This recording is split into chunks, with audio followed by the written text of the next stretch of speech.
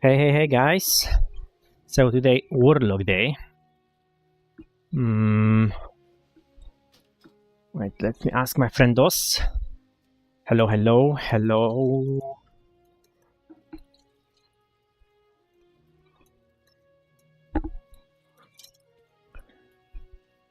Wait, I'll check also the guild Discord.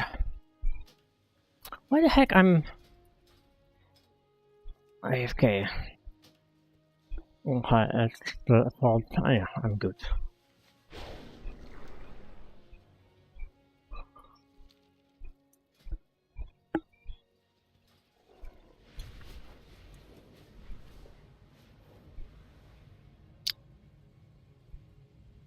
Just application.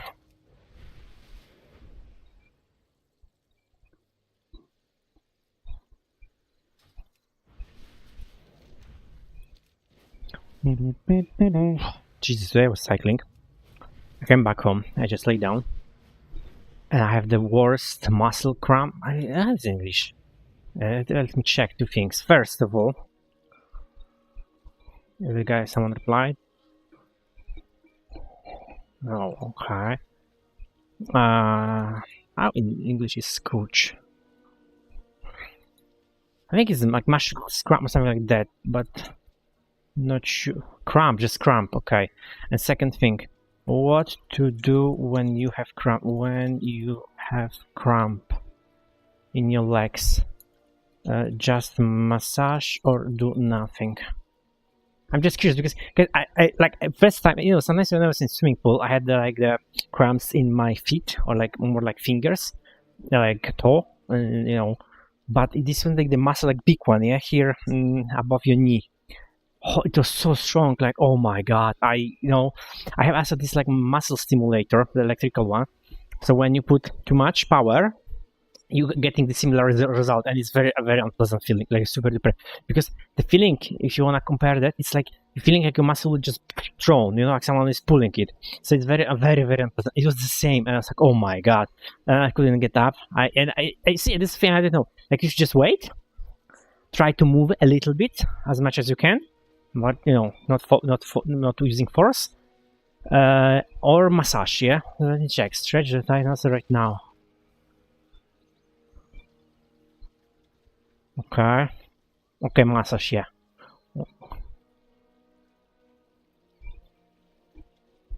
Okay, so it's good to do something about it.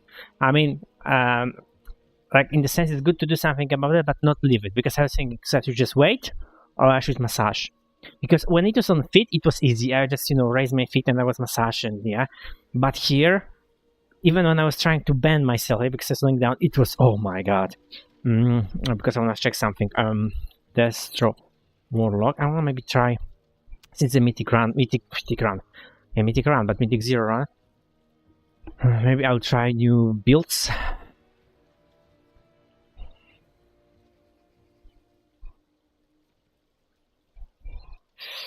Okay, this is mythic plus. Okay, let's maybe try.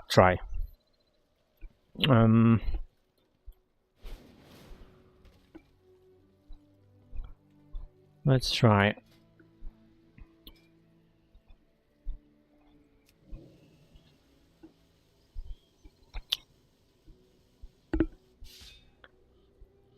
Okay, so we are done having this shitty spell anymore. I'm just shitty because I didn't like it. That's why I didn't play Destro. But looks like we're playing now Mythic Plus. And now we have something. Okay, so wait. Single target. Yeah, single target has these things. Okay, this is totally passive. Okay, so this one I can remove.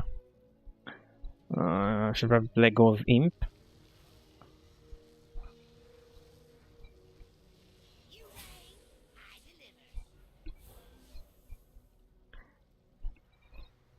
I have Shadow Burn, I guess, in this build. But let's see. Ritual of... Blah, blah, blah. No, we have. Oh yeah, because it's when target is like very low health. Okay. Oh, but I don't have interrupt. What the heck? This is stun. You is stun. Mm-hmm.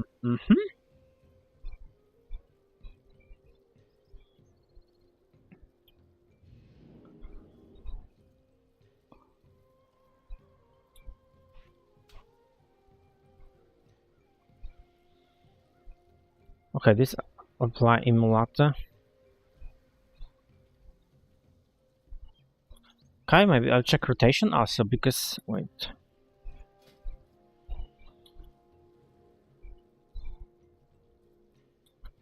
Because maybe, just maybe. Rotation.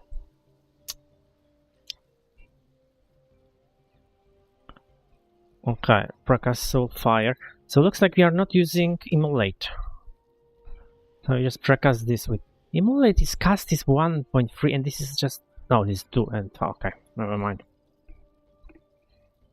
Percussive fire cast conflagrate. So like no conflagrate. Okay. Summon Inferno. As well conflagrate.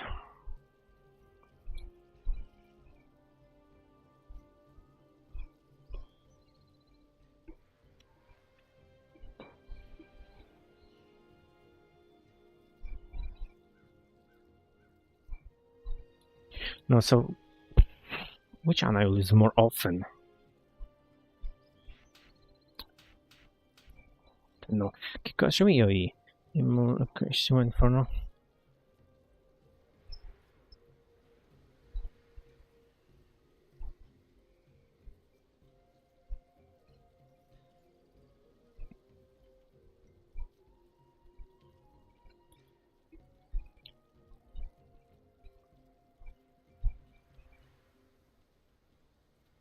Oh, so it's threading. Okay, I didn't know that. Okay. I didn't know that it's threading. When you put on one target, it's threading. Shadow burn. But the target is also applying everywhere, yeah? Yeah. Immolate, okay. So. Okay, I have no question. Okay, makes sense because it's almost insta and yeah. Okay, never mind. 3 plus. Okay, but I think I don't have Havoc, right? I have Havoc. Yeah, I have passive one. Wait.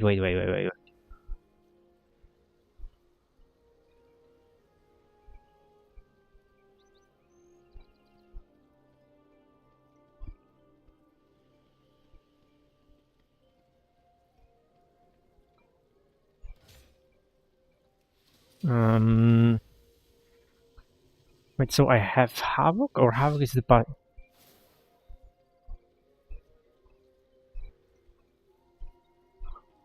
Yeah. Okay. So this is. Wait. Are you there? He didn't reply. Like he said nothing, so I know maybe he's not here. Okay, so this is look nice. Okay. Let's see affliction. On assist, I want to see rotation. Precast Hound, Agony, Corruption, Style Dark Harvest. I don't. I never was the fan of Affliction. I don't know. I just not a big fan.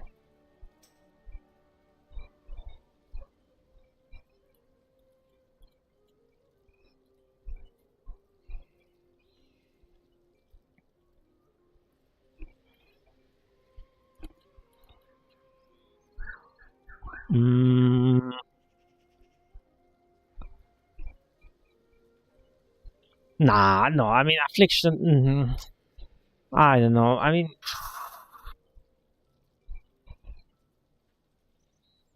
okay, he's finished. Of course, he had to have sauna.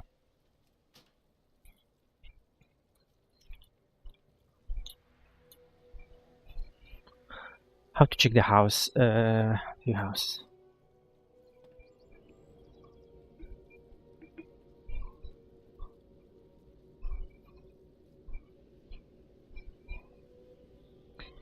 Okay,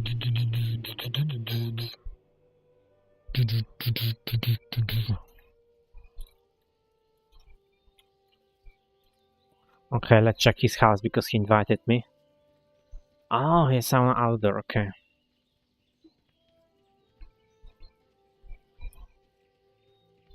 It's too far away.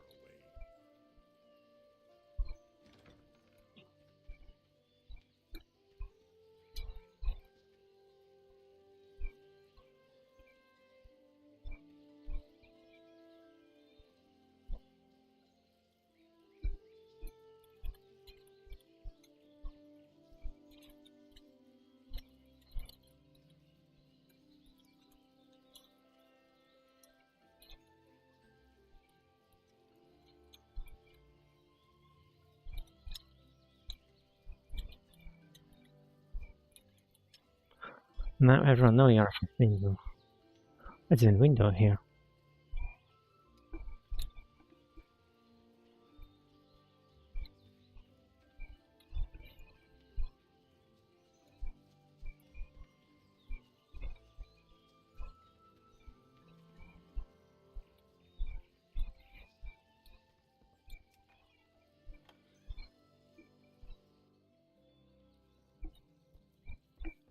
Yeah, this is the house I saw.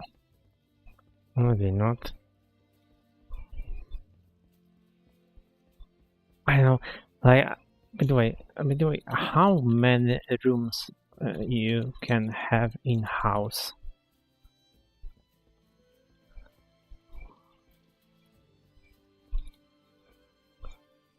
Yeah, this is the one. Yes, that hidden door here. And I remember also my tower and I couldn't get. Yeah, this is that's that's what I remember. Yeah, I saw this house.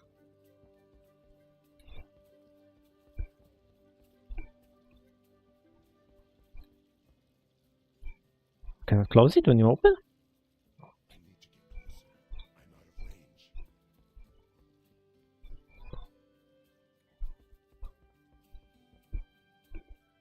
I'm out of range. This is very Paladin chapel.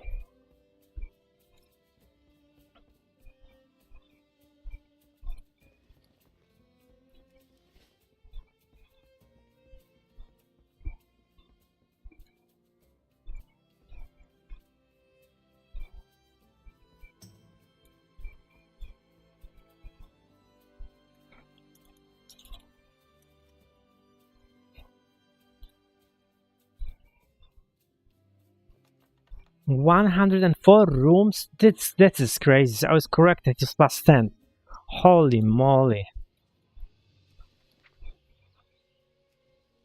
Just a lot.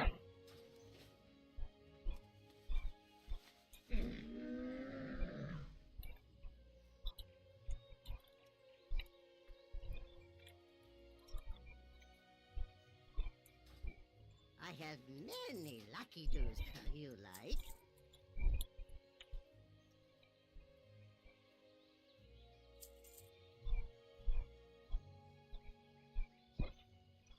Farewell, friend of the Grummles.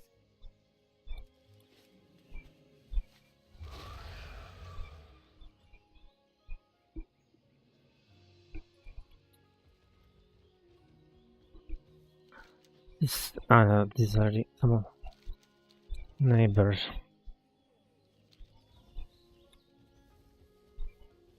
If I can get inside. No, it's private.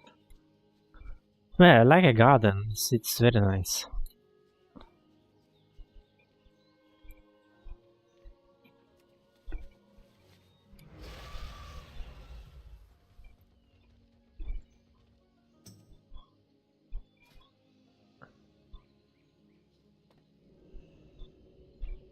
Can I just teleport, or I have to leave the group?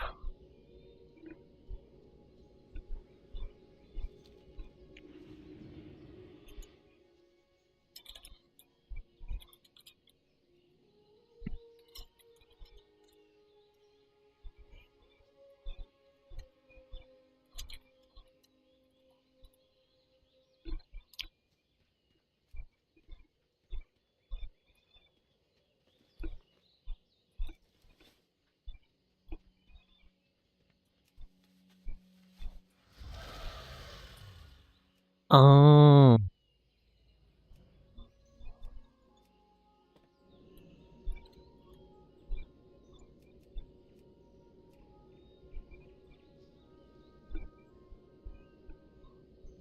I don't know nothing about housing.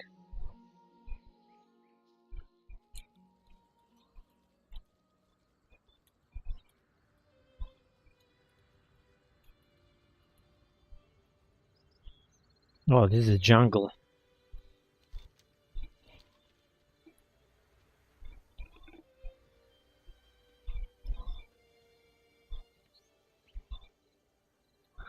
This looks cool.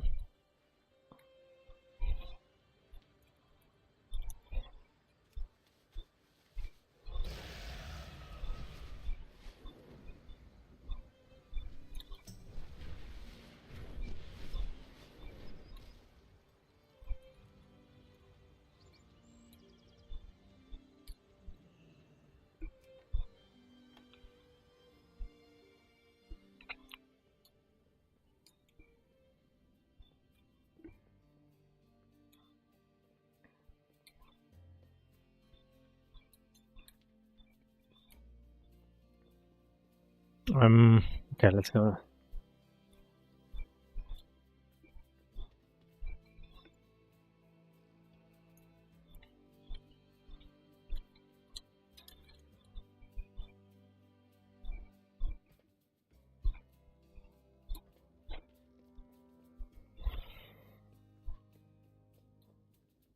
Okay, dining table.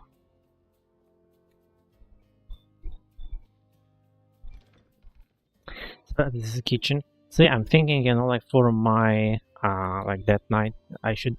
This is that night and tower, and it's not like together. I've put the motifs like tower and motifs, and it's not fit very much. That night, yeah. Tower and that night not go along. I mean, I could do something, but yeah.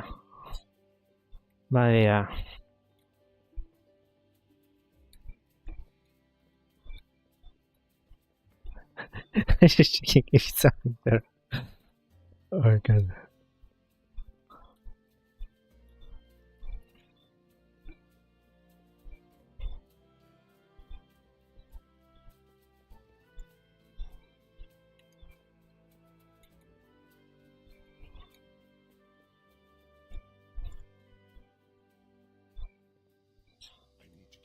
Why is saying the door are here? This from just camera.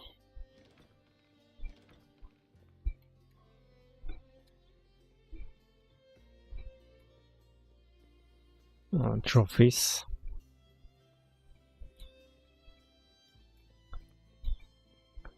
What is this? Ah, it's a bedroom.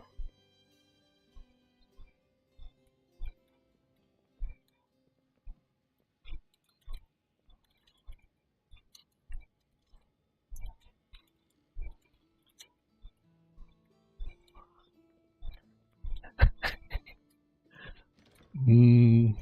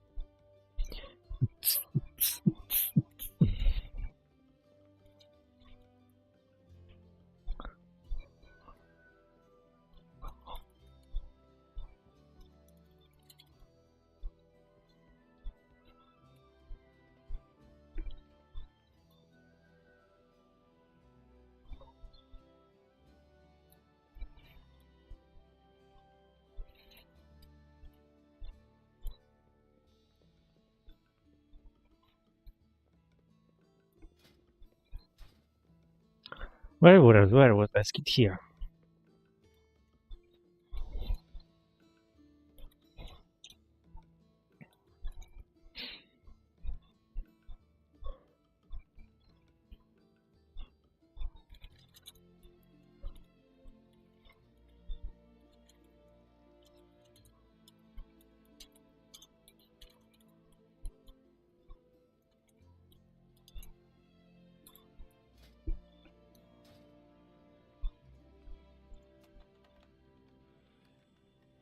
Yeah, everyone is doing this gate. Like it's like I said, it's so many houses.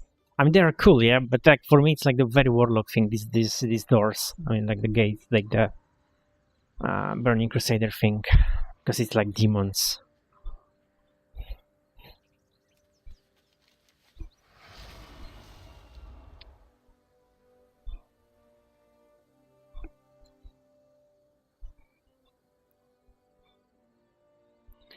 Yeah, so we'll test out this destruction and demonology. You know what? So let me try with demonology, like one dungeon, and after the destruction.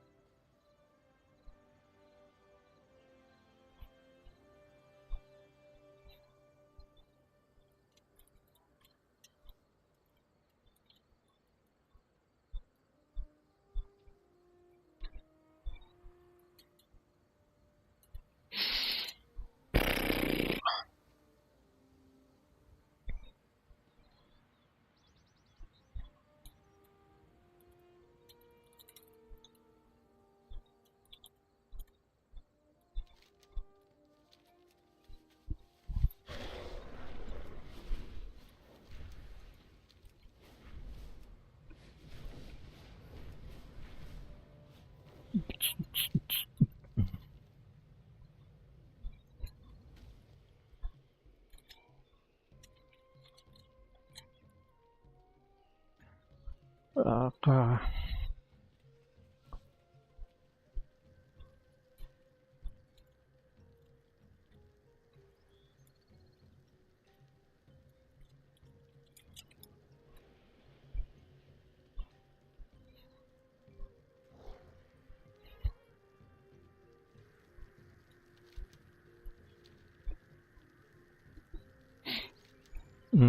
wait, where's...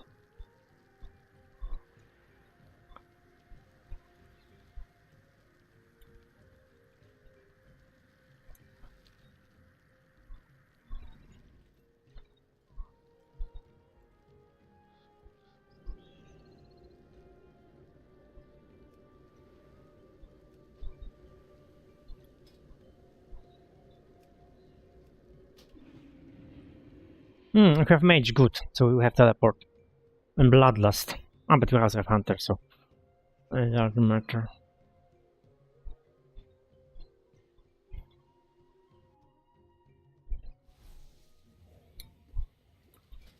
Okay. The Yumi is...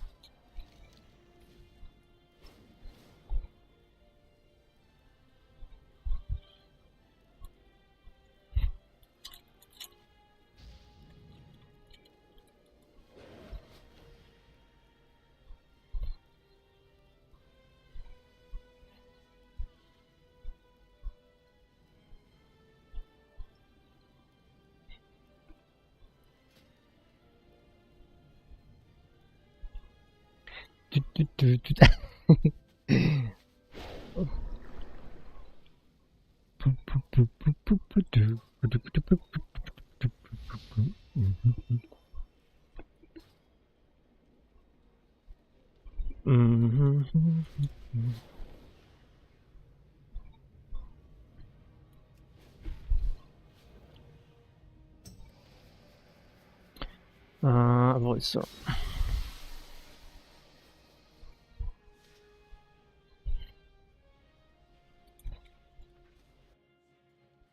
I hunger for the opportunity to work together again. Come, let us forge a weapon worthy of your allies.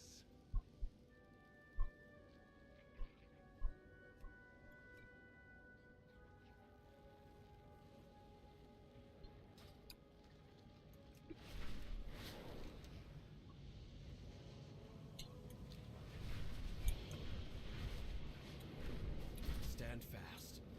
The Void's hunger must not claim any more of our people.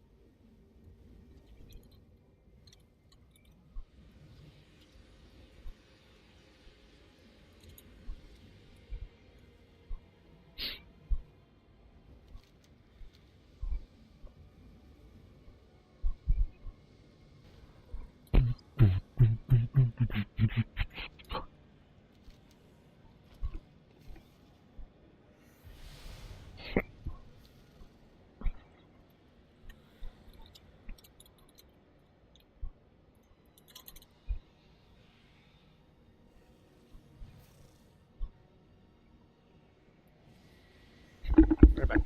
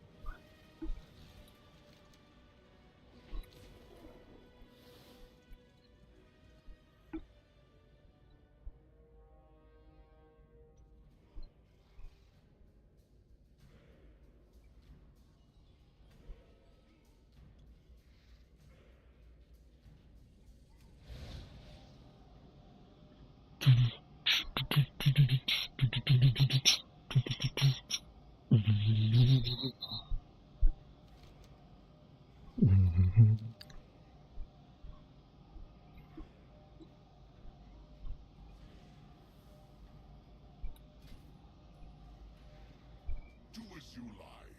Just make sure it's entertaining. Let the combat.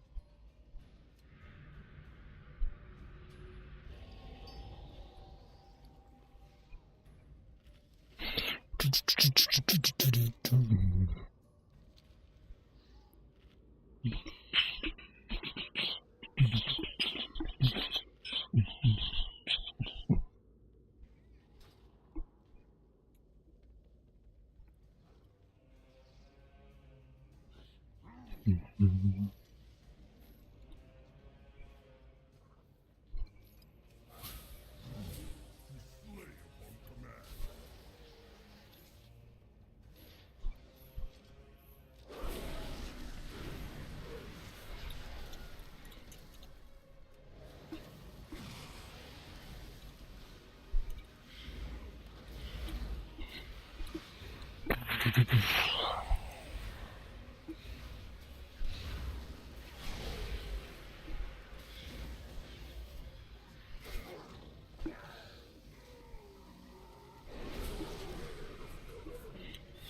Show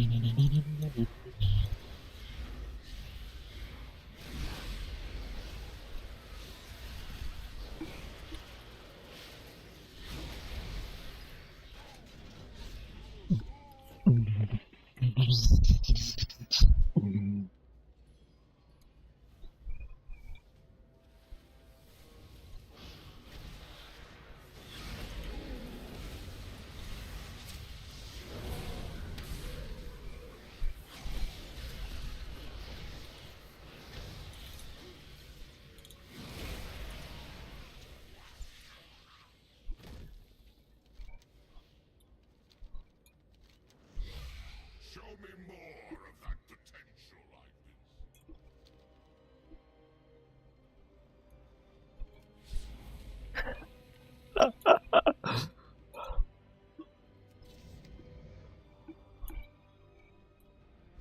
been. Three.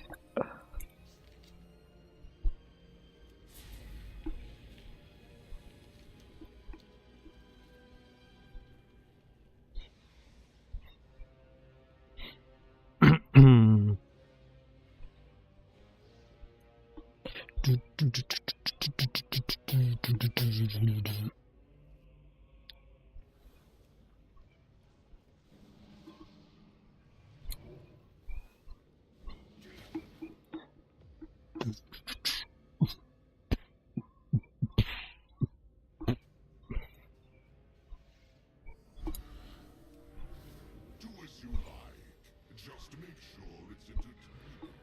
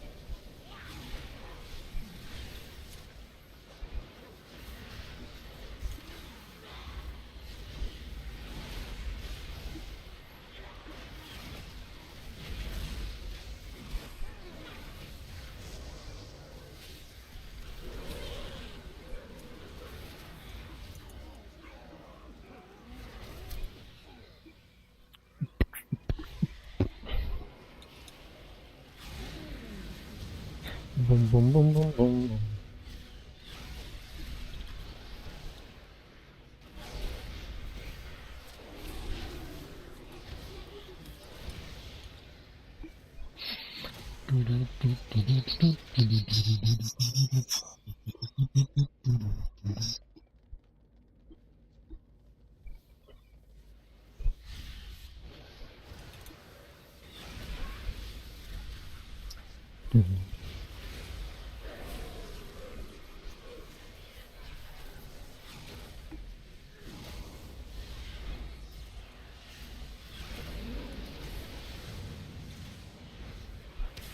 Ooh.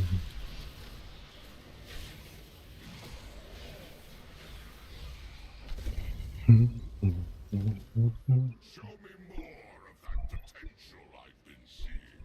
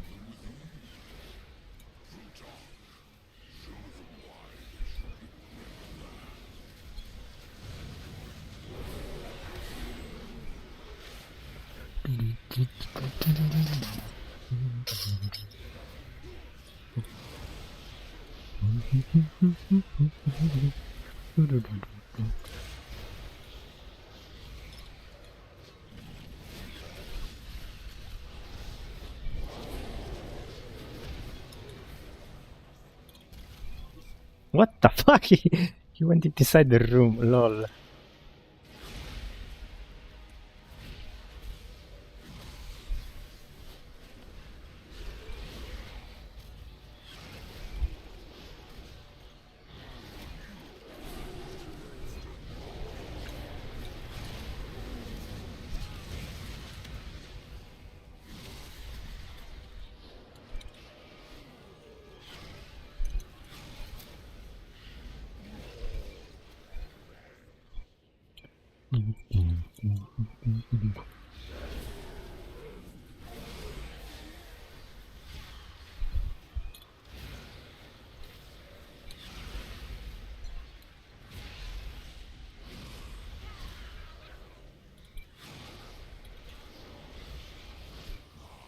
My newest toy.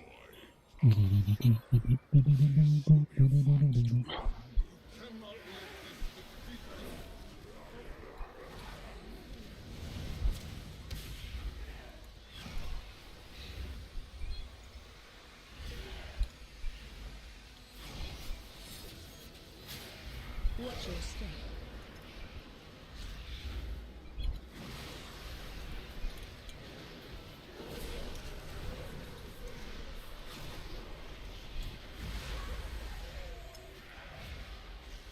Pulling in.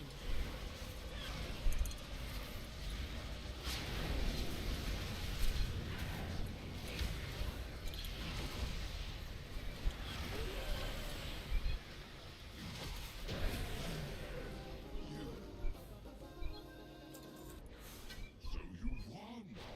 Come, busy yourself while I prepare Atroxus for your next fight. I expect you to at least provide him with some good exercise.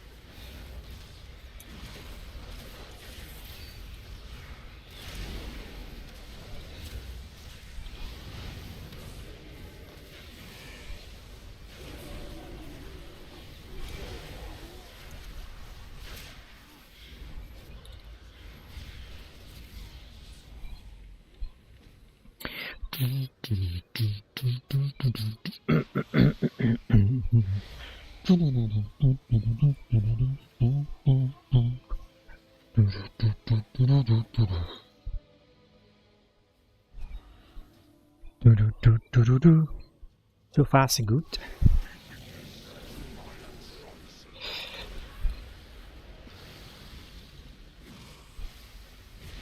I expect you to at least provide him with some good exercise.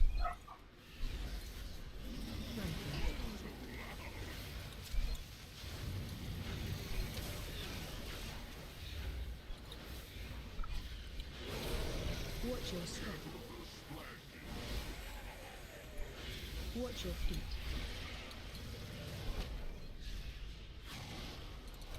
Knocking back. Begin. You're knocking back, lol. Cramping.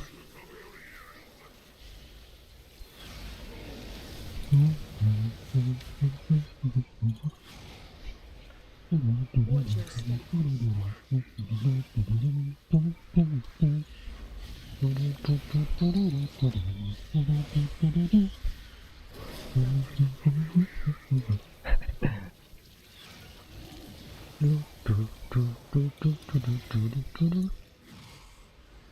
Watch your step. Didn't check what is dropping here. Oh, not really nice stuff. Let me show you something more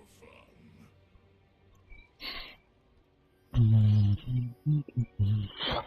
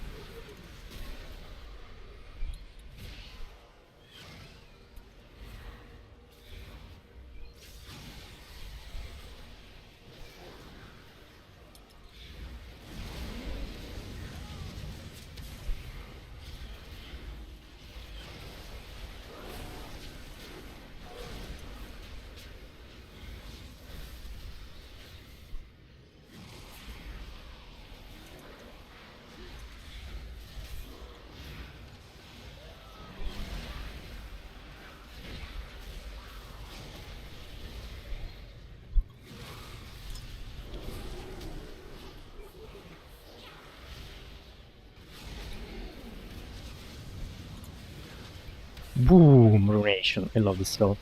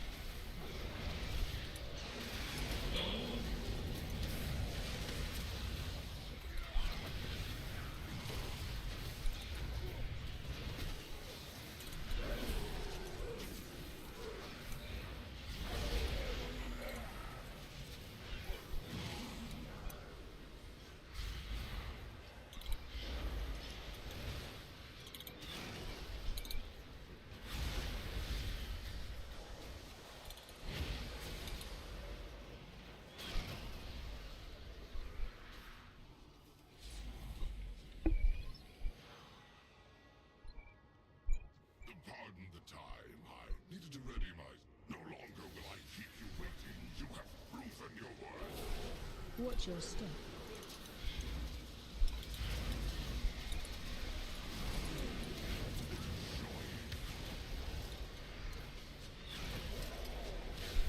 Knocking back.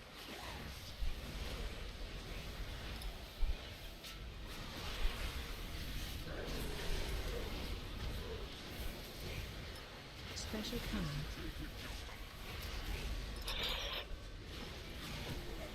Special coming. Shit, I cannot cast for 10 seconds. Watch your step. That's so bad.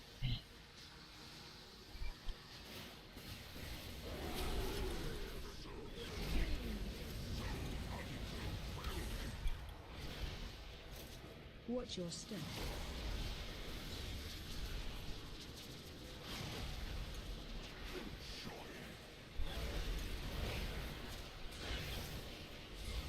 Knocking back.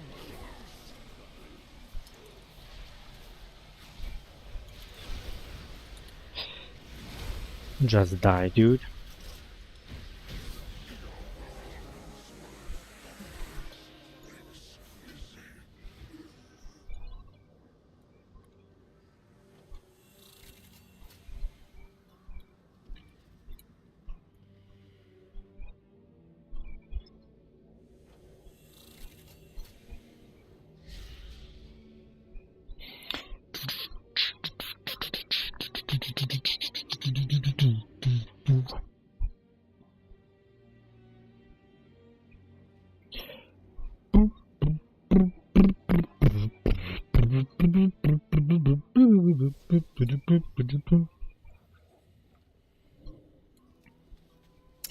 No loot. I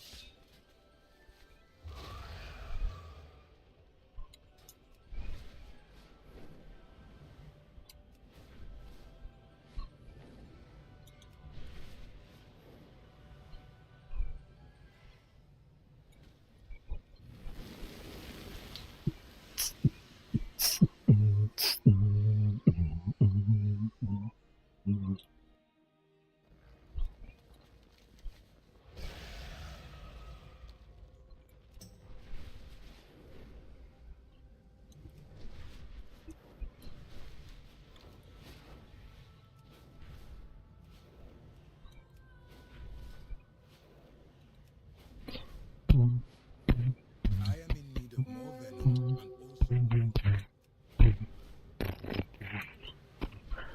also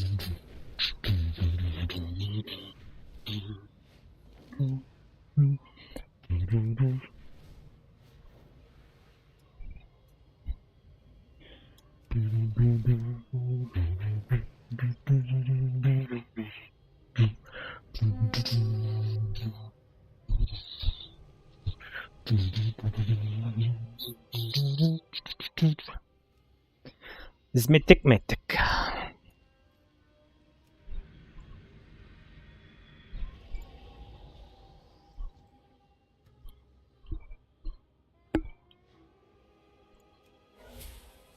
I guess imp.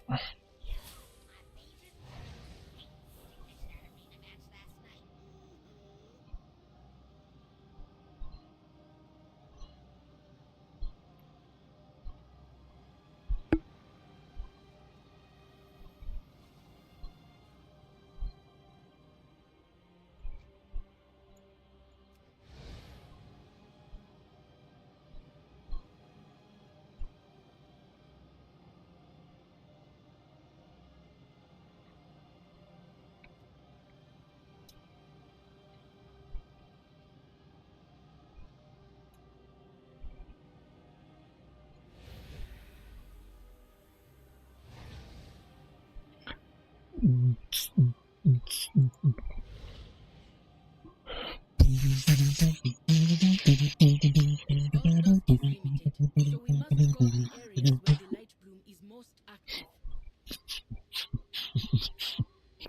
A large attack only causes the light bloom to spread.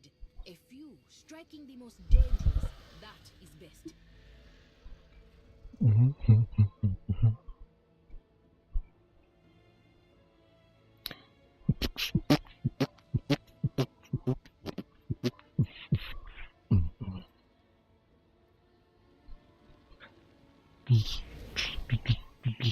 Oh, next week is, I think, Time Walking from Warlock.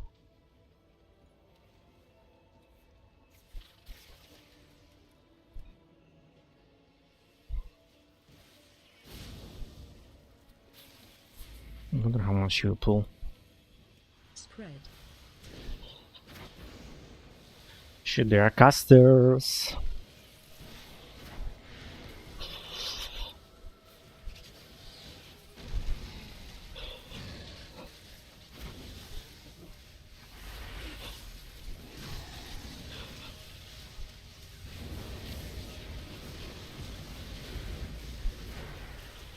Spread.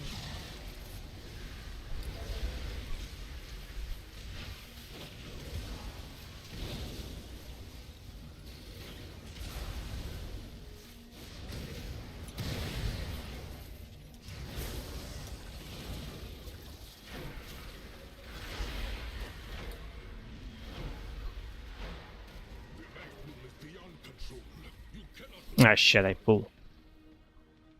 But it's okay. He's not caster.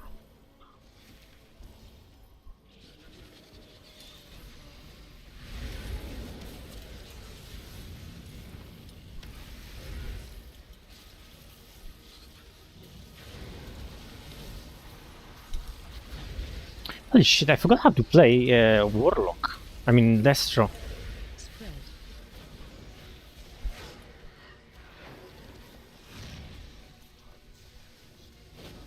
Maybe I'm retarded.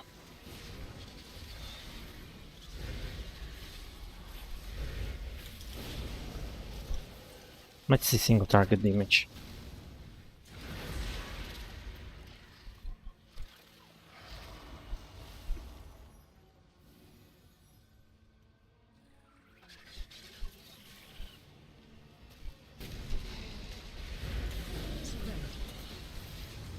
Oh, Ruination is on the household. Nice.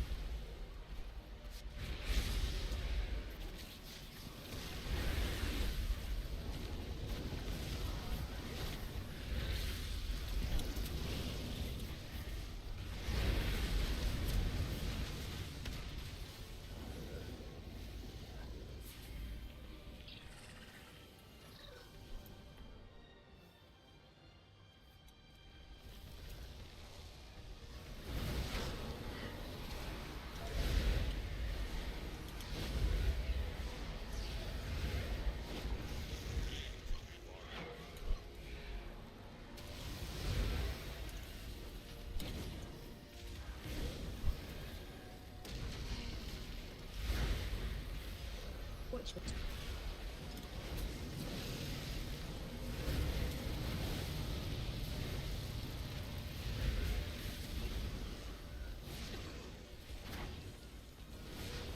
Knocking back.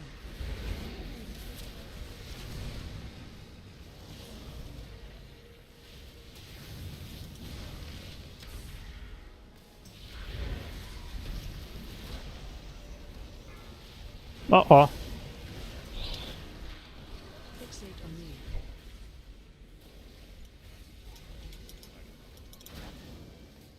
Huge! Stand on me. I was too greedy. Knocking back.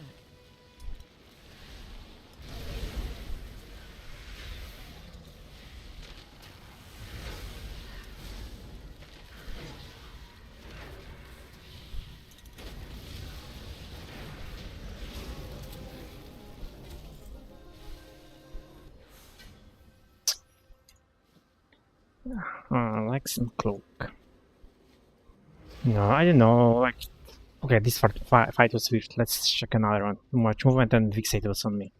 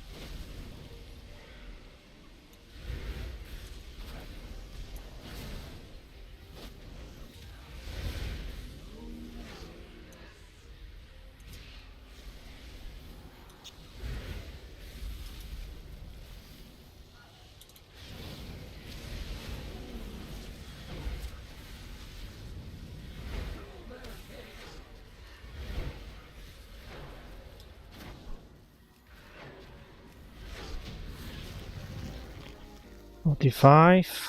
Mm-hmm. They can take us below, but swiftly. I would not expose them to the light bloom long. Hmm.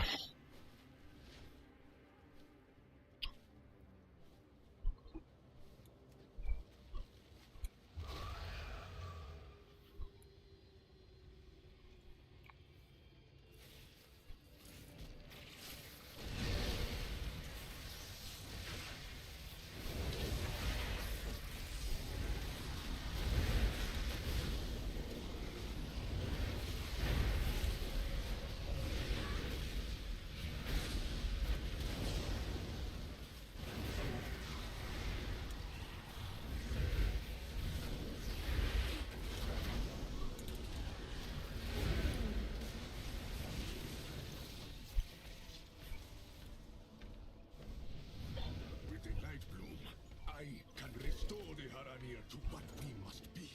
But you stand in my way. I will block the root ways. He will not escape again.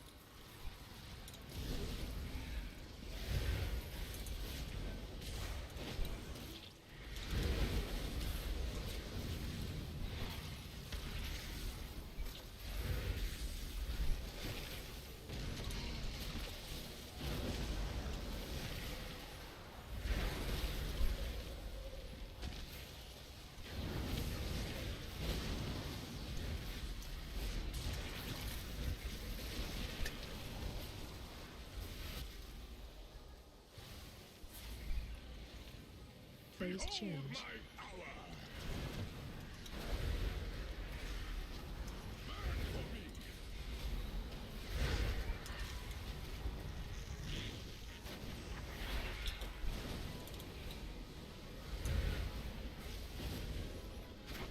Watch your step.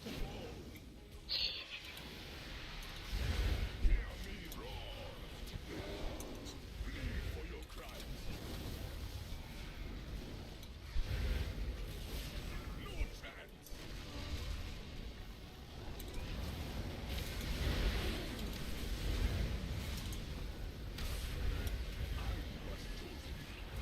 I command the power of Alhara and the light blue.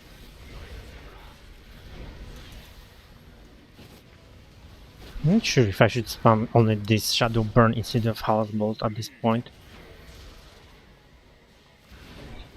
Oh, I should sack there or? I don't know. His Maybe. faith in the goddess has become hatred. Is this what light bloom does? Watch your feet. A precision attack. I should have called for everyone.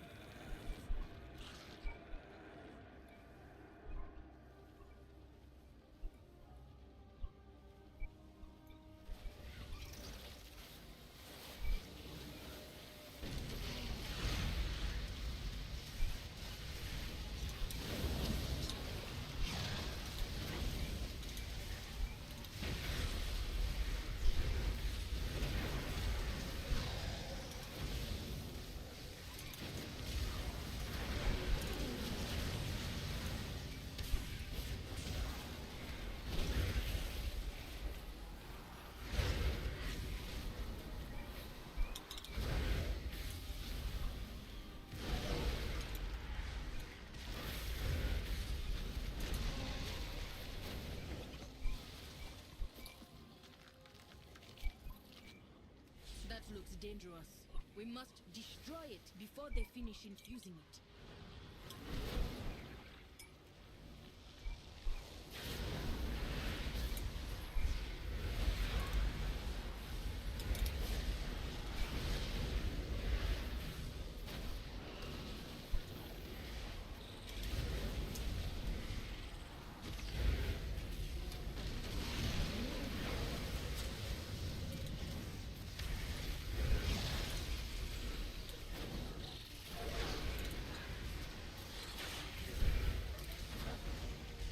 I feel like on demo I'll do more damage here.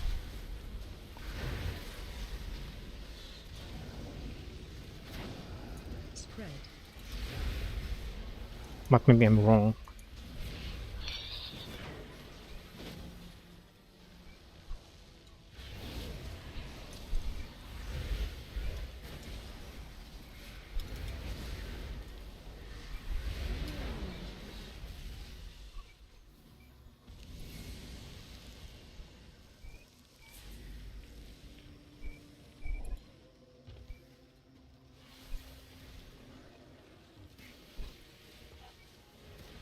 Ads coming.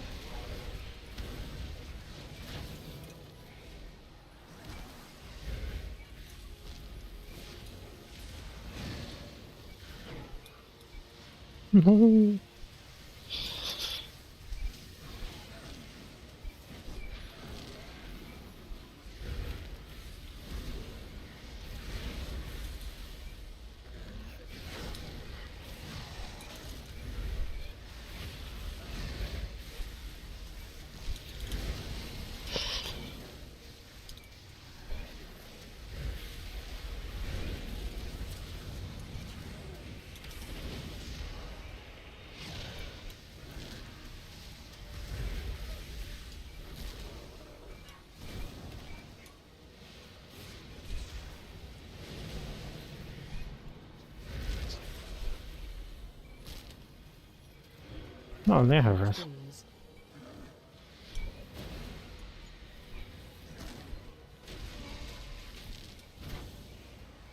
Wait, he pulled boss! I'm just retarded, I swear.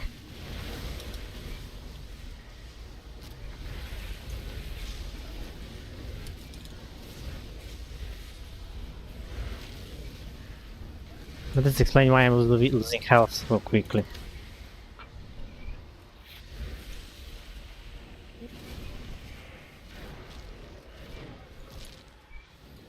Like this.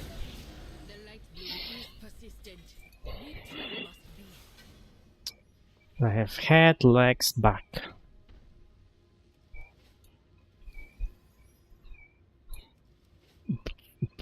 Nah, if I'll be on a demo here, I'll do way better.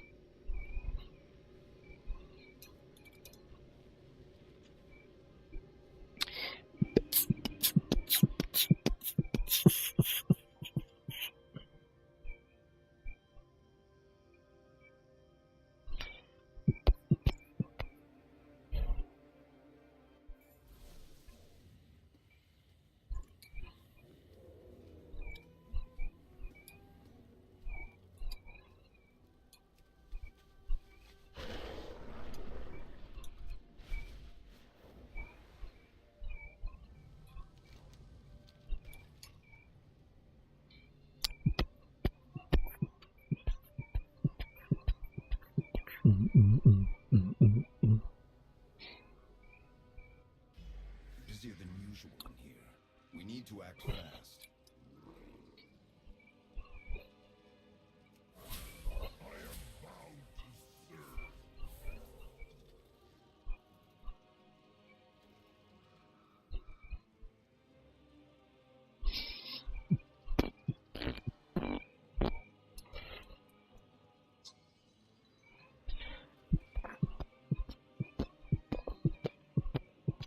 Two, yeah? Yeah.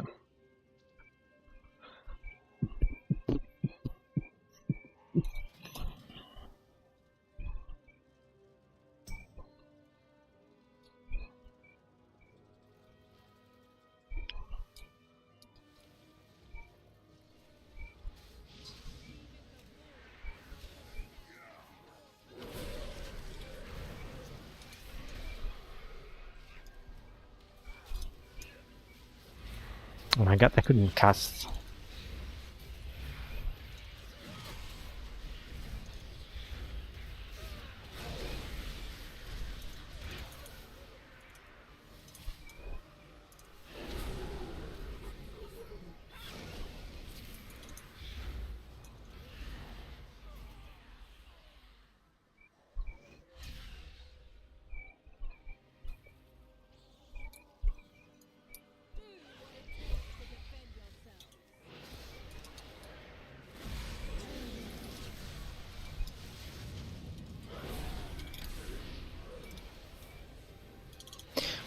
The casts on the are way faster than here.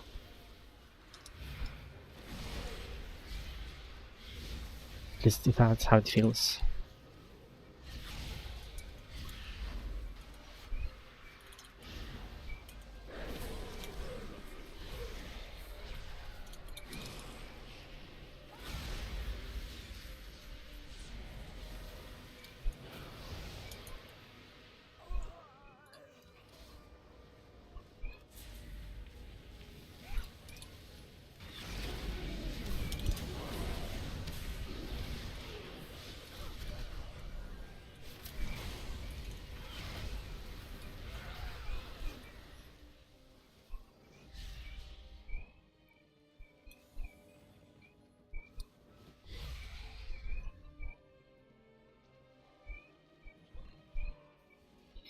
Where they gone? Oh, you can go further.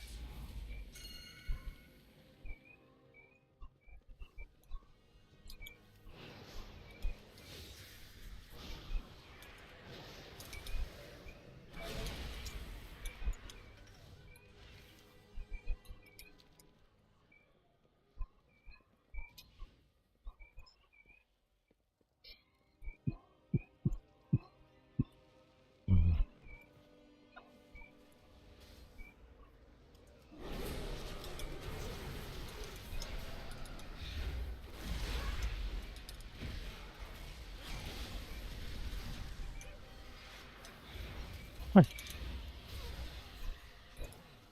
think a lot of damage now.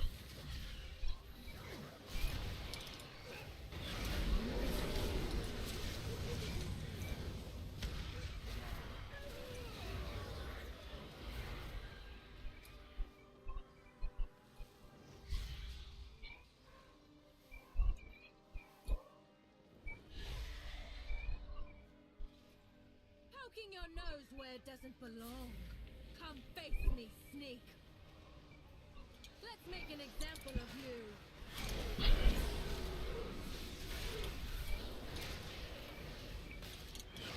Bravo.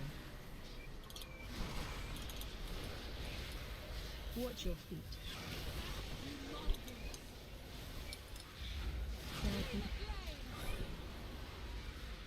Naughty little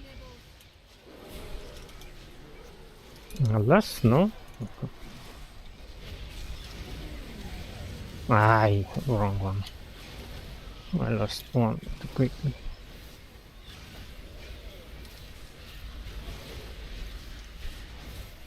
Aye.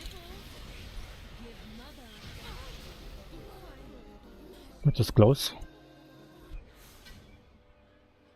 It's a weapon. Nice. And find the goods. Bouncer.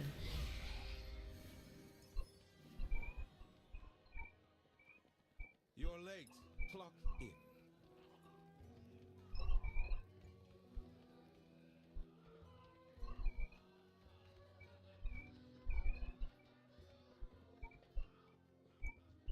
Anaria Shola, Shorel Aram.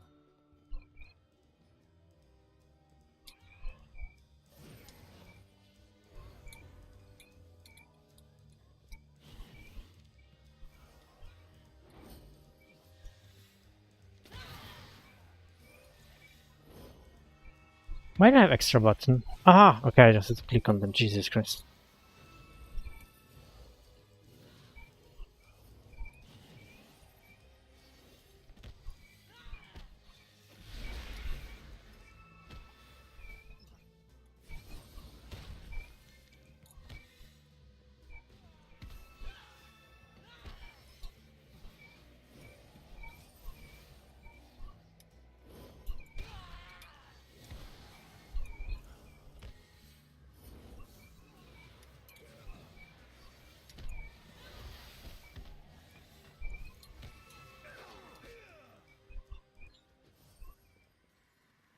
Perfection. Hey, you're getting excellent exposure from this.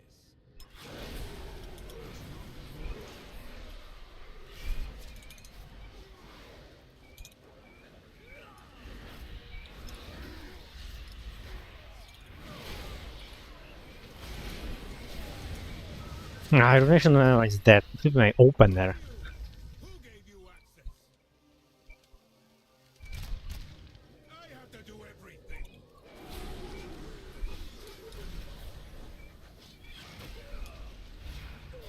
Mighty incoming. Watch your step.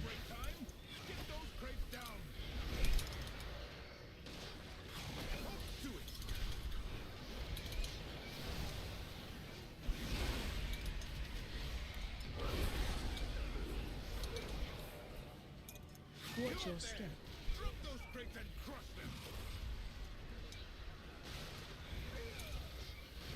Break line of sight.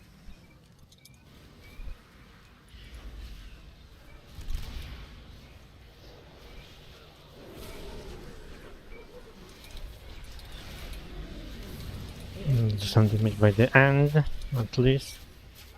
Watch your step.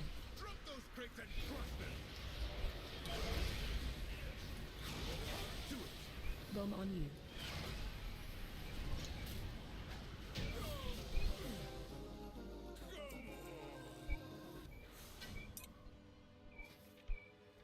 you. Weapon I have. Stay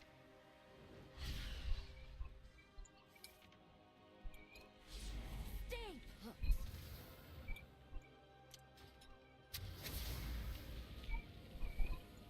Did you really think it would be this simple?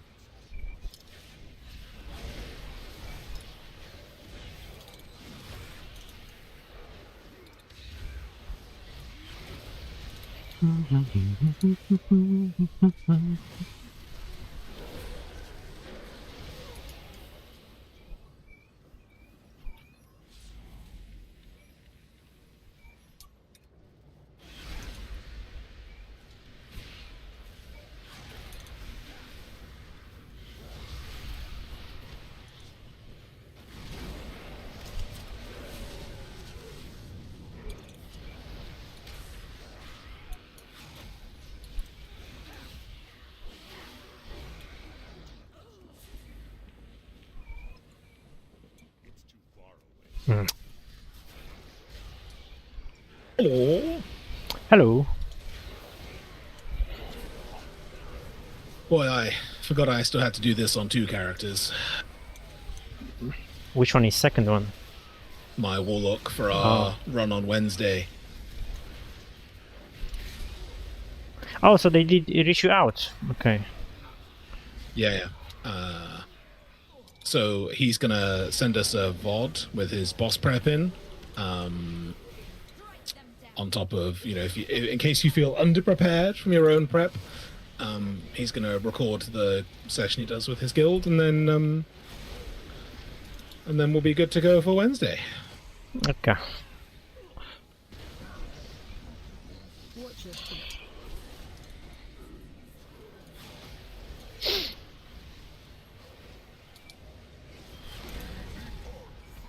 It's normal, heroic, normal. Not normal and heroic, yeah. Okay.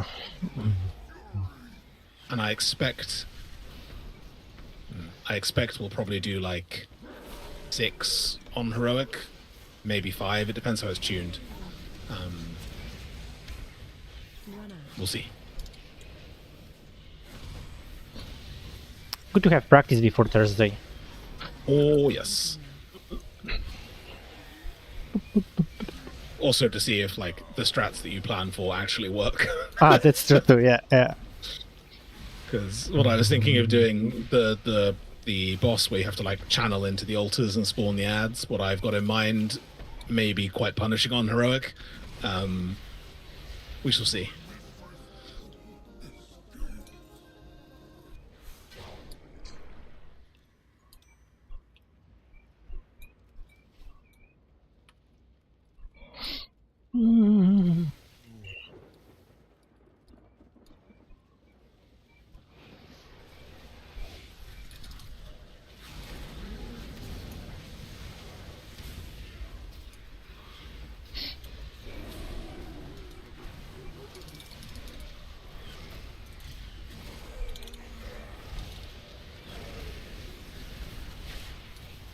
trying to think. Yeah, I think last year the only boss we didn't do Laser on you. with them on the first week on heroic was Illyria.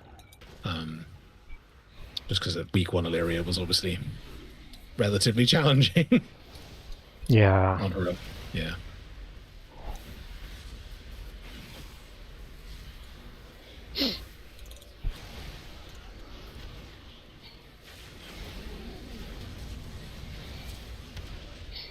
Hope I will do well because Warlock is like my toy. That's okay. I'm going to be playing Affliction Warlock, so I know I won't do well. And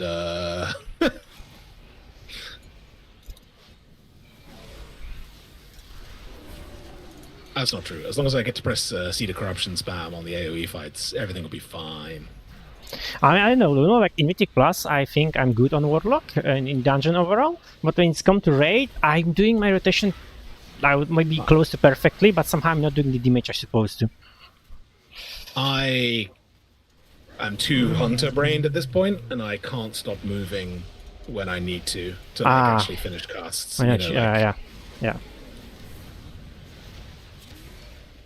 I have super strong melee brain, so my Warlock is only one caster. But I have all the tendency that, for example, I also don't move to finish the cast because for me it's DPS loss, and as melee I don't have problems like that. Yeah. Whereas I just run around like a headless chicken because I'm like, oh, I can just BM hunter this. Oh, I cancelled my Dark Harvest channel, and now I have no soul shards. Oh, okay. Yeah.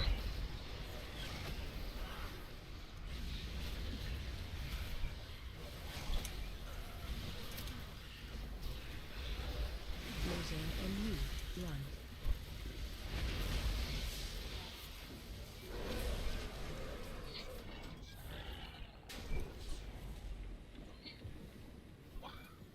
Well, we're +1 mage to replace Mr. Monaco.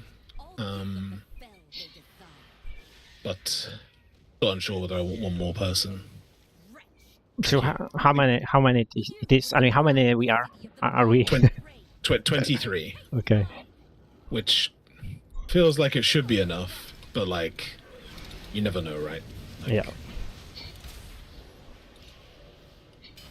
Especially that if there's a lot of new person, they can after 1 or 2 weeks disappear for no unknown reason. Yeah, exactly.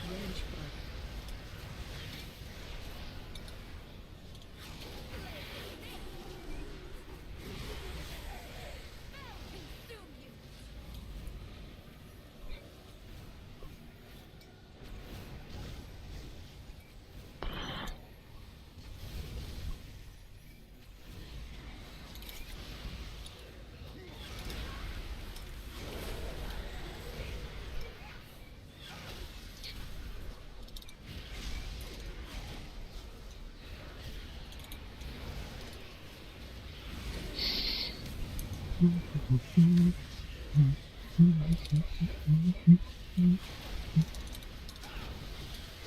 forgot how tedious this dungeon's going to be in keys.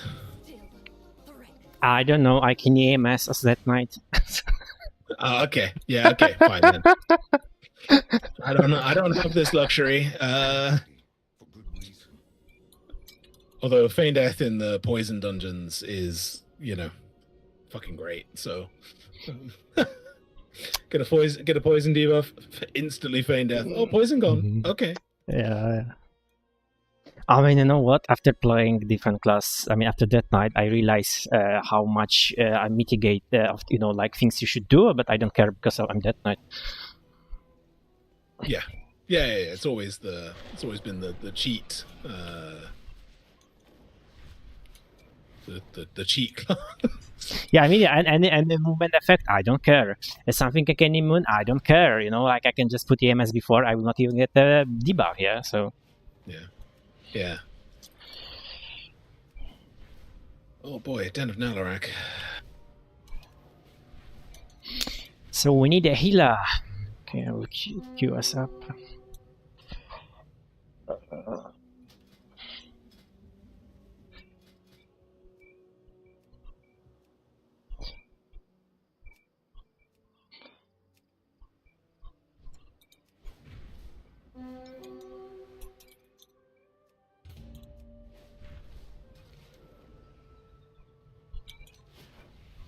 Something in my UI is bugging like an absolute demon.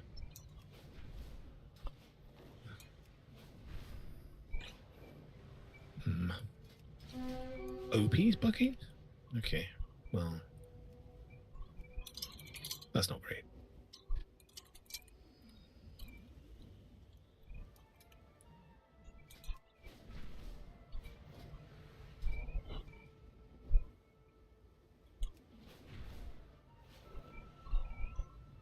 Okay, now here in the guild, yeah, nope.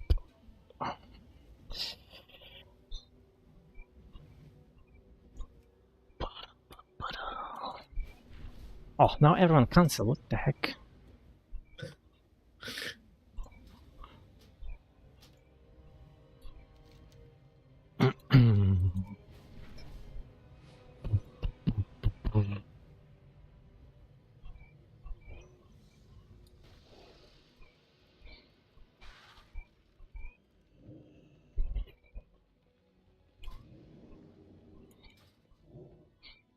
So if you'll be us on your Warlock, and I'm standing next to you, do what you do. Sure. Must be the fire, Lila Ju. Oh, and the healer's even here. Sit. Even more goated. We'll start a ritual, but be ready. This is the lower of war. Whatever he dreams of, we must complete the trial. It's the one. It's the from this season. I wanted to get to 1%, but when I look at these dungeons, it's like, oh my god. I'm not so sure if I want to do this. I don't know. I think I think the dungeons, at least on the PTR, are a little bit better tuned than last season's were, at least to begin with.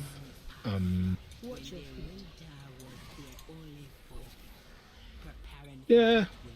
Yeah. But last season, to be honest, it wasn't bad. I mean, only reason I didn't get there, I was too lazy, frankly speaking. Yeah, I mean, I also just didn't particularly enjoy... I don't particularly enjoy that basically, like, you're punished for pushing early. And,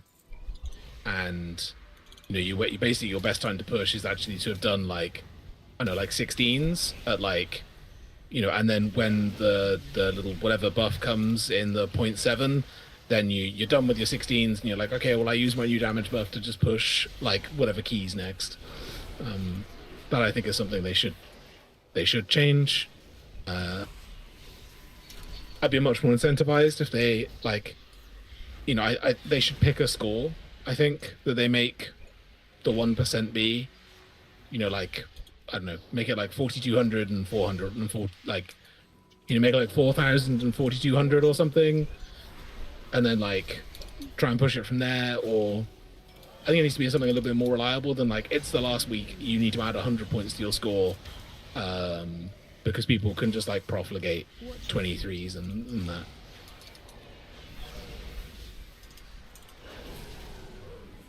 But a long time ago, me, the GM, and a couple of the people in the guild were in the MDI time trials, and we lost by, like, I don't know, 2.5 seconds or something on one of the dungeons.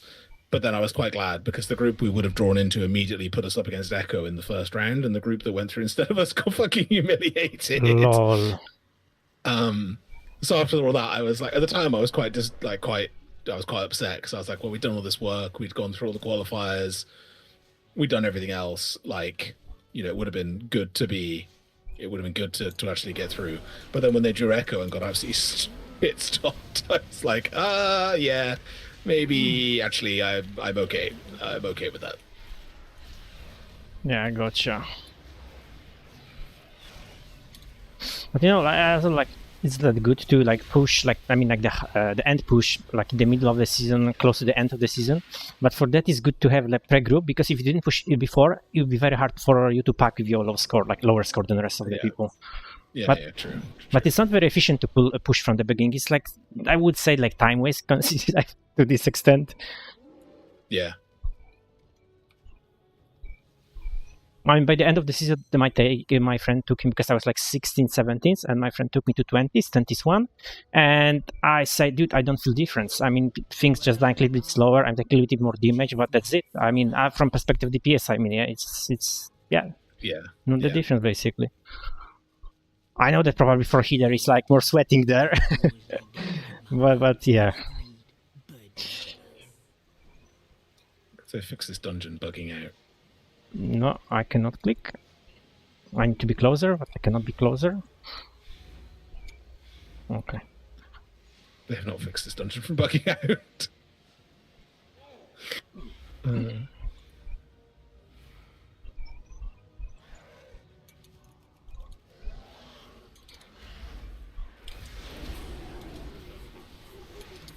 AOE incoming.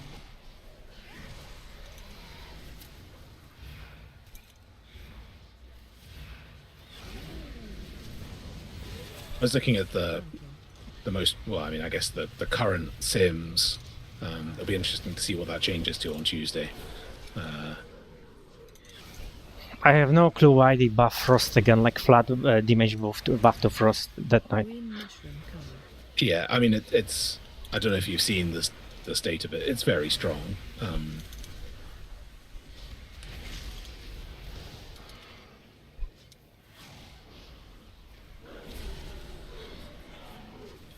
But I hope it will not be the same roller coaster that was in the season first, like Unholy was up, down, up, down, up, down. And after 2 weeks it was stabilized a little bit more, after they fixed the bugs also. Yeah, I think it's also going to be interesting to see like what actually like. I think the fight profiles are will be quite fixed by the time I guess we get like 2 or 3 weeks in, and that will also inform like like BM. I think you'll play BM for like 2 bosses, and then MM is just going to be the fucking best spec for everything else, probably, depending on your raid comp, obviously. But like, I imagine it'll be quite similar for. There are certain bosses where I think definitely Frost will look better, like in terms of the raw initial number, but then you'll get forced downtime that will just make it better to be Unholy, I suspect. Yeah, you know what I mean.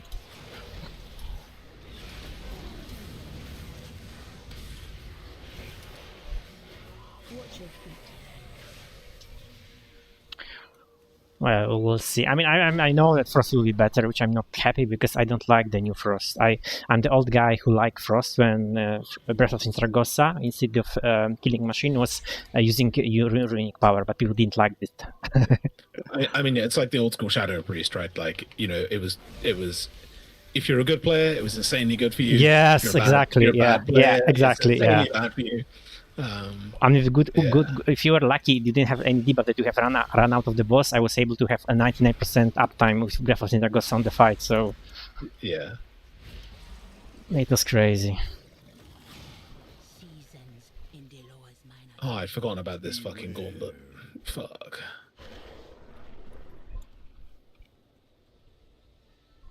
Find shelter. Find shelter.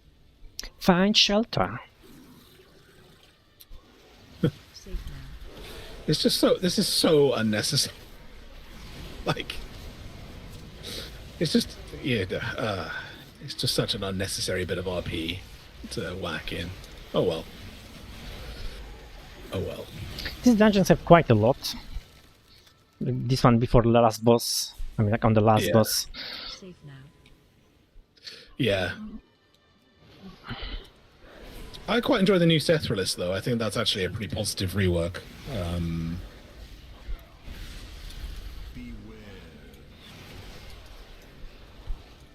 Haven't done the new dungeon yet. I did it once on the PTR and haven't touched it since it's actually gone live. So that'll be interesting. I done it once. I mean, on PTR once. Then I done that as a follower dungeon, which was a mistake. It's taking ages. Yeah, and then on that night, for the Mythic Zeros. I don't know. I mean, like, it's nice because it's new, but I don't know. I also don't know if you can expect the mega dungeon this expansion or not.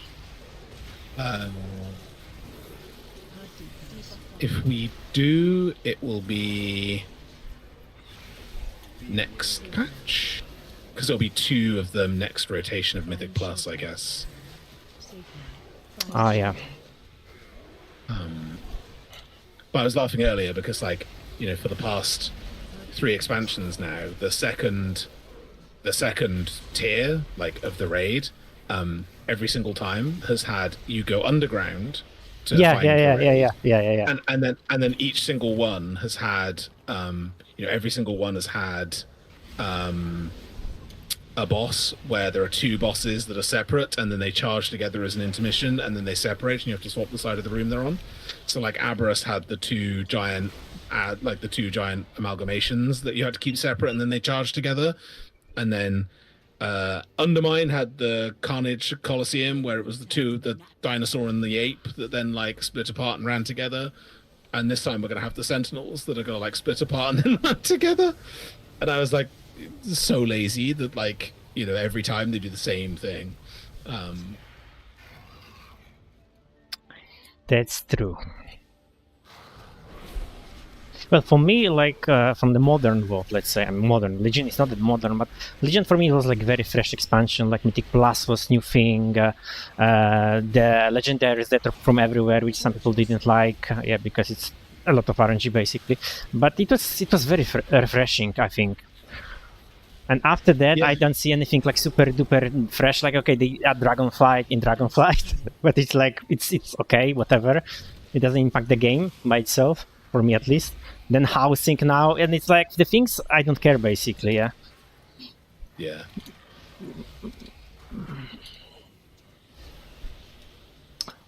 Although this like ice tech that they introduced in Dragonflight, where you like sort of slide around the room, that is quite, like I'm surprised we haven't seen like an actual raid boss with it again since they did the spider. Oh yeah, you're right. Yeah, it was like that. Yeah, like here, exactly. Oh shit, I cannot go inside. What? I will die. Oh, not. Okay. He wanted to tank that next to the ice so that we could. Yeah. Oh, that's a second belt. Great. And the belt's my embellishment slot, so even worse. Come back to the fire. Your last trial awaits you. Ice skating. Yeah. I'm interested to like. Yeah, I mean, like I quite like the next tier. I mean, I like the fact there's very few bosses where one person is going to like fuck up the raid for you. Those are my least favorite tiers. So I'm a huge fan of any time the tier does not then rely on like your worst player is going to instantly cause you to wipe like 3 seconds into the fight. Although there is that wind boss where if you're someone runs over you are cooked. But I mean that's pretty easy to control like in the scheme of things. It's not like Lura, where like you have 6 people that have a crystal on them that's super reliant on people, and Star Splinters in P4, and yeah. Ooh, this was a brave pull. For me, it's exciting because I'm like, okay, maybe not that new, but it'd be like my first fresh tier with you guys. So yeah. That's true. Not clearing, so I wanna see how it goes. Because I have to admit, you guys are very like when I was looking at your logs again, you're like very very efficient compared to other guilds. So that means you don't fucking up around, And it's not like I'm wiping, like dying. That's not the case, but yeah. Internally, we'll see, basically. Yeah, I mean, it's going to be a test to see whether my recruitment has actually paid off or if I'm washed, and that's So basically, how many new people, including like me, will be like raiding starting on this season? Like totally new. 7, I think. Okay, that's a lot. Yeah, exactly. So I'm like, this will be interesting, really interesting, because I have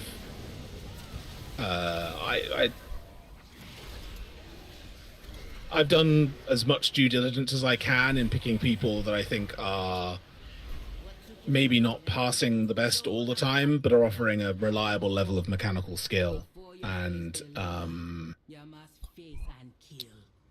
that has been like the sort of aim of like. But how do you check that? Like, if people doing mechanics, like checking the logs and what they do on the fights, or Yeah. So I like, the mage that I was speaking to earlier. I went back and looked at all his logs from Liberation of Undermine and Maniforge, not Maniforge, Nerebar Palace.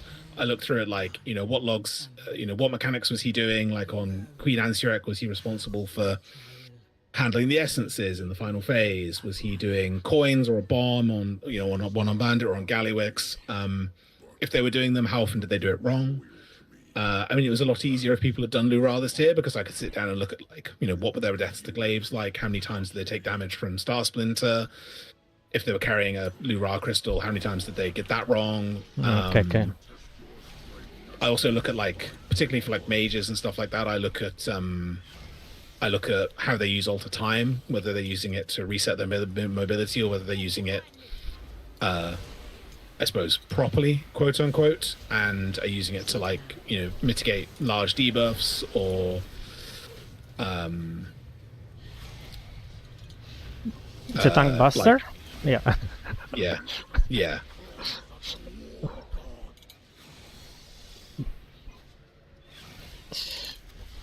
And so, there are certain tiers that are easier to compare for that than others, for sure. Liberation was not a superb tier to compare, I suppose, but like, this is one we have to dodge, right? Yep. Yeah. But like there are other tiers that are easier to look at. Maniforge Omega was actually a pretty hard tier to look at if people raided in it. There's not a lot in there that like, you can look at Nexus King Salhadar and whether people were able to handle the movement for the rings and stuff like that.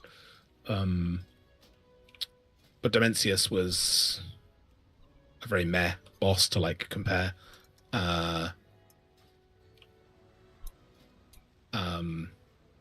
Yeah, it's I would say I generally spend about 90 minutes looking at someone's logs, generally, which is a lot more than I think other guilds do, but it's also how we've been able to maintain a steady flow of competent players. Yeah, because you said like you didn't the guys recruit for some time, yeah, like a long time. Yeah. It took. Yeah, there was a really intense period of like putting together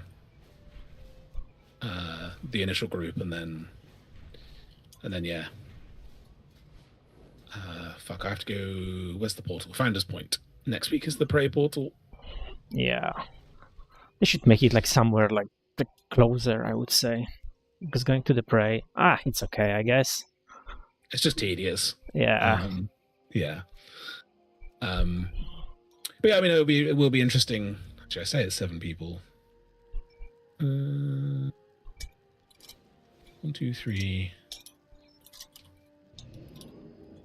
1, 2, 3, 4, 5, 6, 7. Yeah, it's 7 new people. Yeah.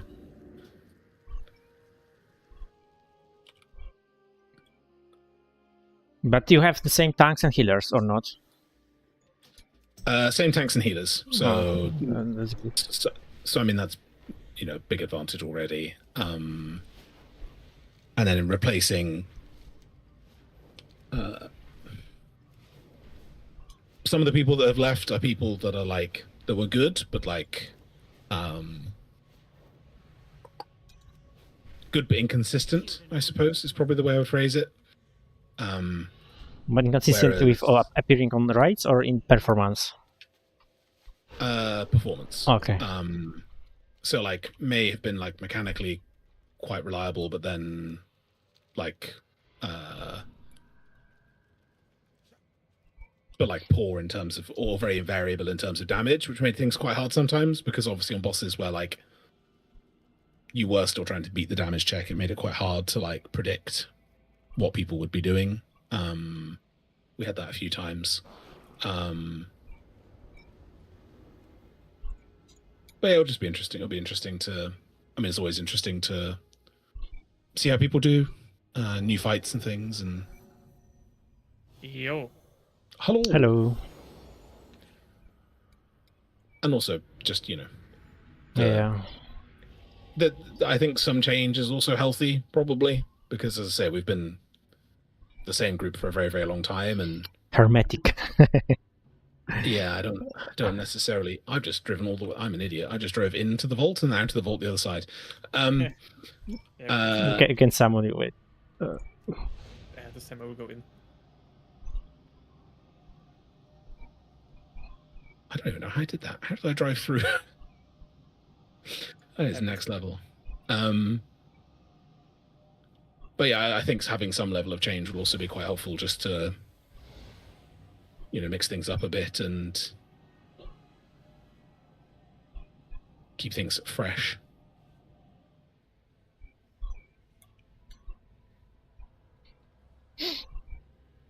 Like like in this first season, I joined the guild, and it was like my cutting edge guild. They're supposed to be. It's the first, like in this basically in Kildurai, but basically when I joined, it was the first Wednesday, first raid, and it was the moment when they nerf Unholy, and I was like, oh my god, it's such a bizarre, like so bad. My performance was so bad, like at least in my eyes. But then thank God the next day reversed the changes. So next raid I was doing Cookish, and I had a huge relief. Yeah, those first raids of this, I much prefer their current. I much prefer the way they're doing tuning now, where for like the first 3 weeks or whatever that there's going to be a reasonable amount of tuning to help like predict what you're doing. Because currently, I guess I don't know if you guys have. You guys may not have seen the spreadsheet, but like the Sims for Mage are now absolutely fucking dire. Isn't that spreadsheet behind a paywall or something? Not sure if that's what they mean. It is, but I know the guy that makes it, so I have access, and I'll just dig out the link after this. But they've like massively overbuffed Rogue now, and like massively overbuffed Devourer, and it'll be interesting to see what the changes. But like all of a sudden, Fury Warrior becomes the top, like one of the top specs. Just hilarious changes. Yeah, so I think like every Rogue spec is like in the top 5 or top 10. I'm not sure. DPS specs on that spreadsheet, I think. Yeah. Something like that.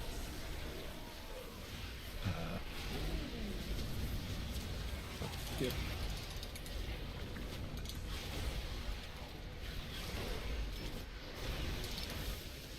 Okay, maybe I should focus on the poll and not on the spreadsheet more, guys. I forgot that I need to reset those. Okay, we're fine. Yeah, I just don't like the tuning that's happening at Wednesday, like before the season started, because they don't have much data to work on. Like I think that first week should only be buffs. Basically, I think like that should be a week where they can look and see there are clearly specs that were underperforming in the PTR raids, and like that should be a week where they're like, okay, we're gonna buff, we're gonna buff those specs. Like it's crazy that Feral Druid is in this position where like, that they're just so awful. They're like, ooh, we pulled more. But I think it's crazy, right, that like Feral Druid is in this spot where it's clearly so awful and has been for the entirety of PTR raid testing, and there's just no changes. Like that and yet they're more focused on bringing in the top end.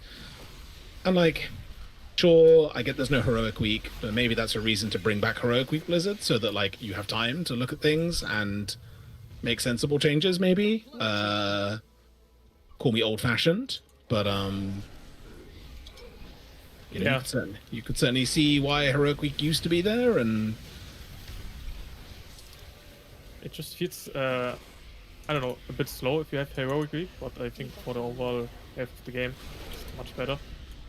But I don't know, for example, the latest Frost Decay changes, I don't get them. Like, they wanted to compensate that the tier set, like the 2-piece tier set for Frost Decay is like too strong, and they completely misunderstood what made it strong, and they completely gutted it, which means you probably play Unholy now when you get your 4-piece instead of Frost, and it's like, I don't know, it's like the third week in a row where something got changed and the specs are like going ping pong, like back and forth, what you play and what not to play. and it kind of sucks because you cannot really prepare what you want to play at which boss and stuff. I mean, I will probably eventually get it right until like by the way, but it sucks a bit. Yeah. I was saying to Blood not long before you joined that like obviously the fight profiles are also going to dictate like an awful lot of this, right? Like, Yeah. Okay, hold my beer. I will do everything on holding top. Okay. Probably. Just I don't know. I like Frosted like a little bit more, but it's also like a bit harder. So I don't know. I'm still debating what to play. Because it also dictates because you can now craft like the two-hander next week. So I kind of have to decide if I want to craft a two-hander or like a weapon, or even if I craft a weapon at all, depending on the bonusful stuff. Just a lot to consider actually this season. the bonus roll thing is exceptionally cringe. Like, Yeah. it's just such an outrageous. Yeah. They could fix it by like just Watch your step. removing the item from the vault or from the rotation if you take it from the vault, or like Or even if you loot it in a different spec. yeah. I think that's also something they should have fixed when as soon as it was a problem last year. They should have immediately fixed that swapping specs breaks the loot table like that. Why does that need another tier to fix? Like that is crazy to me. Yeah. They just really wanted to emphasize raids, I guess, after last season. Because nobody, like the heroic loot, for example, was basically useless. Yeah. So maybe, I don't know, there could be, I think, way better things to handle that, but I guess for now, we'll stick with that.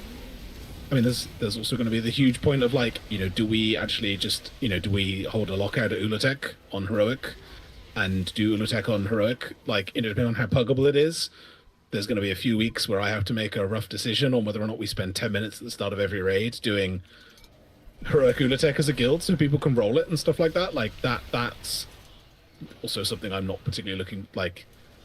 That's the kind of decision stuff that I just find really tedious because like. If you raid 3 nights a week, it's not a problem, but for us, it is a real problem. And like, I dislike this presumption that you're going to do splits. I think that is something they should not be baking into their calculations of like, they think it's fine that you're going to average 12 pieces of tier from a 30-man raid if you do normal and heroic on week 1 and don't kill Ulatek because it's going to be pretty hard. I don't like that they bake in the idea that you should just do splits to fix their gearing choices. I think that's really poor, like decision making, and yeah. It really seems like they want people to do splits.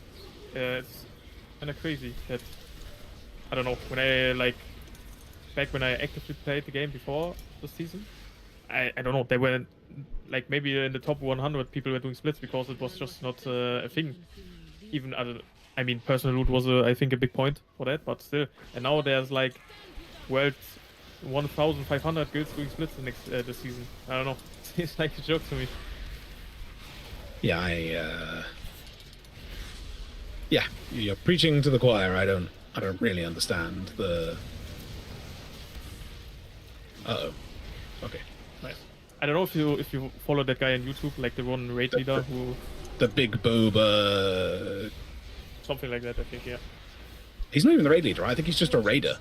Maybe. I always thought he was a raid leader because, like, he talked about tactics and stuff, but...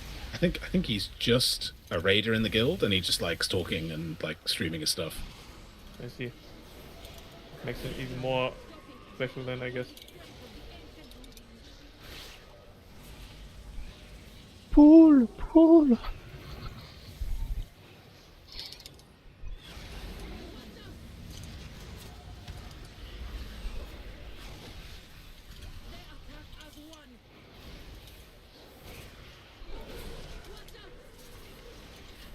The problem is also that the last boss has like not only one but few items per class investing slot.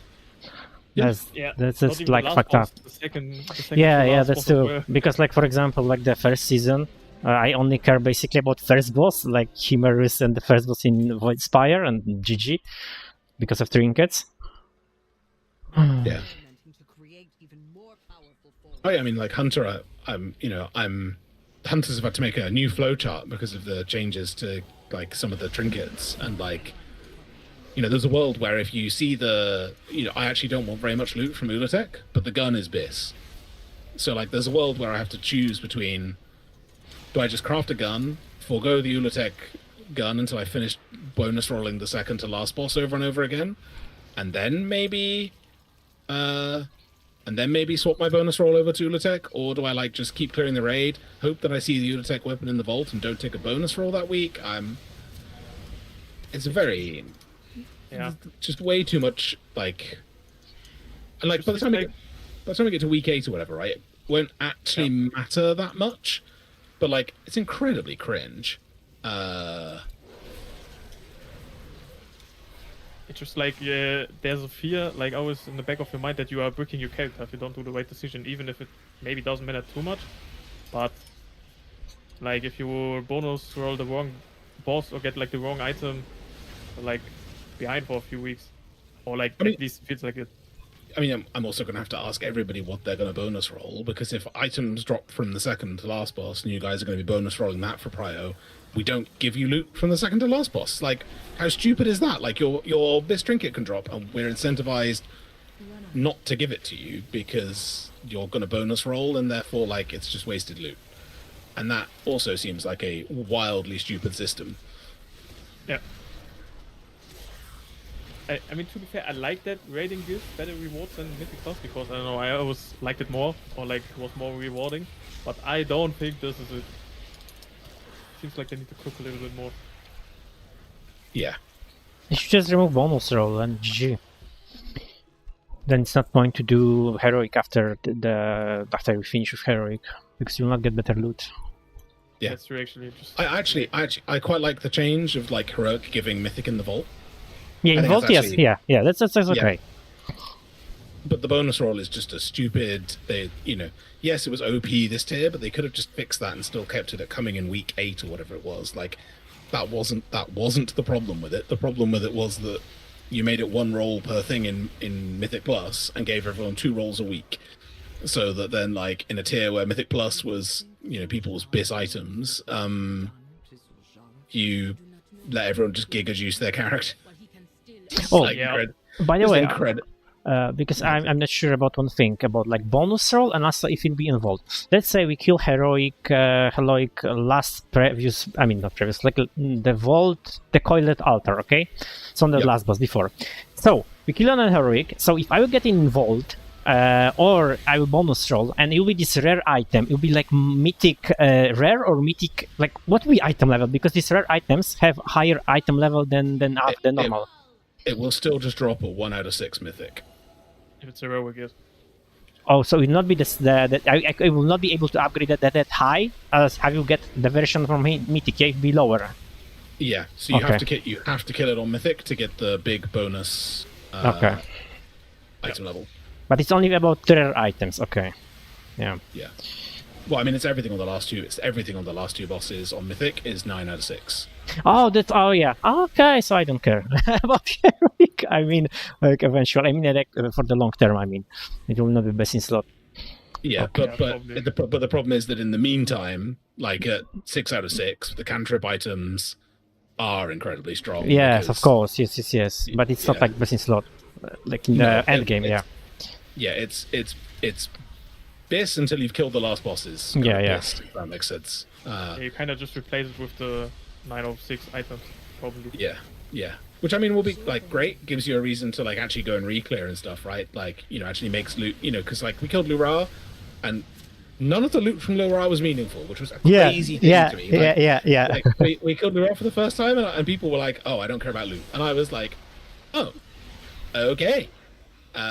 Sure, I guess. I don't know why they do that once in a while. Like, that happened with Jailer as well, only for like the weapon, but it didn't drop any tier stuff, and nobody even killed it on the first week. Bloodlust? Somebody needs to soak it in the socket. I'm in this one. Oh.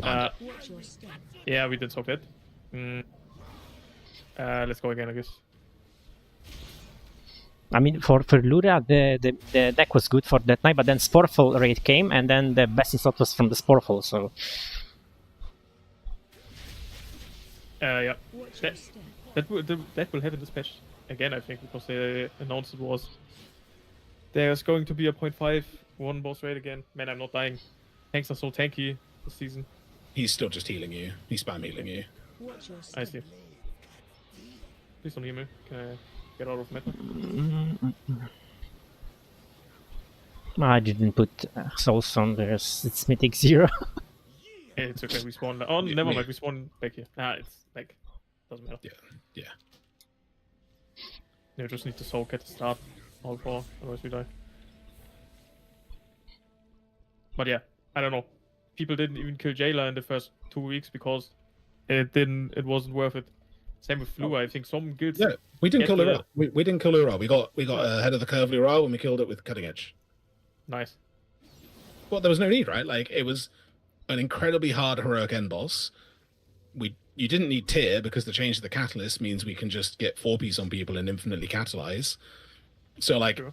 as a concept, it was just a completely wasted boss for us. Like, you know, there was no benefit to actually killing it. Yeah. Which was, again, a very bizarre, you know, like, oh, okay, fine, we'll just go Mythic instead.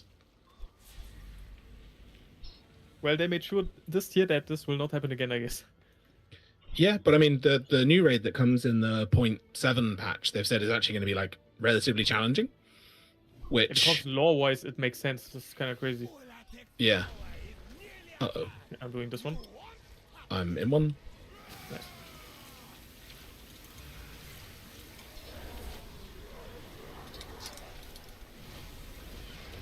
Watch your step.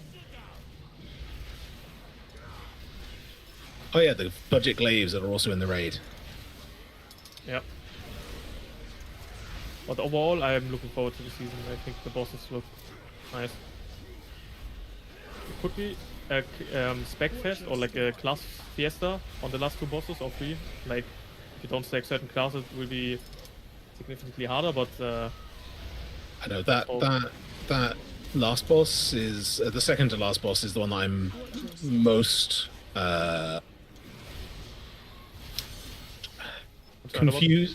confused about, like, in terms of the design direction. You know, like, you are rewarded for bringing great single target damage for 75% of that fight, and then holy fuck, what the? you didn't clear the debuff, the poison debuff, and after it expires, it pulses for 3.1 million damage. So I think that's right. Aha, that would do it. Yeah, it seems like it seemed like it was all over the place. Like some people, like multiple people, cooked there. Yeah, just a completely bonkers mismatch. Yeah. Right, But what have we got last left? The three, Oh, the three old yeah. new dungeons. But I think the last boss, like basically what the dungeon general says, could be interesting. It will be like probably Fallen Avatar. yeah, fallen avatar type, and also an Ed Fiesta. Yes, although it's also got a reverse seed on it in Mythic, where you're carrying a seed that you want people to damage to then break out small ads to kill them, which I think is a neat, you know, like, I mean, boo, it's got seeds again, but cool that there's like a sort of different mechanic to it instead of you just being like, well, I press it at a certain time to give you an immunity. Yeah, that's true. I mean, it was like the X you had to break first, so that you can actually drag them. I think. Yeah, exactly. Yeah, that seems 1 minute, right back, guys. nice.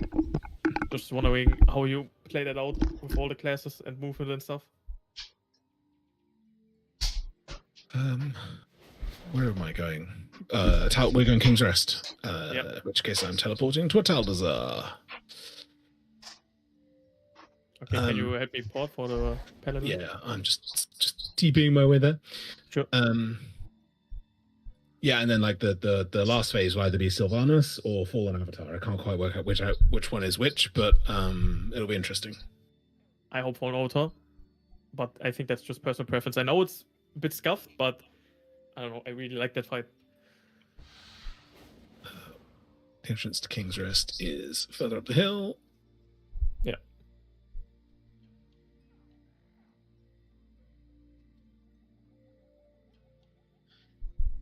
Yeah, at least Fallen Avatar will give you some tank expression in terms of like, room min-maxing, whereas it was incredibly frustrating. Like, Sylvanas was, okay, you're just going to jump to these platforms at these times, and I mean, sure, you just had to manage your space on the platforms with the debuffs and everything else, but like there wasn't really a huge lot of amount of. It was a different level of player expression, I suppose. Yeah, it was a bit weird. I mean, I think it wasn't phase 3, but I think phase 2 of Sylvanas was like the worst phase ever made. But I think they should have either committed to just starting in phase 2 or Mythic. To be honest, like they could have. That would have been fine. Then I think actually the biggest problem was making you do. Get back. I think the biggest problem with that fate was actually making you do phase 1 and then doing phase 2 and then doing phase 3. It just made it so long. yeah, and doing damage stops in phase 1, and so I still remember that it was awful. Yeah. Okay, all that perfect. Did you summon healer? Yeah. Okay. All inside. Or this boring ass dungeon. Yeah, although at least they've made some of the trash a little more interesting than, back in the bad old days. Yeah, I'm not sure. Can we somehow clear this? If not, we will just get killed, I guess. The guy got fit. Oh no. Okay, all good. Do those two. Yeah, I mean, it's way easier now. I think this will be a relatively easy dungeon compared to the other ones. It's just long, low. There was one trash mob that caused us so many problems, and I was PTR testing this, which was this guy down here on the bridge. Oh yeah, you probably skipped that. I mean, you can skip that if you just pulled the guy we did. But, that thing though on the PTR was just like the AoE one clap was basically unrecoverable. I think it still is. It's still at least on Mythic 0 it was hitting hard. Oh good. Because the way we skipped that when this was current content was that you had like a demon hunter or a druid pull it, go to one side, everyone else ran past, and then melded it off. I think you can still do that, but probably a bit different. They just all have stealth detection now. Like, yeah, it's like every mob in the fucking dungeon. At least this trash is like non-existent. This room used to be fucking awful. Yeah. I don't know why. I think that is one of the plus sides of the interrupt changes, is that like actually they have pruned so many just annoying abilities out of these dungeons, and you're left with, I mean, fewer but more important interrupts to manage. Yeah.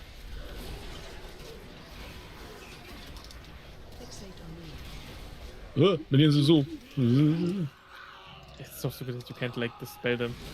I can with Trank Shot, but Trank Shot's now 10 seconds CD instead of 7, so that's stupid.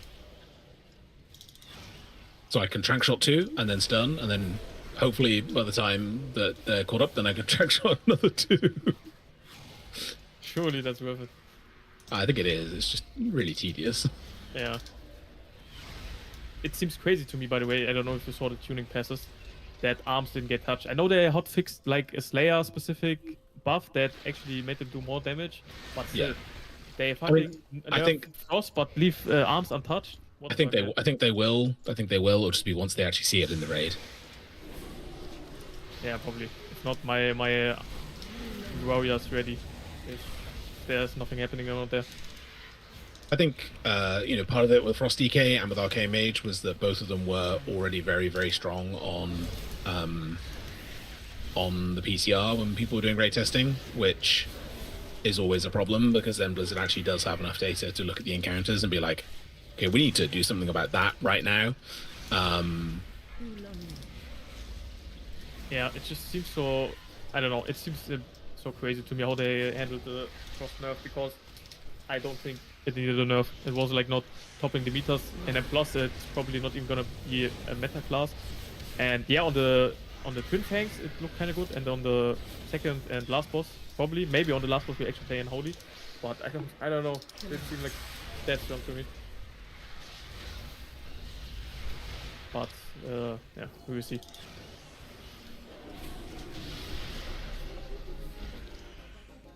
I just hope unholy overall that that night will not be meta anymore in Mythic Plus. I'm just tired of this shit.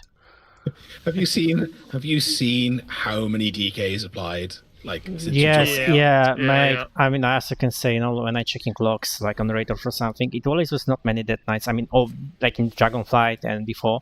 And now when I'm checking logs, it's like in thousands of death nights. Yeah, it's like what the heck. Yeah. It seemed like every application after I got access to the application channel was like every second one was like a death knight. Yeah. So many people. You'll see it, whatever is meta at the end of this tier, we will get probably the same again next tier in terms of it's always hilarious to me. Like I have to go through and find the people that are actually interested in playing like what they want to play instead of like, I mean, even Monaco didn't actually want to play mage. He was begging me to re-roll Devourer within like 2 minutes to join the guild. I was like, okay, but Dude, I need a mage. I don't know if I told you, but dude, even if you will pay me, I will not reroll from that night. Yeah, I mean, but I don't want people to, right? Like, I want people. Yeah, I know, yeah. You know, we normally put a spreadsheet up at the end of the tier, and if people do want to re-roll, then like, you know, we'll try and accommodate it if we can.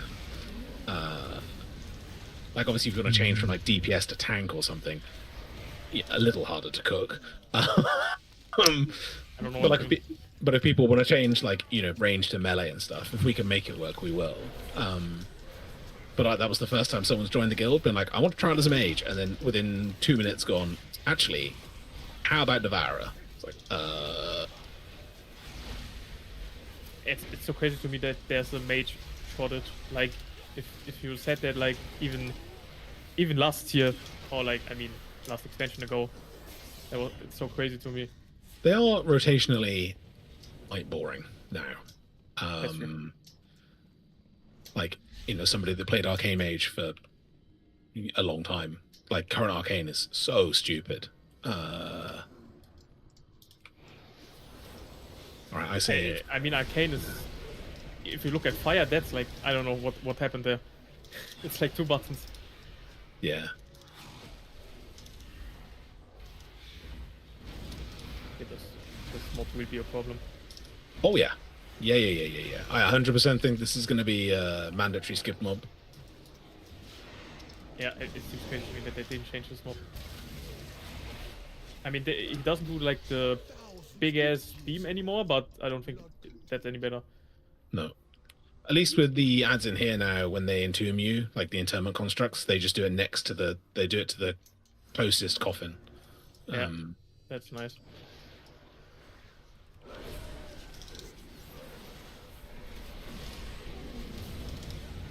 Boom. Oh, Runation. there.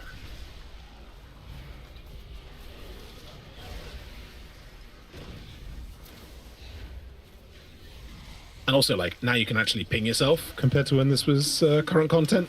It mixed in it's so much easier. It's just like a sort of mechanic from the start. I think they could have cooked something else here. I remember we failed this as part of our Keystone push to like qualify for the MDI because we fucked up and didn't get the healer out, which was bad times. Yeah, BFA was also the expansion where I push keys the most, and I don't know why, but I quite enjoyed it. Although the design was horrible, like high mythic plus. Yeah, I can just continue plus. I'm gonna kick for that. Nice. Fucking drain fluids. Yuck. this is also kind of whatever boss mechanical wise. Yeah.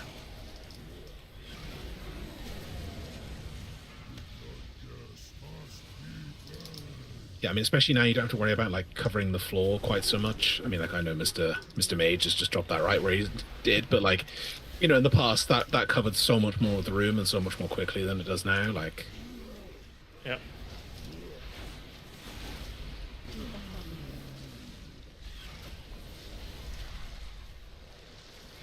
I need to see if I can. I have one call on Wednesday morning that I'm seeing if I can like move, and then I'll be able to play keys in the morning, and then hopefully then do some work where I have to do it in the afternoon. And then we'll do the raid with my friends thing, and then damn, that's Yeah. actually pretty good stats. Oh, nice. Yeah, we'll also be online at the reset time. I will try to get the key up so that when other people come to the join, we can attend. Yeah. Because I feel like I will be in the tank shift. But it's okay. Lot is actually quite nice, so I don't mind. Yeah, it's I mean, it's unfortunately timed because like one of the tanks and healers are at a concert until from Wednesday through to Monday, I think actually, which is it's very badly timed. They booked it like a year ago, and not a lot we can do about that. Yeah, I think Popsong kind of. I mean, he didn't complain, but he jokingly said that he will tank. He is tanking. He is having to tank the first week. Yeah. Surely this will go good. He's generally okay the first week. It's when you ask him to do it whilst it's like, you know. The last 2 weeks of the patch. Yeah. I mean, he tanked Paladins. You know, he tanked Paladins, all 23 pulls it took us to kill it or whatever, and wasn't in the. I mean, admittedly, 2 of the pulls were a problem because he fucked it up. But, you know, that's neither here nor there. Yeah. I'm still not too familiar with the names. What is the DK or the monk gone? The monk is gone. So we'll call her Ember because that's the name of her druid, and her monk is called Monkaloid, and there's a danger of calling somebody the wrong name if you're not very careful. Yeah. And the DK is probably the better tank, if I don't say that too loudly. So when I first joined the guild, I was tanking with him. That was the that was how I joined, was that they needed a tank, and joined them to help them with heroic Coven of Shavara prog. Back in Antorus. Damn, that's a long time ago. Yeah.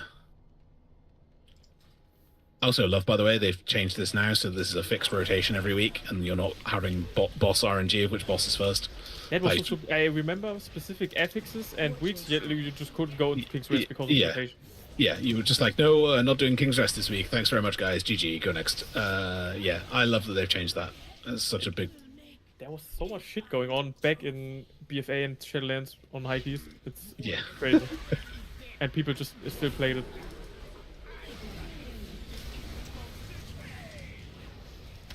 We have to put people in a line for this, right? No, it's changed to smoke. Oh, it's changed to soak. Okie dokie. Even better now. I remember you like debilitating backhand. You used to have to kite that around the room because if it touched you, it fucking one-shot you. Like that was so stupid. There were so many stupid I think it things. even gave you a knockback. It did, yeah. Yeah. Oh. Okay, I shouldn't have done that. I should really race swap back to Dwarf, actually. Yeah, I mean, on the side note, it's fucking crazy that Blizzard now gave a discount when I literally faction change and name change like a week ago. That was quite unfortunate. I paid like $20 more than I have to, but okay. Oh shit, nobody's saying the explosive totem. Surely we killed this before. Okay, especially zero. Okay, I just swapped to the explosive totem because, you know. Yeah, true. This will be probably also problematic. I think it just goes back to the old way of doing it, right? You just find the explosive totem and you move the boss around to the disruption totem and then you finish with the pointless swirlies on the floor totem. Yeah, probably. Mini boss scares me. No, this guy is a joke now. Ooh, have they fixed him? I mean, he doesn't do as much cast anymore. He doesn't do as much damage anymore. Okay. I mean, it's still Mythic Zero, but I don't know. You don't even lost. You don't even lost this guy anymore. The last PTR test I did may have been before they did some of the changes, because this guy did more damage than the council boss. Yeah, they changed him quite a bit. I think only the last boss is quite scary now. Oh, we got 2 circles now. Interesting. Yeah, I mean, you still have to manage this fucking minion, but other than that, Oh, the soak. if people don't soak, that maybe it's still. I said melee brain, I had to finish the cast. Yeah. Oh, I'm gonna have to sit on the dummies and do some MM practice before the tier. No, I don't want to. Fixate on you. Maybe I should have gone.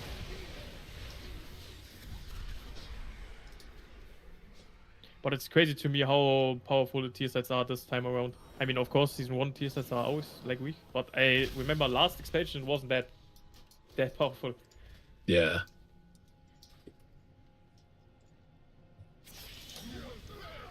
I think for Frost Decay, I don't know how it is now after the nerf, but it was like 10%. What does? Mr. Mage. No, it's not a call actually. No, wait.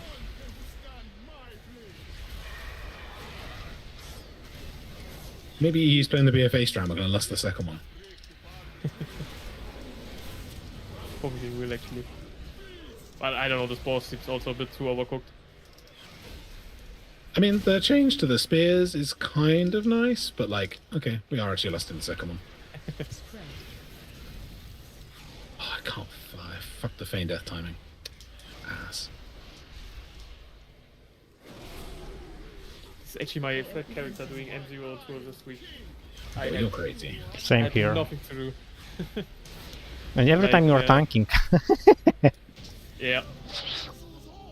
Okay, but that's even crazier.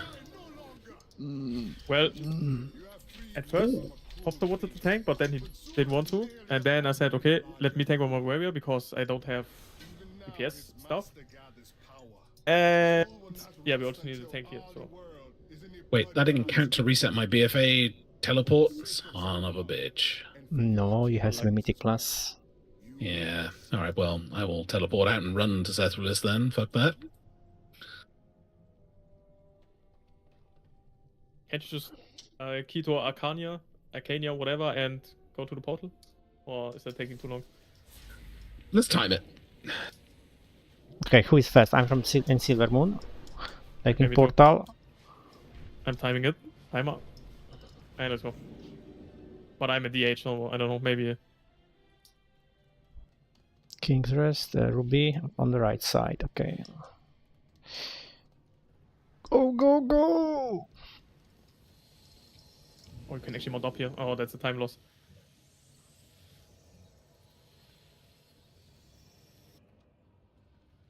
$2,000 yards away. Oh. Okay, I'm here, guys. What are you? Ah, shit. I'm also here. It took like Okay. 30 seconds. Okay, I'm 1,500 yards away. Unlucky. Oh, the healer's offline. Oh. Yeah, I think we need a new one. Okay, I'll get you one. What am I going to have to do? I'm going to do M0s on my Warlock, and then I think I'm done.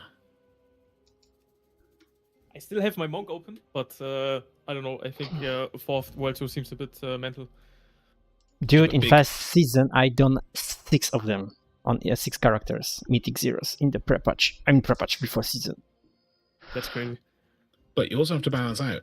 Big chance of getting tier in the first vault, and then after that, you're kind of set, right? Like, Yeah, I mean, you still have to get one piece from raid, right? So yeah, but I guess on your ults, it's like you could also on your ults you could then use the catalyst. Like you won't be under as much pressure as your main to Yeah, that's get 4 piece. I mean, surely you get one piece if you do LFR normal heroic. Surely, surely. I'm coping.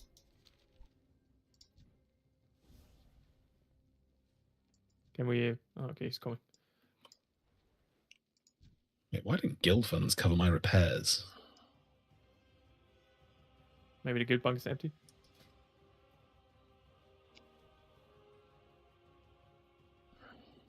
No, the guild bank's still got 5.5 million in. Okay, no, it's...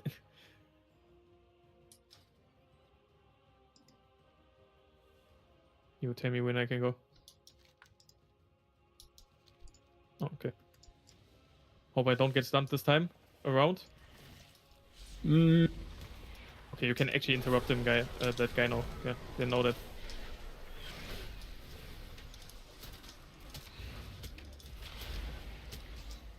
bro, why is everyone playing Disc Priest? I think because Holy is kind of unplayable That's This the, oh, in this dungeon, yeah. on the last boss. Like, there's nothing you can do. But I think just in general, because of the tier list and stuff. Everyone's saying I mean, this, but, like, but, very but good. Holy is very good in raid, like very and probably better than Disc and Keys. Yeah, but you know, people don't think they watch a now tier list video and see, oh, it's fucking A or S even. I don't know. I mean, I watched Yeah, they're Dratnos's raid comp video yesterday and was like, this bro is cooked, and not in a good way, like just absolutely cooked. I think they all sandbagging. I mean, Yoda even said that he doesn't think Munkin is good, or like that Paladin is even, or like Protection Paladin is even worse this season than last season. I think he is also overcooking too much. Balance is exceptionally strong. Yeah, Uh, not sure what he's on about. He says it's a lot of pad damage, so it doesn't count, but there's no pad damage this tier. This is the one tier where actually there is no pad damage. true. Oh, that was nearly bad. Soak this. Yeah. I mean, they gladly changed this boss as well. I don't know how many times I died as an rogue to this fucking spell reflection shield. Oh god, yeah. Or I mean, also like playing BM Hunter back in the day. If your pet cleaved, you were dead. Yeah. Like okay, very cool game. Very cool.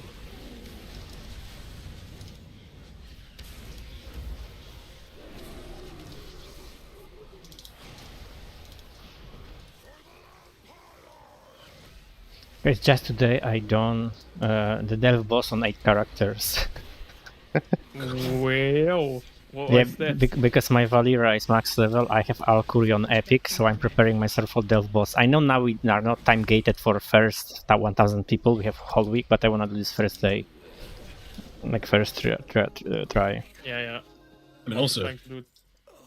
I mean, people in the guild. We last year what we did was just after people did the Hall of Fame, we also just did group players because obviously with the bonus mythic crests, it's just like a super valuable. Yeah. Just for the quest, I would also probably do this in a full group. It's way easier. Yeah. I was so annoyed the first season because on the Wednesday Unholy was shit because they nerfed it, so I couldn't do that. I mean, it was very hard. And when they reversing in Thursday, when Hall of Fame was closed, I one-shot it. Yeah, so it was like, what the fuck, seriously, Blizzard. I logged on. I had a work call for like 4 hours. I logged on at 1 p.m. my time, so I guess 2 p.m. server, and it was already. Yeah. And I was like, okay, well, what a waste. Yeah, that was so stupid. I mean, 4,000, like nothing. I'd And even you cheese it. deliberately work from home. I was like, I'm going to work from home on the Wednesday. I know I've got an important call. I'll do the important call, then I'll be able to log on, and I'm sure there'll still be time. No. The employed do not get a chance. Yeah.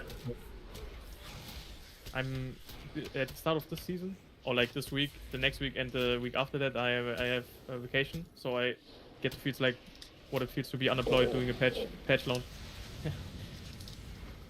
I Really nice. I sort of miss. I do and I don't miss. I sort of miss the old school patches. When like Nash Tatar came out and you had to go and do it because you needed the pearls for like the gear, or like when Courtier came out and you needed to go. And No, fuck off, yeah. I like literally I have nightmares from those fucking mobs, those spectral mobs I mean, in the Shadow Wheel. not the zone, but like the concept of like going and doing Okay. new content to be like there was an option to go and do content and be a little bit stronger in raid. And sure, if you didn't go and do it, you were a little bit behind, but like it didn't actually matter. Do you know what I mean? Like, you could be 0.1% less and still be perfectly competitive, right? Yeah, there's nothing to do But there's just nothing to do this week, and I'm just like, okay, well, fine. I'll prep my vault for next week, and like I'm gonna upgrade my gun to being champion 6 out of 6. But like, the rest of it's just irrelevant. Like, I don't particularly enjoy that. I don't know. But even that content, because I also finished the altar. My altar is already full unlocked. It's like not that much time to do, and it's like only for open content, yeah, and for delves. That's why I don't do that basically. Yeah, I also did the Curse of Souls because they're well now. Also did the weekly quest on bunch of characters, and I have almost every power now. Just because I always farm my quests later in the season with delves on my alt and stuff, because it's way faster and you can do it solo. But I think BFA season 4, like the Nihilofa or like the changed zones, I think that was peak content. Yeah, that was great. I love that. Whereas this is just dross, just like absolute slop. Suramar was peak content when the zone was changing during the quest line, and it was staying like that, like the change. Jesus Christ. And also because if you were quick and early, you got to get in and get your Starlight Rose before anybody else did and make all your money. Yeah, boy. That was before my time. I started in Legion. In Legion, I made 50 millions in 24 hours. It's the peak of the gold I made, doing nothing. That was that was just incredible. And also because the bots didn't have access to it because they hadn't done it. Their characters were shit, so they didn't have access to Suramar. I mean, you could actually legitimately get in and get all the flowers without the bots like taking a bunch of them. It was just excellent. I mean, I don't know. If for me, like the Legion is not the best expansion, even better than Wrath of the Lich King, like personally. Yeah, it would have been if I didn't have to make 3 hunters to get my best legendary for Emerald Nightmare, and then the boss and then have the boss fall over in our first like 1.5 raid nights. Okay. I was the lucky bastard. I swear to you. I had always the best in slot. They were dropping the best in slot, yeah. But like I was playing Frost Death Knight back in the days because they're the best. So basically, when they nerfed, then Blizzard announced in Monday that they nerfing on Wednesday the legendary. Then in Tuesday, I was getting the next best in slot item, legendary. So I was like super lucky bastard, yeah. But I was playing back in the days way too much, so that's why. So time-wise, I was getting just every legendary very quickly. Yeah, I loved the expansion. I absolutely loved the expansion. It was just I was so annoyed that I know. Make 1 hunter, go and do a bunch of M+, see what legendary dropped, immediately speedrun leveling another hunter. I got very, very good at leveling in a quick amount of time, and then speedrun again, and then Saturday morning in Moral Souls, you bring your key, here's 4 of us, we run through your dungeon for you. I'm still mad that they didn't brought back Moral Souls yet. Like, the fuck are they waiting for? I know it's probably too short, but surely they can change it. I think there's too many, there are so many kicks in that dungeon. That, That's my favorite dungeon. I mean, if you look at the old Ruby Life Goals, I think it was even worse than that. Probably, but I think you would have to you'd have to give the enemy something different to do, I think. Yeah, probably. I mean, but Blizzard could make that back. I mean, they made entire changes to Pit of Servants. True. I think it will just need a bit more work than something. Yeah, I mean, I skipped all of the legendary grind because I started at the last patch when Antifoes came out. Oh, so that's cheating. That's cheating. I mean, I was not mythic grading. I think I got cutting edge, not cutting edge, ahead of the curve like 1 week before, and that's about that. I shouldn't stop that. But that's limit test. Yeah, it doesn't do any damage on me too. Okay, the healer stopped me soaking, so we now have a fully buffed boss. Damage don't reduce by 50%. Okay, that's unlucky.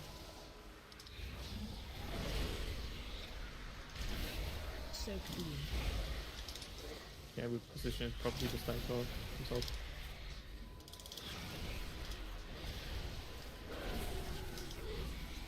I don't know, I still have my most played character or playtime is Mage, and I only played Mage during Legion. That's how much I played it. I will open. I played a lot of WoD. I really liked raiding a mod. Like that to me was like. Wasn't that like the only good thing about it? Yeah, but I mean, like, it was also just an incredibly fun time to raid, like doing Archimond, both with and without the broken add-on. I mean, like the radar and stuff. Yeah, for like, where you're aiming stars, and like there was just so many cool bosses that like were new, I guess, in a way that like now a lot of these bosses aren't new to me in a way that's quite. I find too many.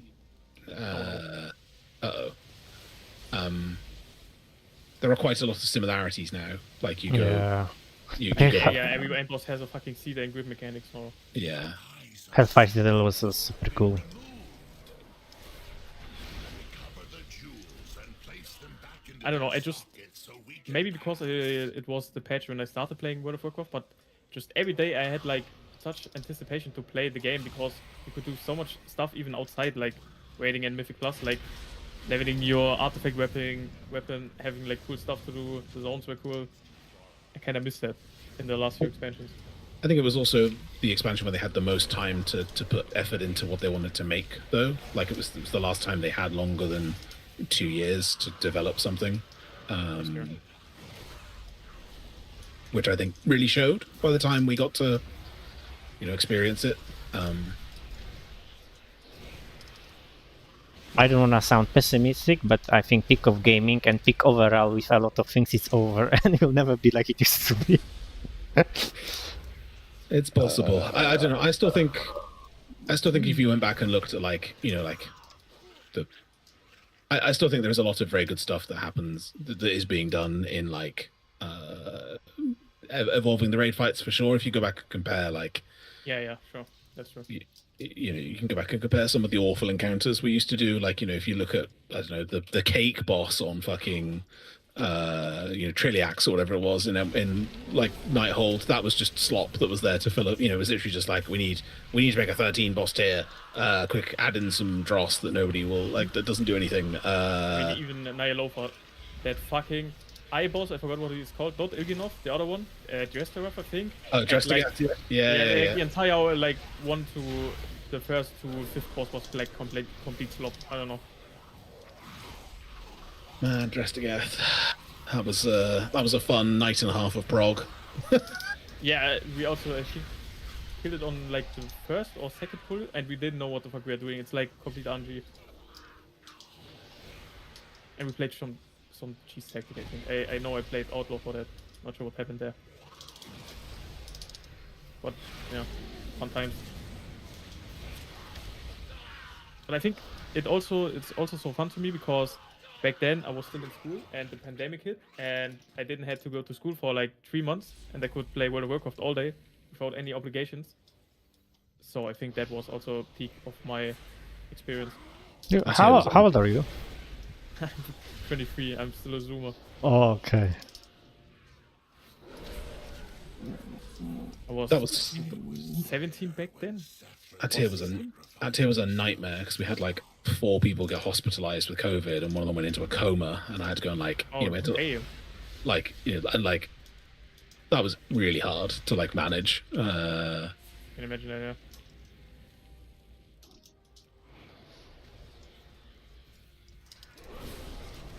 I still remember I had to farm the last rank of one of the Azerite powers.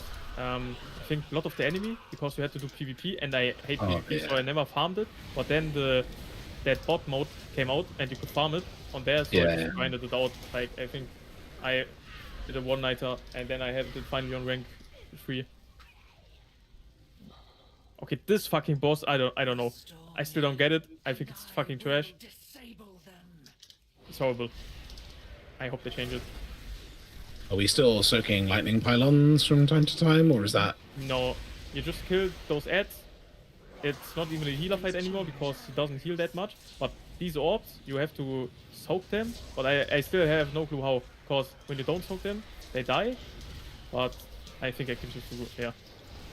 Because I'm fucking dying when I... Holy shit, I think I'm proccing. No. Okay, healer doesn't want to heal me. Okay, I proc. Oh, the avatar can be healed. Okay. Yeah, because when I soak this, I get 600% physical damage taken, so I'm pretty sure the tank is not supposed to soak. Oh yeah, that's just a ranged up then. Yeah, but I don't know. It's just a stupid fight. Now, in the intermission, only those ads spawn, and you kind of have to kill and stun them, otherwise the healer gets a reduced healing done debuff, and then you go back to phase 1. Okay. Same as it was, just with much less player agency. Sick. Yeah, and the healer cannot really heal the boss. It's all about the orbs that spawn from the ads. I mean, Okay. it still makes some difference, but... So this is now a worthless lust fight. Yeah, you don't lose this at all. Yeah. And the phase, like, the avatar doesn't even come down to help you. It just ends whenever he's full. So, What the fuck? Yeah. Okay. That's okay, fucking epic. I cannot solve this if somebody else has to solve. I'm going. Yeah, and that's what's happened. I have no clue how to play this boss. It just needs people to soak that. Well, I was the only one in soaking. Okay, that probably explains it. Mr. Mage did not soak. Me too, I have to admit. Oh, well, I think one. I think I can take one for and make it yours.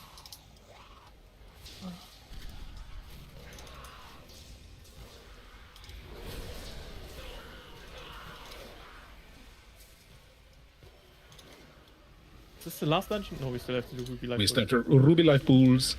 I mean, I think left the best for the end. I don't know what to think of it. I It's mean, short, or I mean, it's got to be. It's better than it was. Like that. Yeah. That second boss with Yeah. the. I mean, okay, the opening room is dog shit now. Absolutely dog shit. But oh, is the healer even healing? Sorry, but I swear I'm doing more healing than it. the healer. I mean, I know he's a disc, but still, this fight should be over after the last after the second phase. The healer is not healing. So, my pet's dead. Sick. Okay, I would just take one, and somebody else has to take the other ones. I've got Otherwise one. we will die again. Okay, we're good. Nice. Okay, this actually makes sense. Ooh, you're getting fucked though. Yeah, I think I guess. Okay, I am popping trinket, I guess, and we see how much damage we can do. Yeah, this fight should take that long. I don't know. Nice. Okay, last one. Ooh, I'm getting some dog shit loot, boy. Yeah, you get a helmet that you cannot equip because of tier set. Unlucky. Yeah. Good. That also happened to me on my DK.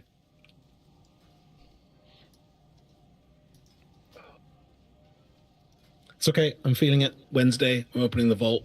There's going to be 2 bits of tier to choose from. Yep, great for that, because taking a socket would be crushing my soul, I think. Yep. Because then you're kind of behind, right? I mean, depends what drops you get in raid, but do we get like a tier catalyst charge week 1, or We get 1 charge week 1. So we get 1 charge next week, and then we get 1 get charge one next from week. the achievement, then 1 from the charge, then probably if you get 1 on the vault, you just need 1 from the raid. Yeah, exactly. Okay. But we are going to be. I was doing the maths on it earlier. Assuming we kill all the tier bosses on normal and heroic, and we kill the last boss, we should get 14 tier tokens from the raid. We will go into LFR and hope that the wing that opens has 2 tier bosses in it in the first week. I went the wrong way. This was stupid. We will do LFR as a group and try and see if we can snipe tier from those suckers. Because if we can get to like 16 tier pieces week 1, then that means we can make 16 full sets, hopefully. If we're unlucky, we might make 12 4 sets and then make 12 4 sets the week after. But then people can't make 2 set, which is the problem, because you can't use a catalyst charge without knowing what tier then we get from the raid. So like Yeah. it's really shit. Yeah, that's quite unfortunate because there's so much player power behind the tier Yeah. this time out.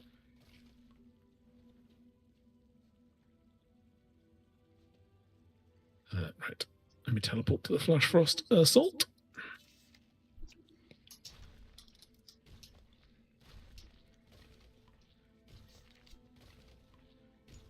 Wait. Because you're getting one from the achievement, yeah, on Catalyst. Yep. So it's 1 tier. Let's say you get second from the Vault. Yep.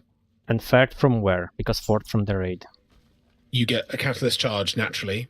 Oh Plus yeah, you yeah. I forgot about it. Okay. Do we Oh. send? We still keep the charges, right? Like we don't force 2 set, right? You do not force two. You do not force 2 set because we. I'm sure I've made this link shareable. So like, what I will do is we will fill in this spreadsheet. It's really boring. Yeah. And you don't want to force 2 set because like if we get 4 plate chests drop in raid, which is what we had last tier, if you've already forced your piece, then it makes it basically impossible to make 4 set. Man, we have so many plate wearers, man. What the fuck? Yeah. Although one of them isn't here this week, so I pray Okay, they fair are enough. not infiltrated too deeply. Ensure the eggs are safe and eliminate any Try not Basic- this mythic plus pull.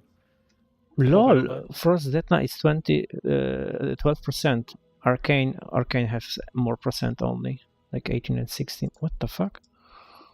Oh, Yeah, sorry, but, pull already. Is that still updated from the tier set nerfs that happened? yes, but the DKs have said it will change again because they think the APL isn't registering it properly, so it's likely Yeah, to they change don't on know if Tuesday. It scales like dynamically on the target Yeah. count, and Yeah. they're not sure if it how it will work out. So I guess they need to wait for Yeah, that. so they're waiting for some data on Tuesday. Oh boy. Fuck me, that pull hurts. Yeah. I don't know. I saw it on a Yoda video, so I wanted to try it out. Surely this will be a good first pull next week. No, it take it slow. I mean, the timers are pretty free. With lust, sure. Oh, this with guy's Lust. now. Yeah, this guy's now a massive pain in the dick as well. So Yeah, I know. I tanked him alone because I wanted to try. Wanted to stress test Pogo Dime on blood, and it took quite a while. man, the bug fix to the blood DK nerf is the blood DK damage is so crazy to me. They've nerfed it by like, it's gone from being the top damage tank to being like second bottom. Wait, what do we mean? So You mean the recent nerfs or what? So between the nerf and the fix to like they overcompensated for the fix to Dancing Rune Weapon, and now Blood DK is in the bin for damage. Sure. I'm maybe I'm not registering it correctly, but I saw on the class Discord and also when I look around some, it was like only 2% when you play Saint Lin, or like 2.5%, or was there like a bug fix after that? I think there was a bug fix after that because if you look in that sims towards the tank set at the bottom, things are not looking great. Yeah, because when I did the world tour, I think that was before that, but even after that, I need to check because I was actually like top into meters, so maybe I'm cooked, yeah, but they didn't touch the survivability, so... No, the survivability is still 8 here, like absolutely, like you're not. I think it's between that and prop warrior probably actually is the most effective tank in the raid. And plus, I'd say probably prop paladin. I'm hot take. I would say it's Guardian dude because I think prop paladin is a bit overrated and Guardian underrated because all the top players on the PTR didn't even play the meta build. I don't know. They didn't play with Apex 7, and I think they are undervaluing it, but I'm not sure. Because in a world where you don't play Boomkin, I think you play Guardian. He actually kind of needs to dispel me, otherwise I will just get frozen. Yeah.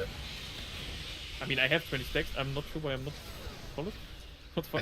I think the Fizz comp probably does fall away now, though. I think you probably do play like a Boomkin, Devourer, Okay. Like I can, yeah, You have secured the pools below.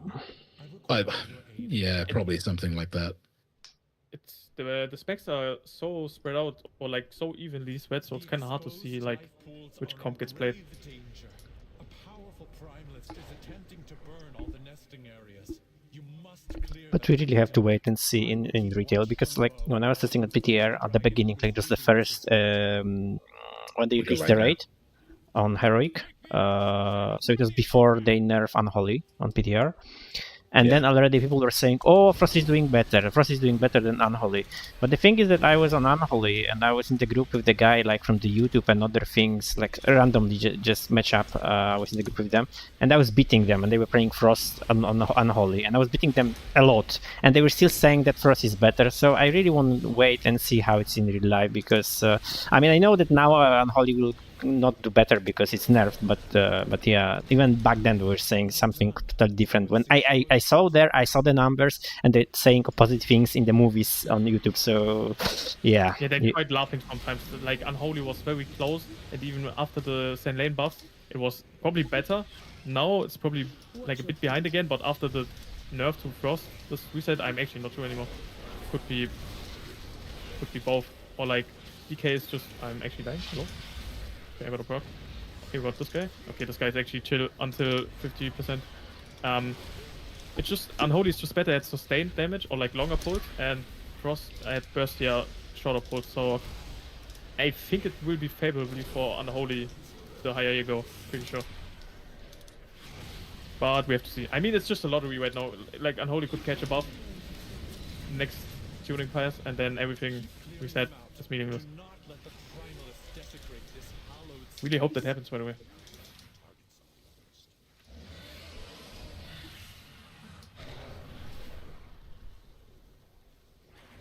By the way, this ring is so much nicer compared to what it used to be. Yeah, Oh it's gosh, way chiller. I hated this dungeon. I don't know what was worse, Tyrannical or Fortify. I think they were both just awful. I mean, that mob, the change they've made to the mob before the last boss, the one with the shield, I think that is not great, but like everything else I think is great. Like just W changes. Yeah. I mean, I didn't play it in its original state, but I also don't mind it.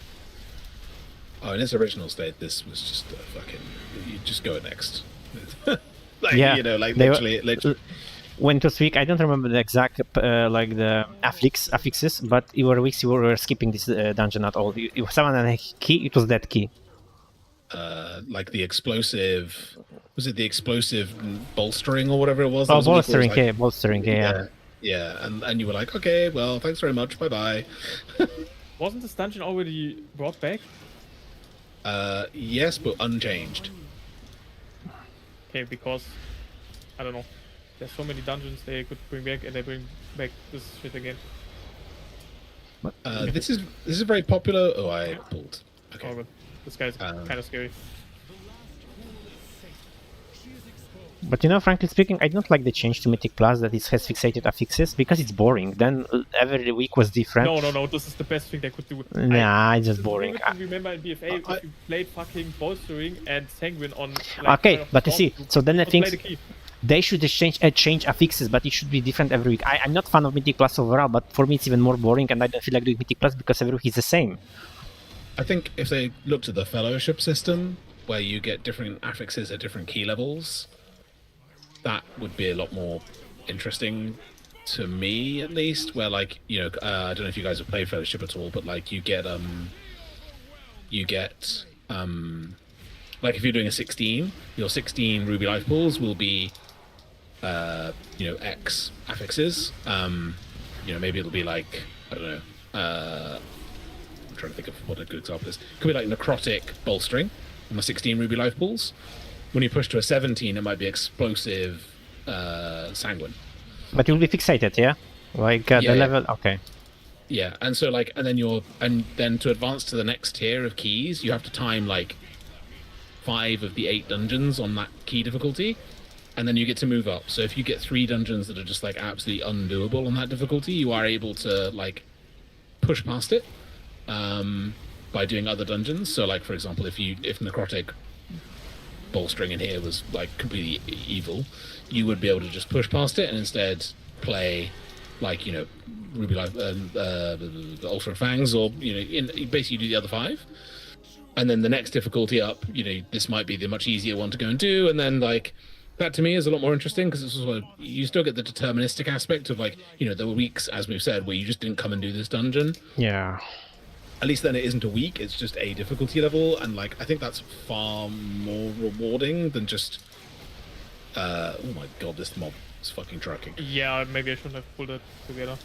But, like, that to me would be a lot more interesting and rewarding than, like, just the slop of like no affix is quite tedious. I mean, I would say a 12 is easier than an 11 because some affix combinations are just stupid. Yeah, oh yeah, absolutely. Like the one where you have to like do the dispels, nobody does them in like a bug, right? Like you're still waiting for the healer to like nobody self dispels, just to wait for the healer's like going, oh my god, I've got to find an extra 5 dispels like really quickly. Like that to me is a stupid one. Or like the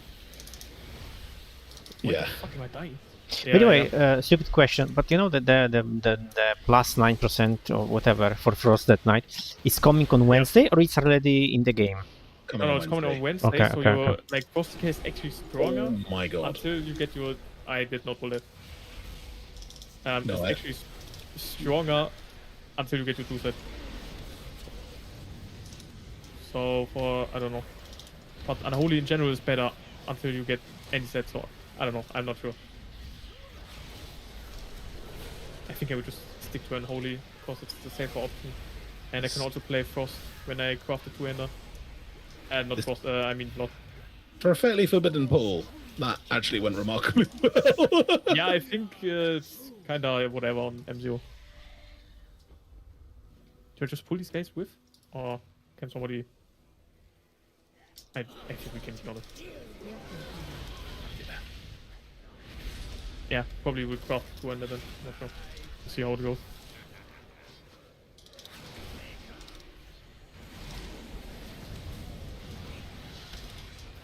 They made really nice changes to the boss that if you touch like a fiery thingy on the ground, you don't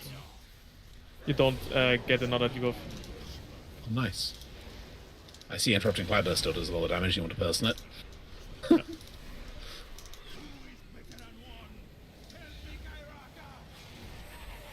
Okay, we did not do a good job of dropping the fire, but It's okay. Man, they really butchered Vengeance Demon Hunter, man. What the fuck? Such a long spec. I literally can't even stack my Painbringer stacks anymore. I don't have a real defensive. I mean, it's nice that I get multiple stacks of meta, I guess, but nothing's happening. What the fuck? Oh, nice. okay, That's it, folks. that's the hunter done. But the primalists are still a threat. We must be vigilant, lest we be caught off guard again. Oh, that leaves Warlock to do tomorrow, and then or Tuesday, one of the 2 days. I could help out on Tuesday. I still have like my monk that could be helping out. I think I still need a healer. I don't know what healer to play. Are you familiar with healing, or is it an unknown thing to you? I mained healing in BFA, but other than that, that's. I mean, I occasionally played healers, in Mythic Plus. I mean, like I think of the current set, the Resto Shaman and Holy Priest are like the easiest 2 probably to pick up. Resto Shaman has the advantage. It also has 2 DPS specs. That's true. Yeah. Yeah, I was thinking of Paladin because then I could also play Protection, but that seems a bit. I think it's in a very bad state, like gameplay wise, or at least that's what I heard. It depends what your preference of.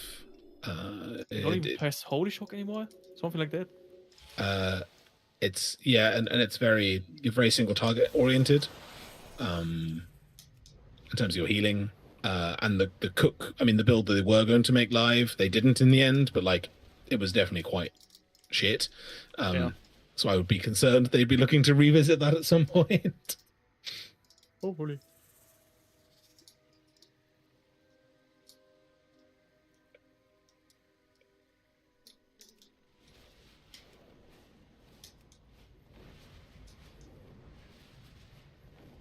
When I got 2 fucking drums of renewed bonds out of my delve chest heroic items, I was fucking devastated. That trinket is not it.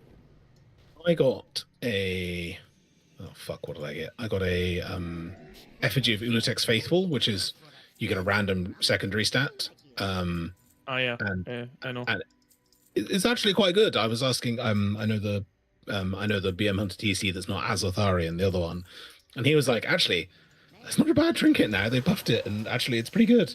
And I was like, excellent. I think Azor's only doing BM, right? Or like mainly? He does MM, and then he's grifting and needs more money. He's now doing BM and survival as well. I mean, I have such a funny history with Azor because back when he was in Galliwix, like Council, I was like an advertiser manager back there, and it's so, I don't know, it's just so funny to watch how much he has changed, and that he even has that audience. I mean, he was like part of the biggest RMT operation ever in World of Warcraft. So, he's also it's also hilarious to me because he's just wrong so much of the time. Which he's writing the APLs as well. He is, and then people correct it, and then he gets really angry with them, and then it turns out that they were correct, and that he did need to make a change. Nice. Yeah, yeah. There's like last week he spent a whole afternoon arguing with a guy who was explaining why the way Azor had implemented explosive shot in like more than 2 targets was wrong, and Azor was because Azor was only using Claude now to write the APL. That's crazy. And he's also he's made his new website where he's got PI sims for every class. He's got PI sims on there now for every class, and he's used Claude to do those as well, which is quite funny to me. Oh no, it's like an AI slop fucking website. Oh no. Yeah. And his PI sims are different to everybody else's. Like his PI currently has Devastation being like the top PI sim. Nobody else has that. Yeah, that's like an Cloud Slop Deluxe right here. Yeah. So yeah. I have very mixed views. I raided with him for a little while as well, back in Warlords of Draenor. Before he was quite so, I guess, well known. And it's just quite funny that he's not changed at all, really, in terms of his approach to like, I'm right, everyone else is wrong, and even if you gave him evidence, he was not interested. Yeah, it was the same in Galliwix back then because like Galliwix had kind of I'm still sure you remember that. It was like the only real or like the biggest boosting community, so we could dictate the prices at some point, and he was so set on not like lowering the prices because there was like Oblivion and fucking Nova who tanked the prices, and we lost a few buyers because of that, and he was so certain that because of our fucking, not because of our quality, I mean quality as well, but of our like reputation, that we would still get buyers. And it was such a shitstorm because every manager, every council member said, yo, dog, that's not how it works. People don't care about it. They care if they're getting boosted or not. And yeah, he didn't change it. Yeah, it's quite funny to me that him and Pancake have like just completely escaped that whole thing. Bro, fucking Pancake. I have so weird DMs with him because he was also, I think, also a manager. I think he was. Yeah, he was. He walked away with billions of gold, and then afterwards was like, "Oh, actually, RMT very bad." You're like, bro, you are. the call is coming from inside the, like Yeah, I know. Chad, who's in the guild, he's the Holy Paladin wheelchair, I think, from when you've been playing Yeah. with us. He helped write a lot of the early version of WoW Utils, and then massively fell out with them because they were effectively asking him to treat it as an unpaid second job. And that website is now like basically Chad was having to refactor so much of their code because they were using AI to write it. I mean, exactly, you see that, yeah. And so it's just yeah. Anyway, the update they pushed yesterday, where they were like, everyone should, they pushed their big seasonal post. They breached the advertising standards because they're paying video creators to make videos and not disclosing it. And I was like, hey, you guys should probably, make sure you're keeping up to date with your with your reporting obligations. And Pancake was like, I can't be bothered. It's like, okay. Not sure that's how that works, friend, but you carry on. You carry on. Yeah, I was not really familiar with WoW Utils. I always used, or like even in the guild I was in, they used WoW Audit because I think WoW Utils is kind of new-ish, or like when they were like went public or got like more fame. I think that was like recently. So after I saw that Larius also posted about it, I was like, that sounds a bit fishy. So yeah, and then I saw the website, and it's like such an information overload. There are so many features that you don't even need. Fucking loot simulator, Great Wall simulator, and all that stuff. I don't know. And now they're trying to do recruitment.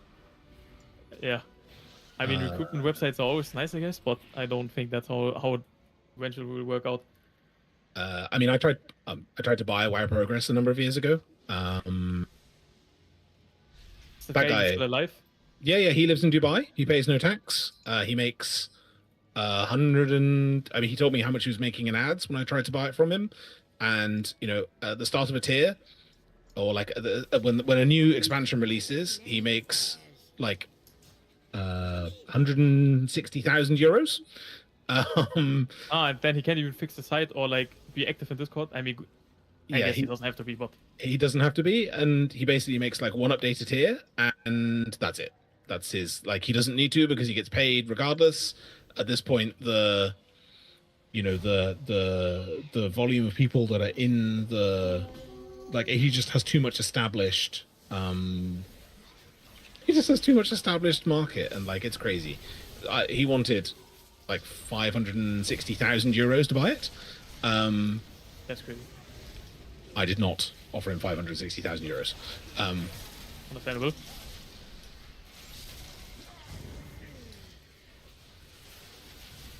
Like, how does he even make money? Just with ads, or? Yeah, just with ads. He makes like a fairly ludicrous amount. Makes a fairly ludicrous amount in ads that just sit there and passively farm in the background. Yeah.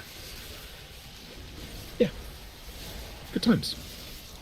I mean, if you look at the website, I mean, sometimes he does like little updates, but I think that the last time was in Dragonflight. Yeah, characters are being updated now for Dragonflight expansion. That was fucking 2 years ago. Yeah.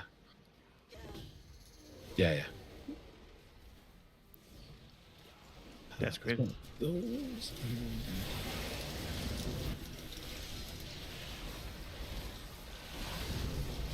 Yeah, it also seemed funny to me after the announcement where some people who bought like the last mount from communities got their mount revoked. I asked around some of friends I had in like Dawn. I think that's the biggest community right now. Not even sure anymore. And so many people got their mount revoked, and it's such a shit show, and it's not even like announced properly. They just delete comments or like close support tickets because of it. Yeah, I have mixed views on how they've done it. Some raiders also got their mount revoked, I heard. Yeah, so like a guy in one of my friends' guilds has had his mount taken away. He only ever did kills with the guild, but because they took a buyer and he played on a different character for one of the sales, they've taken the mount off him. Yeah, that I think is quite stupid. Yeah.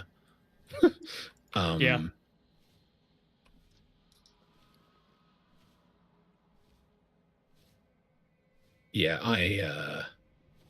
that I don't agree with. I think they've fucked it. a little bit. They probably did the easiest thing to do and just didn't look case by case or even looked at the roster at all and just removed it from everyone. I mean, I reckon they just used AI to track the gold path, probably. If you traded gold in the instance, I reckon you were probably fine. I think if you traded gold out of the instance, you were probably not fine. Yeah, if it done through an advertiser or middleman, I heard some people got the amount revoked. Or basically everyone who did an in-game trade with no advertiser or middleman was fine. Something like that. Yeah, I can believe that.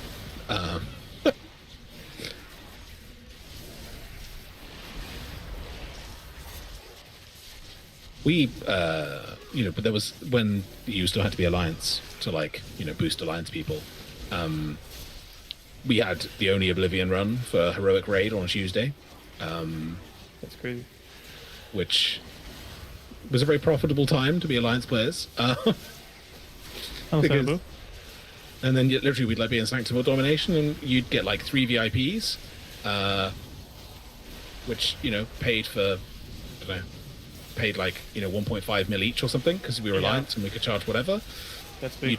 You'd boost with 12 people and just the most obscene money-making scheme known to man. Whereas now it's much easier just to sell all 3 EC mounts at the end of the season and pocket enough gold to fill the guild bank and give people some money for crafting at the start of the next expansion and just go again. Just an absolutely... Yeah, after the rise of the Iranian people in World of Warcraft, the prices really tanked. I know they were always here, but I don't know, something happened after Shadowlands. They became much easier for them to cash the money out. Yeah, probably. Which was before was one of the big things was it was basically impossible for them to actually cash out in a meaningful way. And once they were able to do that, it made it much easier for them to then, I guess,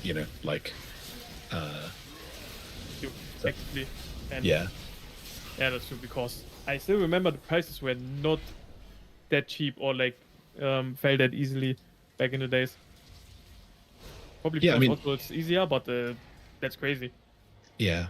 I mean, week 3, the price now great. The price drops 75% or whatever, and you're like, oh, okay. Yeah, I wonder really what kind of guy is paying those pre-order prices. After week 2, it will drop 50%, and then every week there will be a price decrease. So I don't know. I hope nobody buys that shit. We've had a few people apply that have done it. There was a guy who was a Emirati. I don't know. He had some sort of connection to one of the royal families in the Middle East, and he quite literally paid he quite literally would pay for a full heroic boost week 1 and 2, and then he was applying to guilds, and he was like, okay, well that's it's just what I'm doing. And I was like, okay, that isn't really what we're about. So, best of luck to you, sir, and carry on. Surely he would be a good addition to the roster. Yeah, I don't know. Sometimes I buy a boost for my ults because I really can't be bothered to be in LFG hell, depending on the time of the year or the season, but some people really overdo it. Yeah, I mean, the GM Hueg, I think, still has the advertising role in Oblivion from when we used to, or partner role or whatever from when we were boosting heroic. So he books everything in at with the advertiser discount. Shit, he's sliced off if we ever need it. That's the 500 IQ. Because then why? Ooh, lightning. Maybe it won't be so hot in London tomorrow. Yeah. But yeah, that's a huge boost. So if we ever had to speed regear, there was a week where I got a Brewmaster ready for Dimensius, and we bought 20 keys or something. The full works. What kind of tank was that you actually had to, or that you even considered speed boosting him instead of a DPS playing tank? We were already seeing phase 3 and had already lined up all the DPS cooldowns for the like ads on the platforms, and it just made way more sense to be like, okay, well, we'll just have someone come in and like fill on another tank rather than like Because you needed a new tank, or because the old one was the other one was sick. And so like literally on the Sunday was like had done most of raid, and then we finished raid a little bit early because they were too sick to even be at the computer. And then I was like, okay, it's probably time, you know, like that's fine. And then on the Monday they went to hospital. You're like, oh, Damn. Okay, we will fix this as quickly as possible. Yeah. How the That's hell unfortunate. how the hell do I do this? What's out there? Do I have to be in a party for this quest? That's cringe. I think so.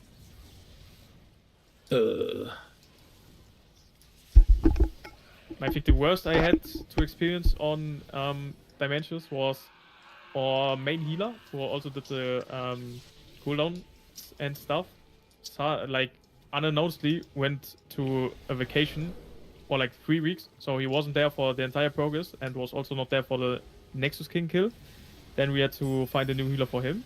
I think our DPS shaman healed then another healer just randomly left the guild, so another DPS shaman had to fucking heal. So 2 of the best classes on Dimensions needed to heal, and then we needed 2 DPS, and I think every week there was like a new roster.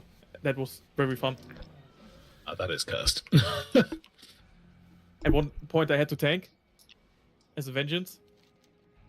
That was funny. I mean, that wouldn't have been so bad for P3 on Dimensius, like, but for the other phases, It was great in phase 1, I think. I mean, because yeah. I didn't get a knockback, but phase 2 was awful. something. Yeah. And I didn't even get to P3 when we tanked, thankfully. So,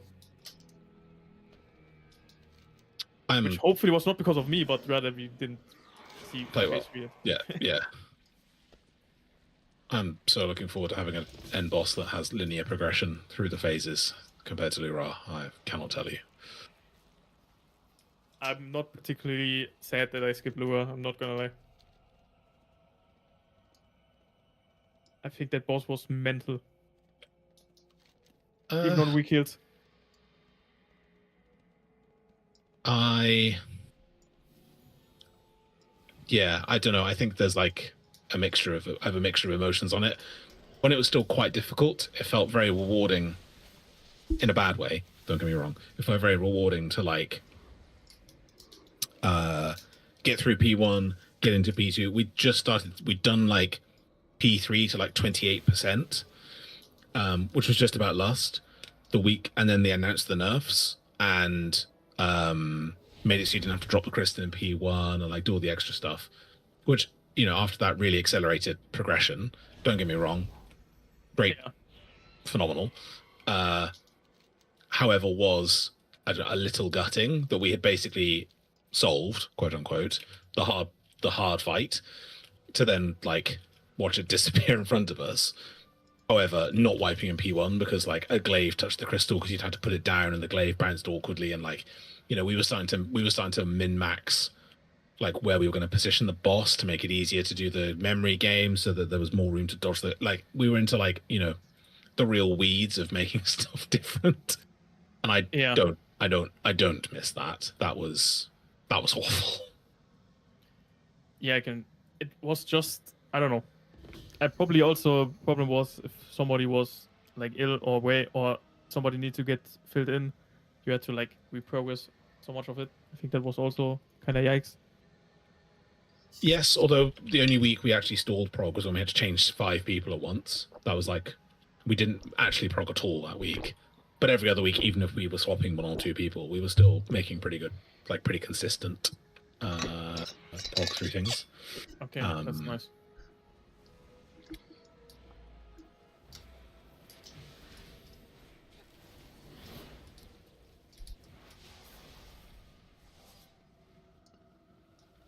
And we are +1 mage as well. Excellent. So the mage crisis is averted. I think so. I'm just wondering what, I mean, because I'm not too sure about that yet, but I think Pop Song, I played with him, like we did the MCU tour, and it kind of felt like he's often in like the hospital or ill. I don't know what's going on with over there. I hope he's okay. But I that just was- noticed he's like our only warrior, so that was a funny part, no, like not funny, like at the start of Mana Forge, he messaged me and was like, I'm in the hospital, I'm gonna have a small, they're gonna do something tomorrow, it'll be fine, I'll see you in like a couple of days time. Then he stopped responding, and that's after scary. after like 5 days I was like, okay, Popsong's no longer replying to me at all. Asked around a few of his friends that also like knew him, and they were like, we also haven't heard anything. And then one of his friends found out that he was in a coma. He was in a coma for a fairly long period of time, then in intensive care, and then like in the hospital recovering, and has been in and out of hospital a little bit since with like, follow-up problems like, long-term infections and stuff. Yeah. Hopefully the worst of that is behind him, but that was like a fairly funny, and like, and also funny, like I say funny, not funny, but like, I know what you mean. like, I was like at work being like, haven't heard from Pop Song in like 3 or 4 days. Hope he's okay. Don't hear anything for another couple of days. Hope he's actually okay. Yeah. Understandable. We've had other warriors in the past. Some of them have changed class to other things. Most of them no longer in the guild. It was pretty funny though, let's be honest. Hey, yo. Lol, lol, It was- lol. It was pretty funny, and not in the like funny, like not funny, but like of all the things that could have happened, that was like the one thing I didn't have on the bingo card. Was like goes into hospital, goes in a coma. Can I imagine wasn't that. really betting on it either.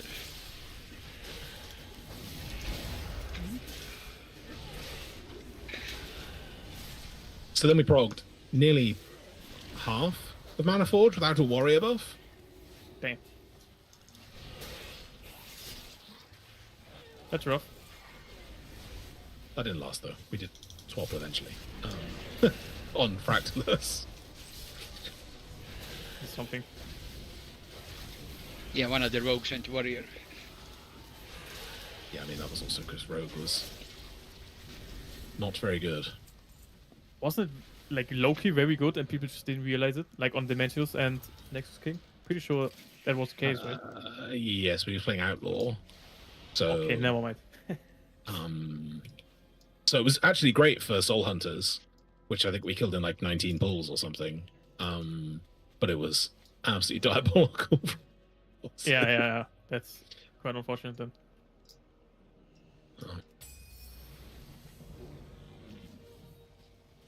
Course, it looks very, very strong this year. Like not even just arms, even Fury. We're Yes. gonna get the same treatment we did on Queen in the Queen raid. Yeah, Nerubal So, Palace. Yeah. Yeah, you'll get to the end of week 1 and they'll be like 10% or enough. There were Fury nerfs for 9 weeks in a row. Yeah. I made Fury Warrior in Sepulchre. And it also looked very, very strong, and then it just kept on getting nerfed. And That then was they fixed it. unfortunate. Then they fixed it by buffing out the attack damage. Yeah. That made me sad. And I had to, like, I was in the group with the enhancement shaman, and on Helandros, he always forgot to replace the fucking totem. I think that was my worst nightmare. I had to fucking carry the bomb, we had to do DPS, and he didn't place the fucking totem. I think at one point I did a macro to remind him. And at least you had a Victory totem sometimes. That's true. Did not bother with that. That was a fake raid buff. Yeah, but for a few classes, it was actually pretty good. Yeah, but I have long ascribed to the view that we don't raid at a level where actually it needs it's nice, but like actually necessary is not always the case. There are some things that make things easier for sure. Don't get me wrong, but like also, there are also just things that are just not necessary for us. And like, yes, there were a lot of people that were unhappy that we didn't have Wind Fury Totem, including the three Ret Paladins. But at the same time, we still killed things, so maybe I was right. Yeah, I don't think it would matter at all for like consistency or like the level we are at. But yeah, I mean, for example, this year I don't think it will matter if we have like one arms warrior or two. Like, I don't know. You're gonna have none, right? Right? Hopefully, one. I don't know. You don't want to see that Pops on arms, let me tell you that. Oh no. He's implying something else. No. I'm not implying anything. I'm just saying you don't want to see the Pops on arms. He is implying something else. Oh, I see. Me? I mean, look, if they fucking butcher DK some more, I just wanted to say my warriors ready. I see. But Is that's it not. though? I mean, he will. I mean, he is right now. I think he's like 285 item level. I did every delve with him, every mythic 0. I also need to do. Huh? So what you're telling me is that when the tier piece drops in Block God's vault and it doesn't drop in Rexon's vault, that you'll be hitting me up. Is that my takeaway from this? I mean, I'm not sure. I don't know how good it is to switch right before tier, but I mean, if you ask me to, I will. Historically, not a great idea has been our overall experience of people swapping last minute, but yeah, probably. I just like to have options because yeah, being in a class that's probably not. I mean, I'm just speculating, but probably not good enough to have like multiple of it. Always not. Well, I don't know. There's a couple of very nice DK fights. Don't worry, Yeah, I'll be always that's here. the problem. I never change, even if you ask. I mean, I've never asked anybody to change. To be clear, I've asked Popsong to play prop, but never. And arms. Yeah, but that was also because Fury was so bad that tier. It's big. Yeah, maybe I'm kind of traumatized because like every tier besides this one, I had to fill something in. I think I never played really the class that I actually want to play on this patch. So yeah, maybe it's just engraved in me that I just play whatever. Let's also put it this way: we haven't had a single warrior that's lasted more than a season. Yes. For at least 4 years now. Besides me, that is. That's crazy. Warriors, man, you gotta tell him. They play for a season and they have their hands worn out, and they wanna swap to mage or something. Let's say PM. Why do you get Yeah. jump requests? Well, what about previous Death Knights in the guild? Those last for some bizarre reason. We had one in Nyalotha. We had Solera played DK, but I think because he felt like he had to, not because he wanted to.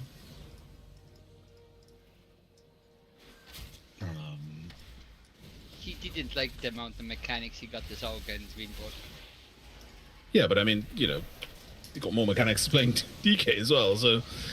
Yeah, but you don't get any in-game mechanics as a DK. That's true. I'm trying to think if we had any other. It's been we had blood DK most of the time. We had one blood DK most of the time. Very little blood DPS DK. I just asking because usually in the guilds I use like 99% all only DK, like barely to second DK when I was playing. That's Yeah, I was why. just trying to think if we had. I think the majority. We had one or two that have played DK only, but they've. Nyalotha, the guy left because that was pandemic and other things, and that was before your time, Pop Song.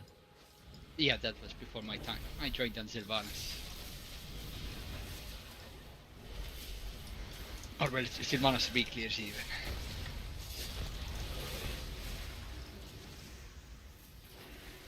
I played DK in Shadow Season 1 as the only DK. That was pretty nice because Unholy was broken and AMZ was also very broken. And then we had like 4 people switch to it. And then we somehow procced worse because people didn't know how to play it because they swapped mid-tier. We had a Greek guy play DK during that time. He played DK and Warrior. He's a special boy. Special boy. Every fight we very deep is gonna disenchant the weapon or not. Exactly. What? Oh, man. I've got to find the clip now. Don't think I have it saved either. God damn it. Hang on, I've got it here somewhere. I remember I got the rank 1 healing log as a Death Knight on Zymoth because, I don't know, it was our first kill and I didn't want to die because I had to carry the seed, I think. And yeah, that was my only rank 1 log I ever got, I think. Where did this weapon go? This is both the same guy. Once on his Warrior and once on his DK. See. By the way, the shit you sent with tier, Yes. do you know when it was last updated? Like how fresh it is? Today? Okay. Okay. But as I said, the DK ones they think will change because they don't think the APL is working properly. So, No, I read the guy who is like behind that night stuff. He's in get a stroke, so yeah. Hey, Zach, yeah, but he's back. I think that was at the start of the month. I think he already made some changes. Let me actually watch the clip. I mean, because when I look at this shit, like the difference between Frost and Unholy, it doesn't matter which one is better. It's just slight, like it's a margin of error for me. Yeah, I mean, but those are sims, so there's no uptime, there's no like different damage profiles. So it really depends if there are many ads or like 4 to 5 ads that needs to like quickly, then Frost will be better. Or if there's like single target or sustained damage over a long period of time, then probably Unholy will be better. Yo, how the fuck did that guy actually lose his weapon? What the fuck? I think he just disenchanted it when he went to the toilet during break, and then when he came back, he didn't realize he didn't have equipped. And then my favorite part is when he says, "Oh, it's okay, I have something better." Yeah, just saw it.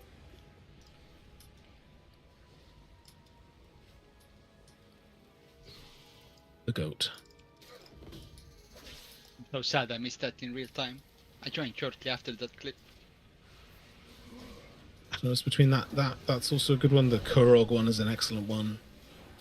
Did that guy join in this tier, or was he like long in the guild? He'd been in the guild longer than that. He'd been in the guild since Nihilotha. Damn.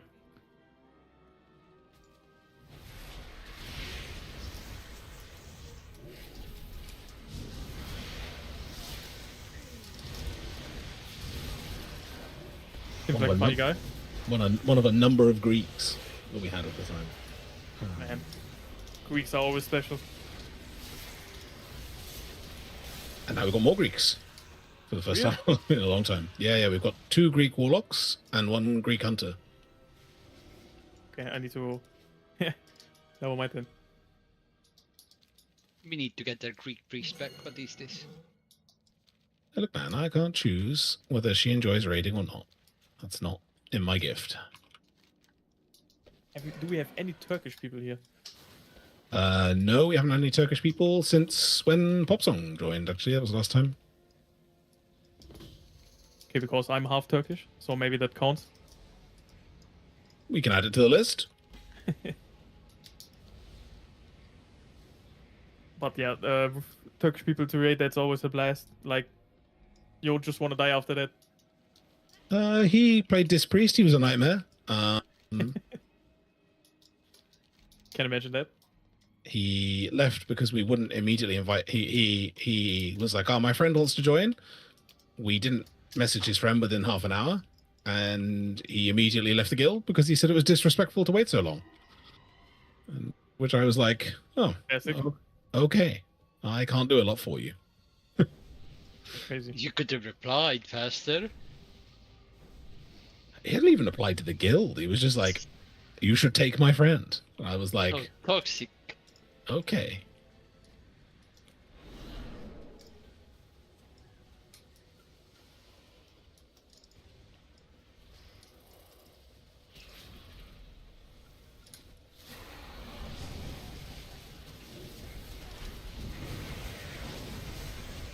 Why aren't all of the ads dropping this thing? Which quest are you on right now? The one we have to annihilate the souls of the soul callers. Ah, yeah, I think some of them are bugged. Yeah, like only 1 in 4 is actually dropping a soul, which is incredibly annoying.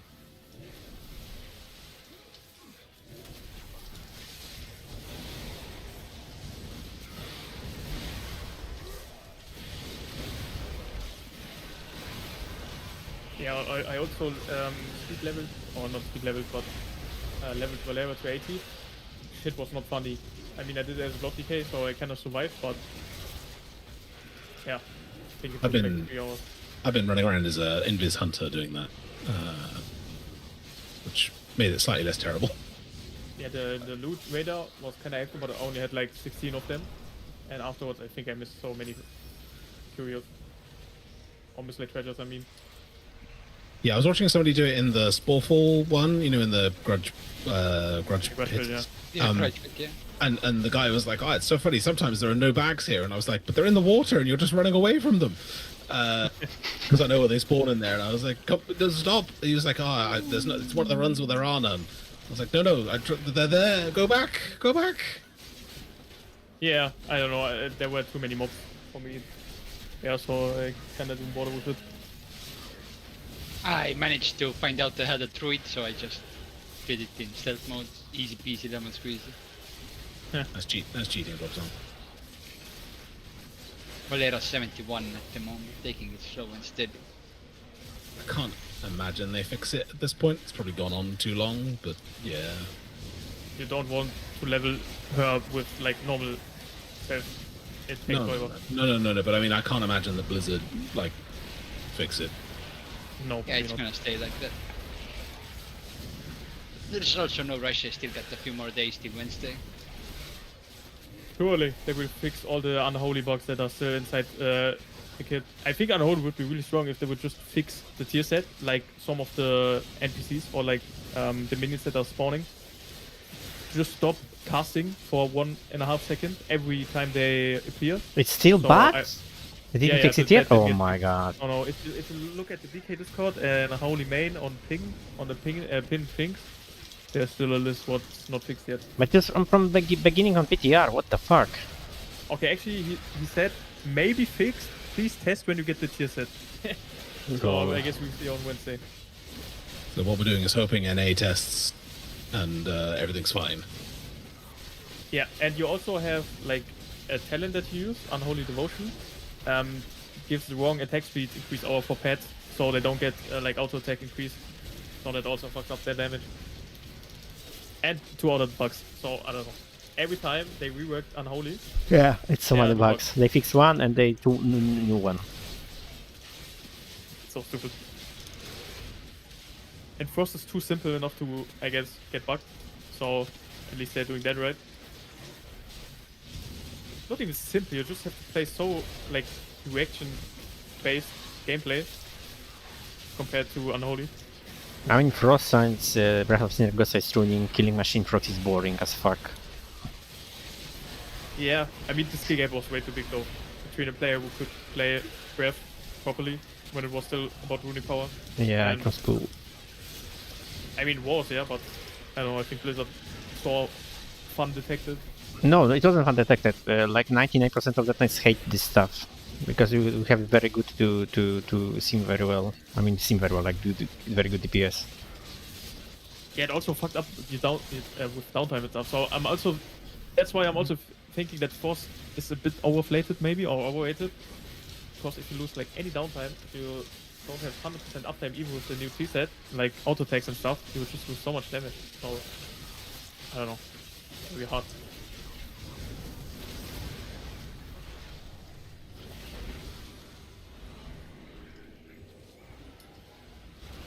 We just flip a coin at Wednesday and then I decide. I mean, we'll have the advantage. It's Tuesday, and we'll have the That's true. advantage of NA. Yeah. Wait, that Good is point. for us.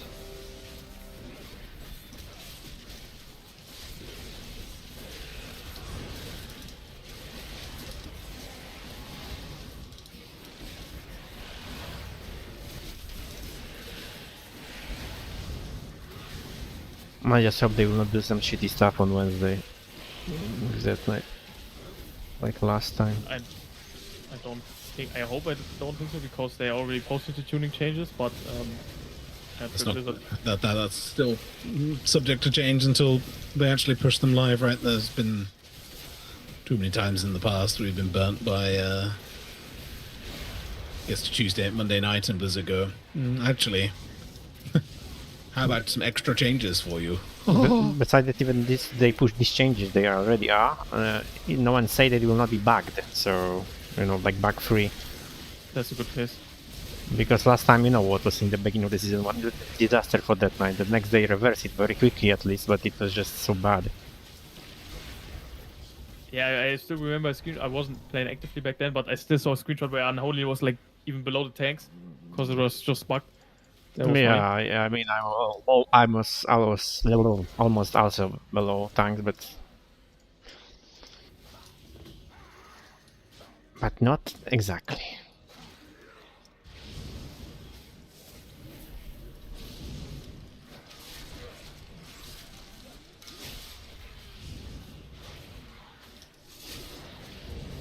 I mean, I used to be quite good that night. Like I was doing some stupid shit, like looking for the food that allows me to stack runing power before fight, staying on the lava Wait before a fight, second. and Did other you say shit. you used to be a good Yeah. Death Knight? Yeah, my mate, Okay. I'm getting old. Like right now, when I try play rogue, I mean, I was thinking like because I was thinking to make my main alt rogue, and I gear up with rogue. I do mythic plus on rogue. I do delts on rogue. But now I'm playing rogue more and more, and I'm realizing that he's too fast for me to play. And I wonder because rogue was my first character ever I played World of Warcraft, and I'm thinking if World of Warcraft rogue was at the beginning, like 20 years ago, rogue was way different, was slower. I mean, especially like assassination. Or I'm just Yeah. getting old, and or rogue just changed so much, or I'm getting old and it's just too fast for me to do very good DPS. I don't know, one of two. We can choose which one. I don't know. I think maybe it's a little bit of both, but I mean, you're fucking whipping out legendary logs on Unholy like it's nothing, and I'm fucking struggling. So I would still say you're pretty good. Okay. I mean, it was the time that I was like getting 100 or 99. So yeah, Okay, never mind. You wash. What the fuck? yeah. No, but I don't know. I mean, yeah, Rogue pretty much changed very drastically. I think that's one of the bigger reasons. I mean, I like the new Unholy because I like being like semi-range class. That's for sure. Like props. I don't like how they change Frost, but well, it is what it is. At least I mean, I have the like I like that night because it's like for me full set always. Like if everything I can imagine. Like I was talking to Gav before you joined that as Unholy I can mitigate so many things. Like I don't care about some tactics because I can mitigate them. So I give a fuck as that night. And always Unholy or Frost is good to play. At least like in decent level, yeah. So what I can have, what I can want from the class, yeah, it's for me perfect from class from the beginning. Yeah, I also always perform best when I play Death Knight, so I also like the fantasy stuff, but yeah, I don't know. I really like the iteration in Shadowlands Season 1. I don't know. I know it was runes and stuff, but with Unholy Blight and with Army still being a big cooldown with Yeah, long cooldown, yeah, and Apocalypse, yeah, that was cool. Yeah, I don't know. You could have, and like I don't know. You could have done so much. You were good at single target, good in AoE. AMZ was fucking broken. Oh yeah, with the blight. But Nilota was also like broken. Like when you could like have dealt with the poisons or diseases. I mean diseases or a Searing Strike. Yeah, when you are applying the thingies on the. Yeah, but see, the thing is what I said. I like that they changed for Unholy, despite being ranged class now, kinda. It's also good because I didn't like before, but it was also good because in my guild they didn't ask me to change targets because it was very annoying for Unholy to change target. It was like fucking nightmare when you have to stack everything from the beginning, and now everything is on you. Yeah, even changed like in the previous patch. Yeah, because of bug, the Frosted. Yeah, when you applied it on the target at the beginning of the season, but it was bugged. It was a quicker solution for them to change it. Yeah, and now it's on buff on us instead of the debuff on the mob. So now we are in the point when you DPS, you can just change target like that, and you don't have to worry like stacking anything. You know, that's what I mean. But it's better because I think you don't have to think. Sucks, but yeah, I mean, you still have to like. Okay, it's like just like your blight plague and stuff, and so sometimes your pets have to move weirdly, but it's gotten a lot better. Yeah. But I think Nailopo was still Frost season. Pretty sure I remember with like the Azrael power with the Whelplings, you know. Pretty sure that was the case, but maybe I don't remember correctly. I mean, I was trying as a wait. I can check my logs. I should have some. I will check because I was also playing. Then I was changing for each fight, but I remember it was the fight. Wait, of logs. I will just tell you what I mean. Because it was one fight, I don't remember the boss, when it was like a lot of ads, and every in the guild was always making bets because my previous one of the guilds was like the Gold Addicts. They have this add-on for the for the gambling, and they were gambling every raid. They were gambling how much DPS I will do, if I will do a few million more or less, and they're every time gambling. So sometimes people were paying me before, so I fucked up. So they can the second Just like betting, they're going on me. Wait a moment, where was the midnight? You think about the boss with the one about the poison boss with all the small little ads. Yes, have mine. Yeah. No, I was playing. I can tell you that I was playing Unholy. Actually destroyed Unholy there, but if I remember correctly, pretty sure. Only the second boss I was playing Frost. Just I was doing Unholy. I mean, I'm looking at the percentages right now, but of course it's like player subjective. But I think the majority played Frost. I mean, that would have been the Twilight Dev era for that as well, which would have done some funky things to... Yeah, true. Man, fucking corruption at the start was such a shit show. I remember our tank pulled, like, from a world quest, a ring with Twilight Devastation on it. Oh, no, it was Echo and Void when it was still broken, and he, like, literally topped the meters for, like, 2 weeks straight. Yeah, on a fucking world quest level... That was a great tier because I dropped a heroic BOE with the rank 3 haste proc one and sold that to what was Method at the time for like 4.2 mil. Oh yeah, I remember that. BOEs were big. Yeah, that was a great tier. Only for that. Yeah. People actually transferred, even not top kills, and bought like BOEs with corruption on. Although I did not like the boss with the football. Man, Xanesh was shit show. I mean, the X practice Aaron was goated for that, but yeah, every week clear it was like a fiesta if you actually killed the boss or not, or if you were to. Yeah, it needed people to lock in, and there was a lack of locking in.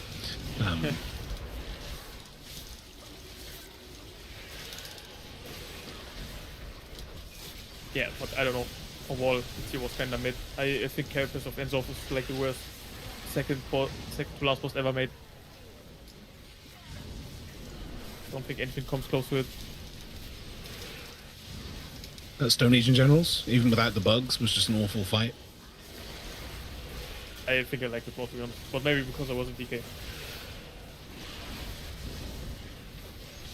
Where was it an awful fight? What was wrong with it?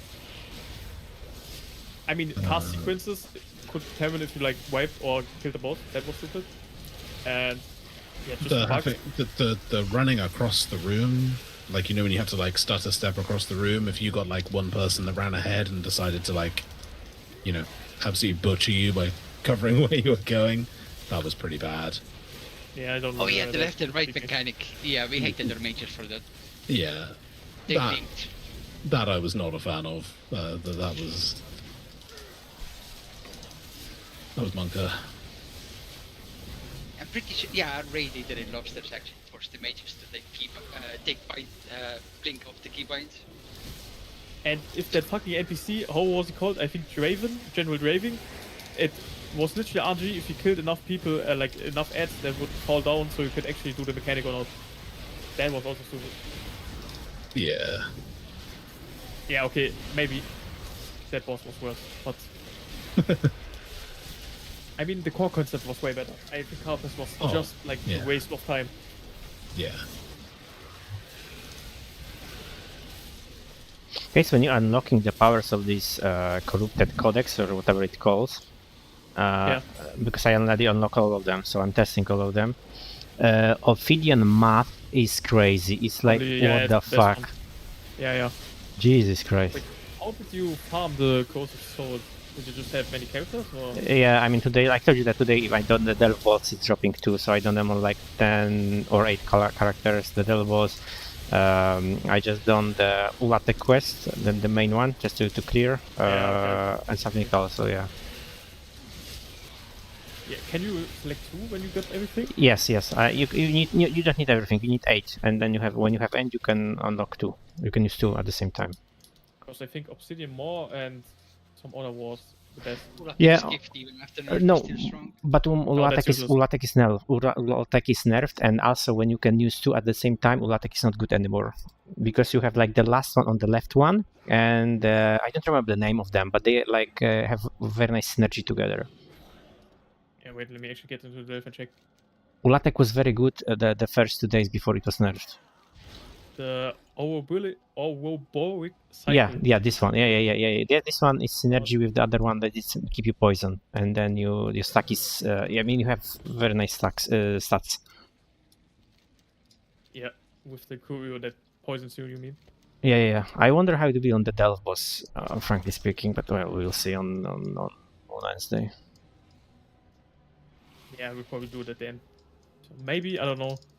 Depends how outgearable this is, because I think the memory game is a joke. Like, I don't know if people can't remember like 8 signs without needing an add-on. But like managing the ad at the same time is kind of okay when you do it solo. Oh, we have to.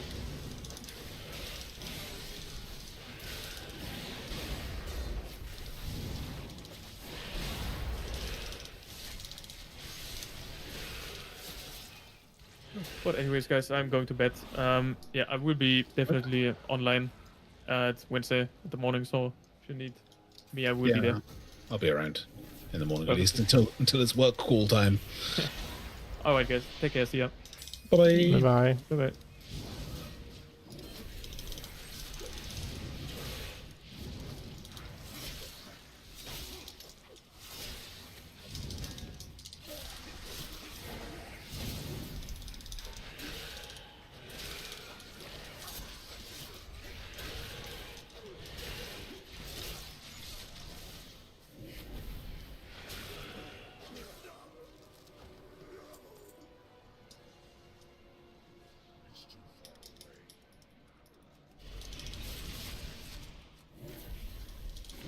I need to tidy up my bags before Wednesday. Or maybe I use one of the loot bodies for it. That's just more of a pain. Oh yeah, that reminds me, do we need more loot buddies? We will be on... Well, it depends. DPS or healer? Healer. TPS.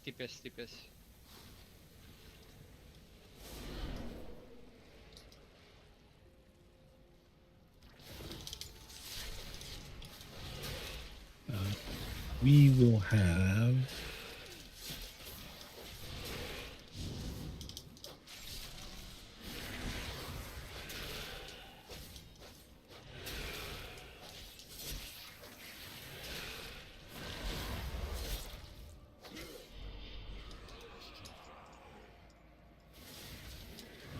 ...24 active players and 2 loot bodies. could take an extra one, maybe. I'll have it be online, then we'll see.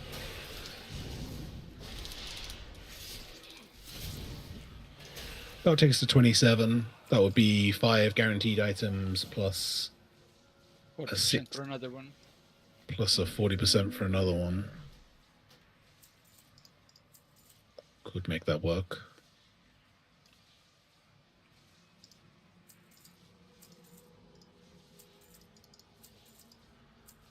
Yeah, we could make that work for sure. Good. Then I can take my missus along for the vault slots. And to unlock the last few bosses for whenever she parks again.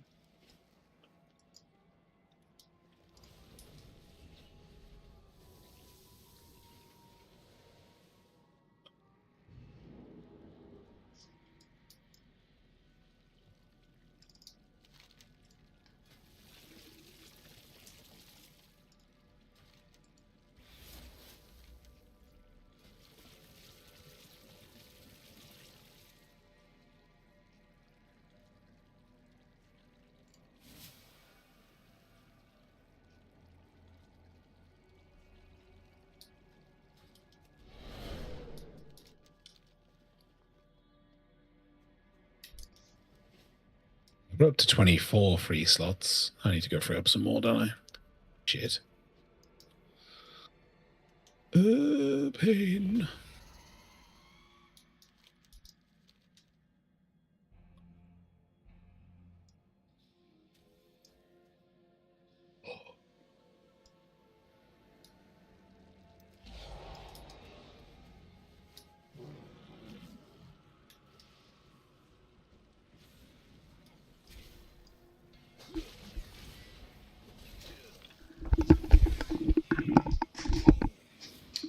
We're back.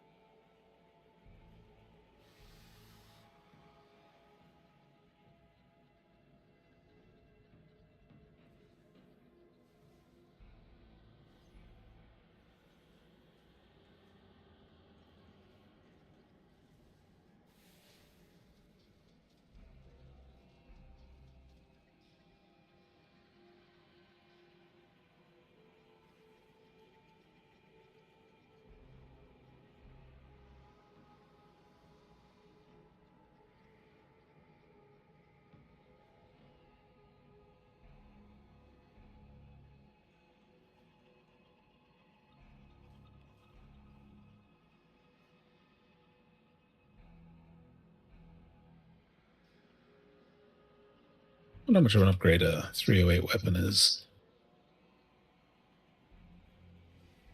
Terrible stats. Yeah, but the item level alone should be pretty good for it. If you have the 298 weapon, it's only gonna cost you 60 crests. Yeah, I mean, I'll upgrade it anyway to make the hero upgrade palatable if we need, in case I drop a bad one during M+.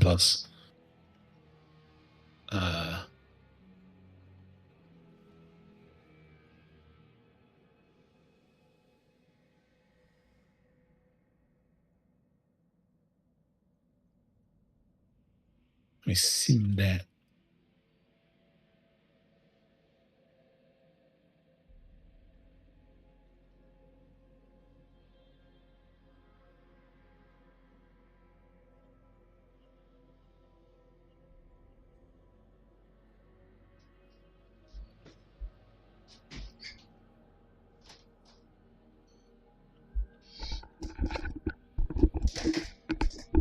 Okay, I'm back. Hello. I back. By the way, let's say it doesn't matter, but because, like you said, you don't push people to play other classes, yeah, basically. Yeah. But like what spec? Like like it's like a slight difference. You leave it to the player to choose what they want to play, or last you have to play like the best spec you can, or. Generally leave it to the player.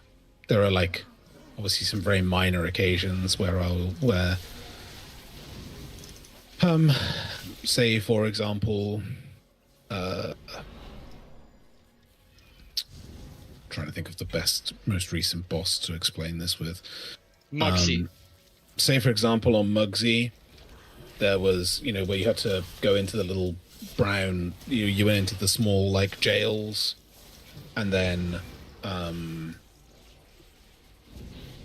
you went into the small jails, and like some specs were better at doing damage there than others. You know, if like Oh, okay. So like fight requires something else rather this way than pure damage. I mean, like pure damage, but in the case because it's mandatory on the fight to melt something, for example. Yeah, or like for example, back when it was like assault on the Zakali assault, whatever, and he wanted to stick on a mortal rend on the boss, and you know we only had one mortal rend at the time, which was effective. Like, you know, like that kind of thing. That's about the limit of it. I'm not sat here being like, you know, you must play X to get into the raid or anything like that. It's not my. It's never been the way we've done things. I don't see the value in it.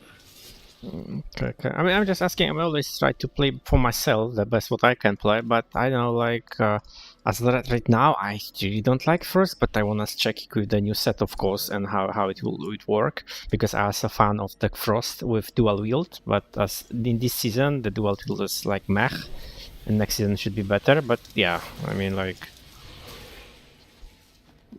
for now, I Forcing people to play something causes a pretty large turnover as well, let's be honest.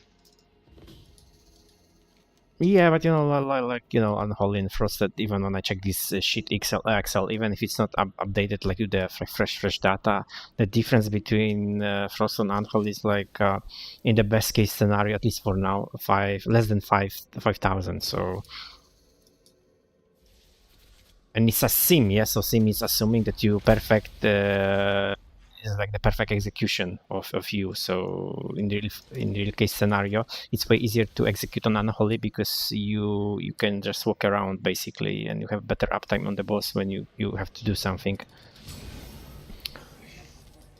Yeah, I mean, exactly right. And like often, I will just trust you guys to know. Sorry. I will trust you guys to know broadly what is the right decision. Broadly, I said, Mr. Cackling in the background. Trusting. You know, like generally, I will trust you guys to know what is the right thing to do. That may not always be. I may not always be the right thing, right? Like it's possible. And you know, that has generally worked out. Trying to think of a time where it hasn't worked out. He trusts us to do the right thing, but he will let us know if we do it wrong. I see. I mean, that's not necessarily true.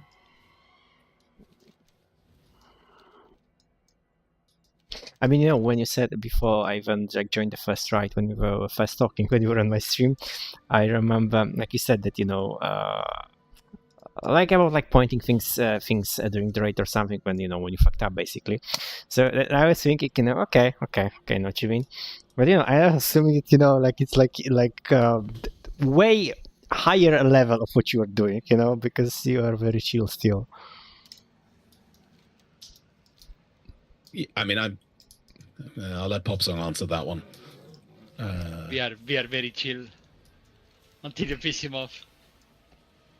Well, but who is not? If you piss off even the monk, he will hit you eventually.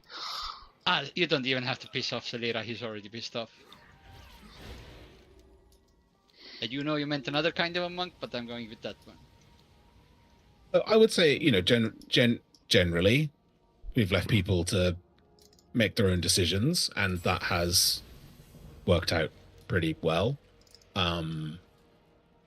Yes. And if people aren't doing the right thing, even in the context of like, you know, if you choose to play a spec, if what you're doing is the wrong thing in terms of like massive pad versus some more single target, then of course, yes, there will be a polite, you know, what Quite. what are we doing here? Versus, compared to, I mean, it is pretty polite pop song. It's not like I turn up and it's not like I call you out in front of the raid. Sticks would like to disagree with that one. Oh, Pops, say something about it. So he had to before, kick someone from the raid. I haven't been kicked. The donkey bird, though. Although I do deserve it most of the time. Almost every time. What was the Sticks Bunkunkel one? You're a fucking donkey and you're a liability. I mean, that was true. I disagree with that part. Yes, that was true. That was yeah. That left pole always got me every single time. I don't understand how you drove into it so many times. After the first 5 times, I would have thought you'd have learned where it was. The other was sort of fine. It was just that position that I couldn't do at all. Because we tanked the boss there as well, so I was scared to run into somebody. Mm-hmm.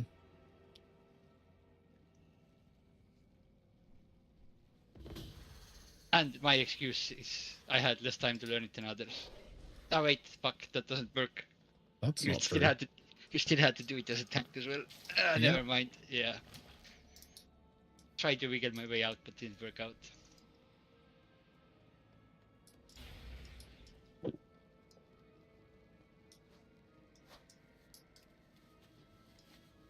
That was that one specific pole I kept going into. The others were fine. Didn't fuck up the others. Just that one. Constantly. Consistently. Not even sure how. I don't think I've kicked anybody from the raid. Not in a very long time. I can't recall any at least. So none in the last 4 years. You see, that's not what I mean. Chill. I guess I have I mean, just a group lot. of rejects, we got nowhere else to go. I had a lot of experience with different kind of guilds. I'm trying to think. I don't think I've kicked anyone in a very long time. There has been a kick or two as a joke, but that's about it. Oh, yeah, normally I demote you. Yeah, you would demote me, the other officers kicked me.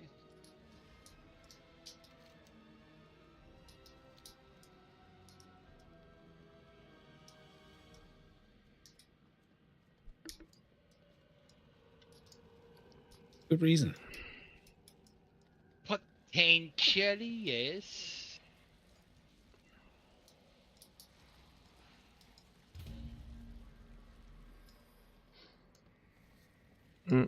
So, Gav, will you send me something before Wednesday, or Yeah, I just finished. I mean, I finished doing most of my prep today. So making your own one, okay. I mean, I will send you. I've watched most of the guides that have been put up, and I've got my own personal preference of which ones I think are the most relevant. But he is also recording. The raid leader of that guild is also recording his own version of things, and I will share you the link as soon as he's done. Okay. I think they're doing it tomorrow, so I should have the link, relatively quickly.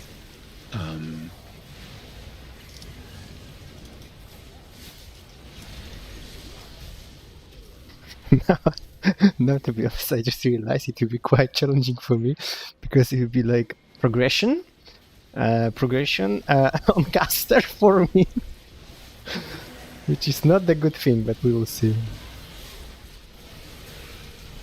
I think I died. I think when we did it last year, I didn't die. I didn't do very good damage, but what I did do is I made sure I did all the mechanics. So the kicks on Salhadar, basically anything I could do to make it work smoother, so that the Hall of Fame players could worry about doing damage. That was pretty much what I did, because then that way at least it went relatively smoothly. We wiped once on heroic dragons, and he flamed them in a way that made me feel like I treat the raiders here way too positively. Yeah. Yeah.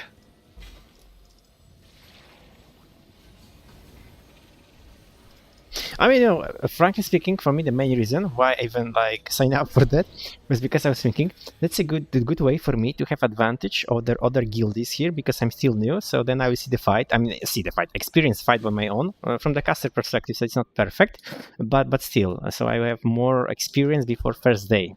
So that's I mean, advantage. that's pretty much the only reason I'm doing it is it lets me go in, see what works, see what doesn't work, and also if there's anything I want to change in my UI, it's a really great time to find out because it's not in the middle of our raid. So if it goes wrong, if something's going wrong, I can like figure it out during their raid and then have it fixed by the time we do our raid. Yeah. I have like this is my own theory that for me, like raiding is way easier on melee, but Mythic Plus is way easier on caster. Like at least from me. You wouldn't say that if you weren't playing a DK. But I was like doing Mythic Plus also on like what I was playing. Okay, Paladin, but I mean I know like every melee besides Shaman, and Shaman they are not that squishy. I mean like melee classes, they are not that squishy as casters.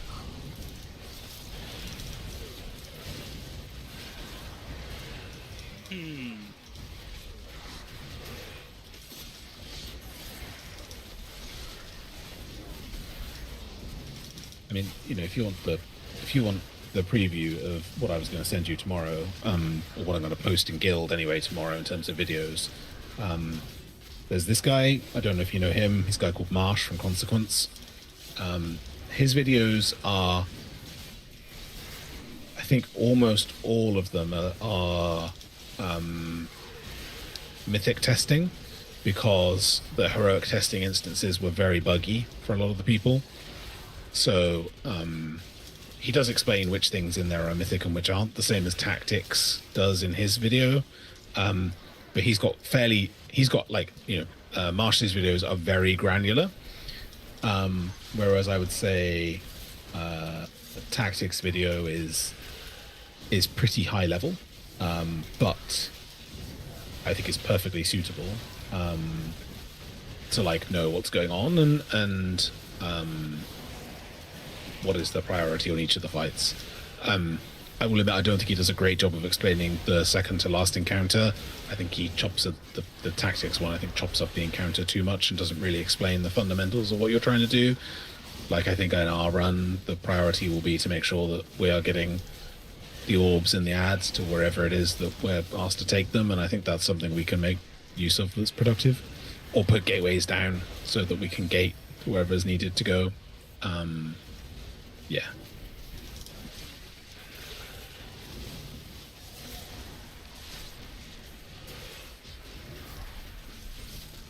Oh shit, I need to finish setting up my audit. Fuck.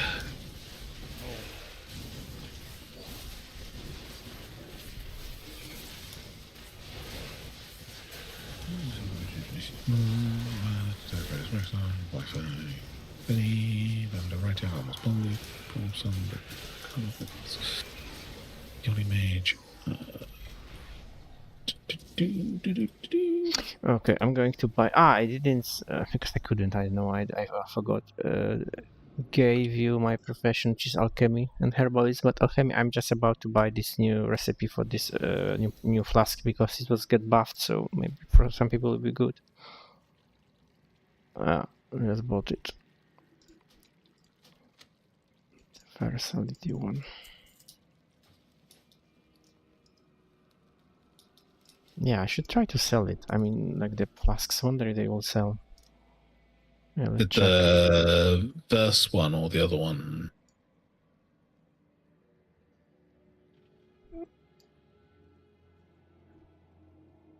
The new one, the liquid luster. Is that the verse? There's two, right? There's the verse one, and there's the one you have to fish for. No, but fish for I'm doing this reputation, but this is time gated. I cannot fish more, or it's from the fishing, like in the Okay. sense I can fish like from the water. Yeah, yeah.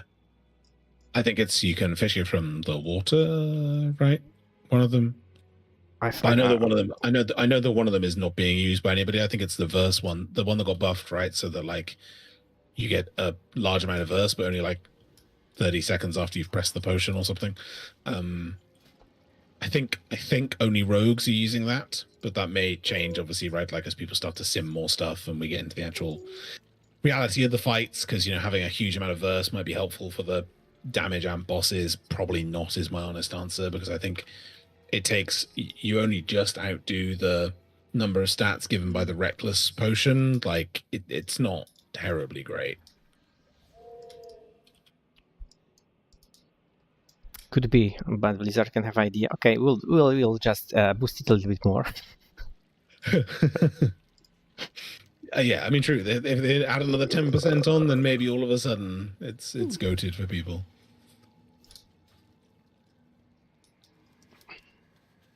What haven't I done? Oh, Warlock things.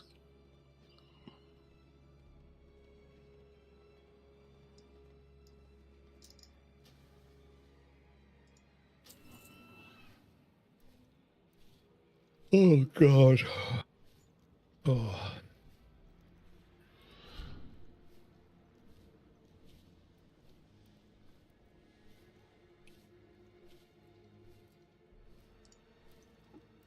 Hey everyone, Marshall. Girls, the melee backup, and then we brought in the tank thing. It was kind of bugged. You can see those classes to get themselves down.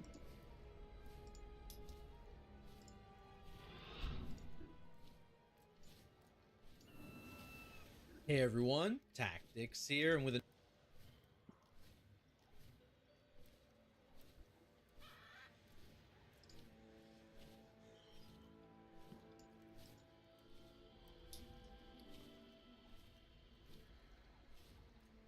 There are people that haven't done their Mythic Zeros. They must be punished.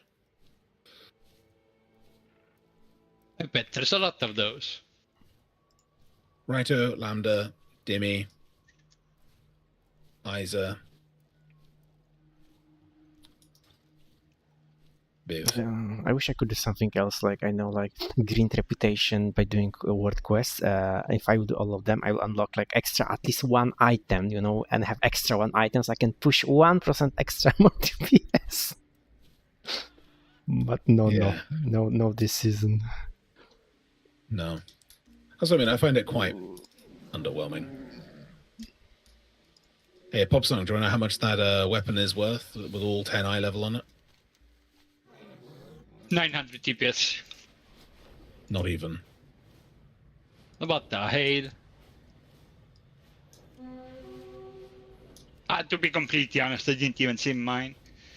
I just upgraded it because I get free upgrades on shields and one-handers as well then. Yeah, it's only worth 601. In fact, my biggest upgrade is replacing my Mythic Gaze with my 305 Hero Delve Trinket. That is worth 2,100. I showed you this sword, yeah? What the fuck? And you know what? And the thing is that it was not intentional, because I forgot that I have a frost spec because I was farming souls in Voidspire. And I forgot because, to be honest with you, I would prefer to have two-hander rather than one-hander, because it can be used on Unholy and as Frost, but not the perfect one. But well, we'll see. Maybe it's a sign that Frost will be very good. Because this weapon is quite good.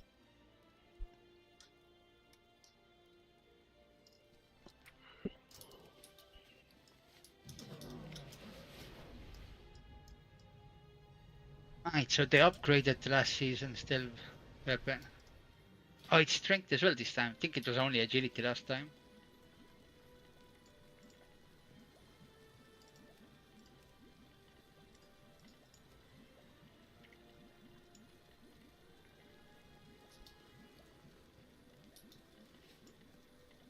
CMC. Oh god. Oh god, I'm But gonna work tomorrow. Fuck. can't say I can feel your pain.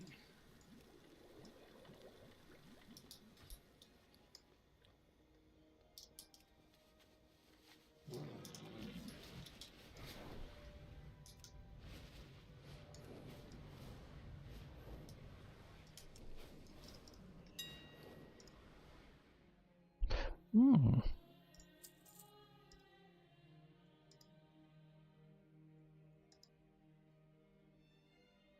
One flask is 145. That's not bad. I mean, flask potion.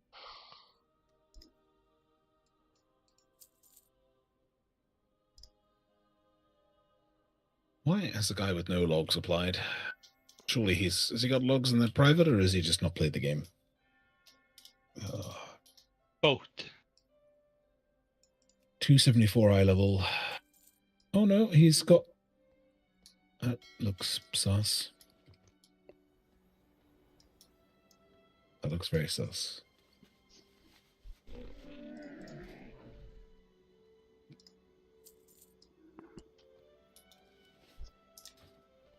Looks very sus. Killed up to Velgor and Ezrak in the 7th week, and then miraculously just killed Midnight Falls. Definitely didn't buy a boost. I don't think he did though. I think that's the weird thing. I think he just joined a guild that needed somebody. Looking at this is crazy talk. Yeah, he just joined a guild that needs somebody, but he just didn't kill it. He just didn't bother doing anything. Maybe that's the strat. Maybe you don't do anything and then you just join a guild that needs somebody and the race to world last. Seems high I'm not risk. gonna gamble on that. Seems very high risk though, doesn't it? Yep.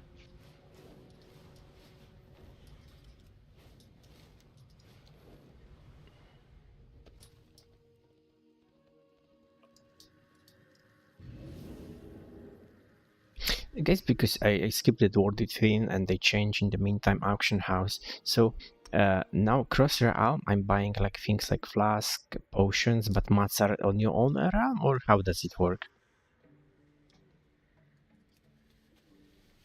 Well, Well, it's normal question. because it's reverse. Because my point is like I notice like certain things because my realm is very dead. That some things are very very expensive. Yeah, when I check like other realms on the website auction house, then like or for example, enchants are way cheaper on other realms than mine, for example. Yeah, but flasks I think you can buy. This price is so low because you're buying like from each realm, like every realm, not each realm. So I think crafting agents, like herbs, potions, anything that you can stack, basically, is cross realm. And I think it's everything else. I think it's anything you can't. I think the general rule is anything you can stack is cross realm. Anything you can't stack isn't. Okay. From what I remember. Okay.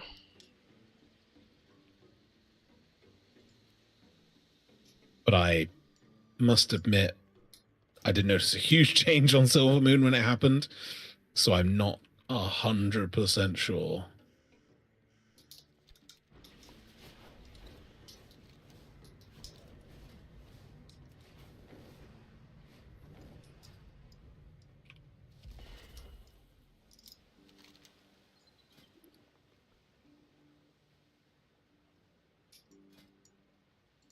How do I see my sparks?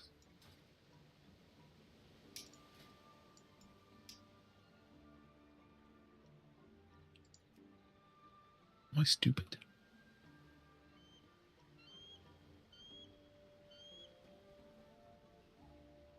No, the different one, this is, what the fuck is this, potion? Yeah, it's potion. You need reputation. It's not like, it's from fishing, but it's not like the fishing that you can fish it from the water, like the receipt. You can buy, but you need reputation first. But Okay. it's shitty one, yeah, it's like a shitty one. Yeah.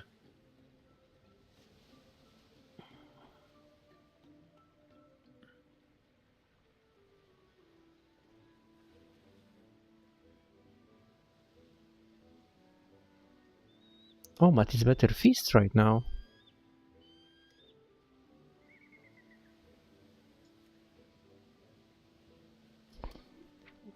Cooking. Feast. Challenge.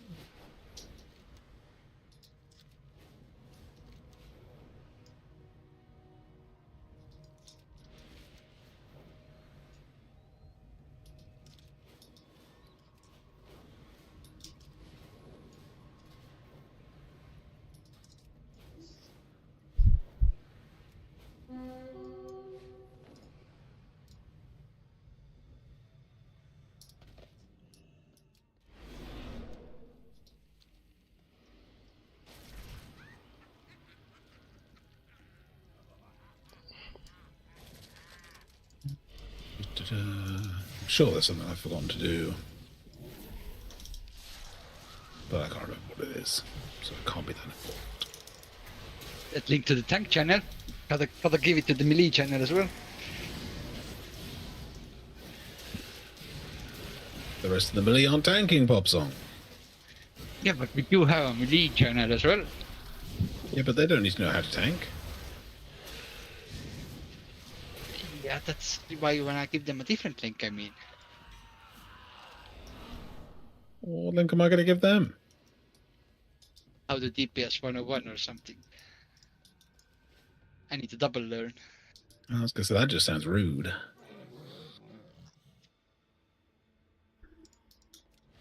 Yeah. Well, we try not to be rude here, pop song. That's a lie and you know it. No, I try not to be rude.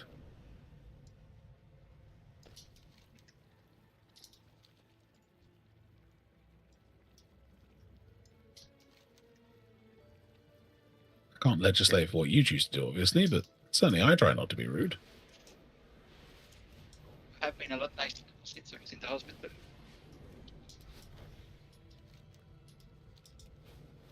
You make it sound like I wasn't nice before.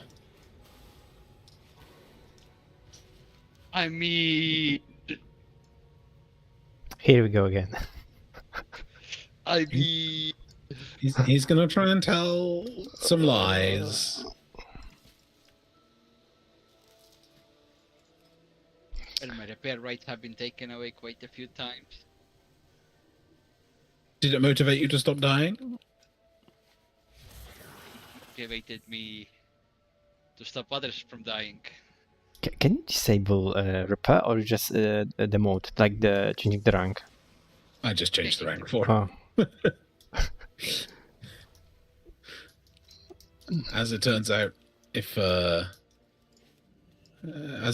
when he doesn't have access to repairs, does he die a lot less? Yes. Late repairs are expensive. Yeah, this season was like crazy. Like, It was especially bad last season when every time you press shield block it costs you 25 gold. That's when I learned not to press it. I don't know that that's true. Which part? That you learn not to press it just because it was costing you 25 gold. It made me not want to press it. Right, but you also just weren't pressing it before that either. I do press it sometimes. What, when you've run out of other buttons to press? I mean, I'm a deep best brain. If I see revenge is usable, I'm using revenge. And that costs rage, which makes me not be able to press shield block.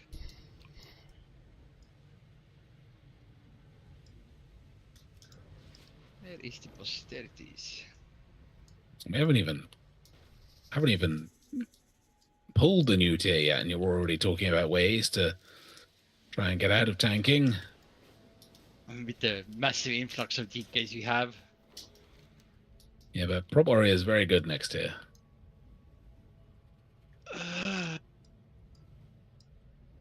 Seems like we're still playing Tane as well, which makes me sad. Big demolish hit goes brr. Well, I'll tell you what, I'll put you in contact with the person I know at Blizzard, and you can try and convince them otherwise. Can you kill the boss for us as well? No. Oh man, you need better contacts. what? But the blood that night is so good. I mean, for me, like I don't like tanking anymore. Like I used to sometimes tank, but it was a need. But when they took away rune tape, I was like, why Blizzard? Why? Yeah, Rune Tape was kind of iconic for its purpose. But yeah, I mean, for me, like right now, as a Death Knight, as Blood or Frost, or I mean DPS, I have like what, anti-magic shield and Ice Boot Fortitude, about like something I can use as a defensive. And Blood Death Knight before I have like rune tape, so when it was like Tank Buster, I could use something, and now I can just use Death Strike before to have a barrier. But it's like if it's a huge Tank Buster, I'm dead.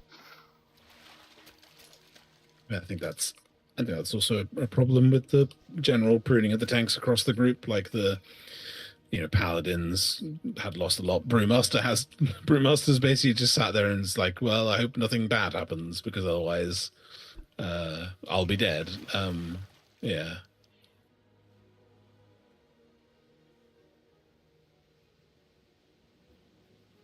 I remember having to min-max the rotation of rune tap, and I had a lot of fun on our Argus with like rune tap and min-maxing the amount of time you could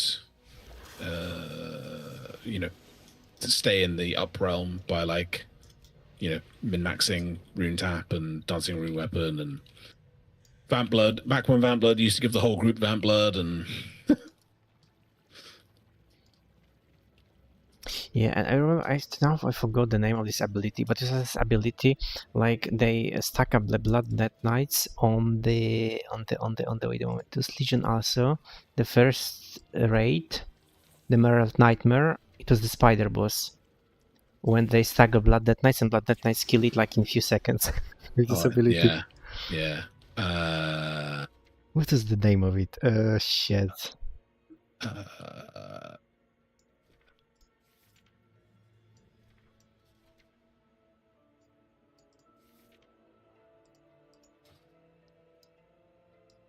You were basically healing, but you were drinking like drinking. I mean, like absorbing the boss health. Yeah. Hi, cool times. One game was a lot of I'm gonna fun. assume that was the legendary weapon artifact power. No, it was ability. Wait, let me Google this shit. Blood that night. The boss was called what? El Red Heron Benferro. Okay, Elephant Renfrel or something like that. yeah. Video is still here. Wait a moment. Yeah, Adrenal Cheese 0. Yeah, 35 seconds. Wait, this? Yeah, Blood that night. Yeah, and Doesn't matter Shaman. if you're linked or not, because you gotta like stay together. Either way. 5, 4, 3, 2, 1.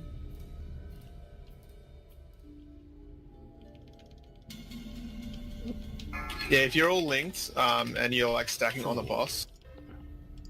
It was Mirror. Wait, I don't want YouTube. What is WG name? Remove.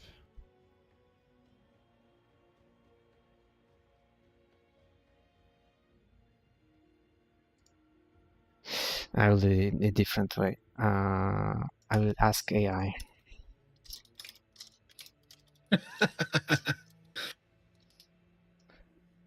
Google's about to come back with some. Okay, Blood Mirror. Yeah, Blood Mirror. Okay. Ah, yes, yeah. See, AI is way faster. Blood Mirror. Yeah, yeah. And I remember having Blood Worms. I mean, they were shitty, but it was cool to have them. Oh yeah, it's Class Fantasy when they were great.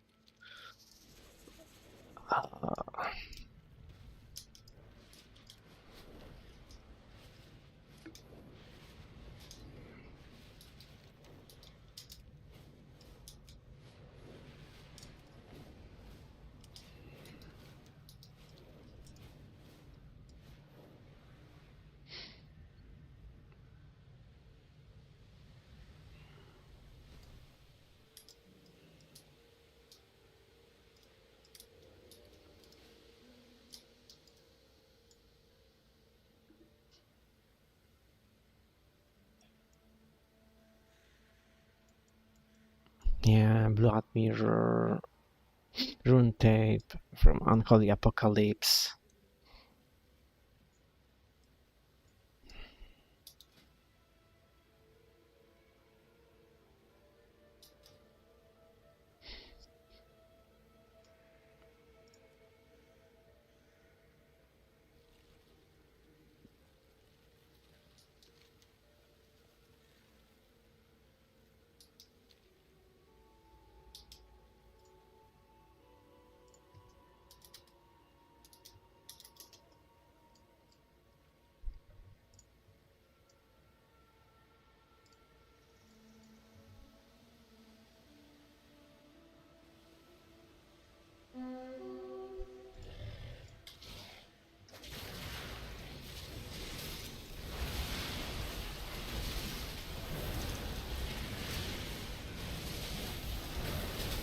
Wait, I can't wait till my pets have some more HP because this Delve boss is like 1 hit.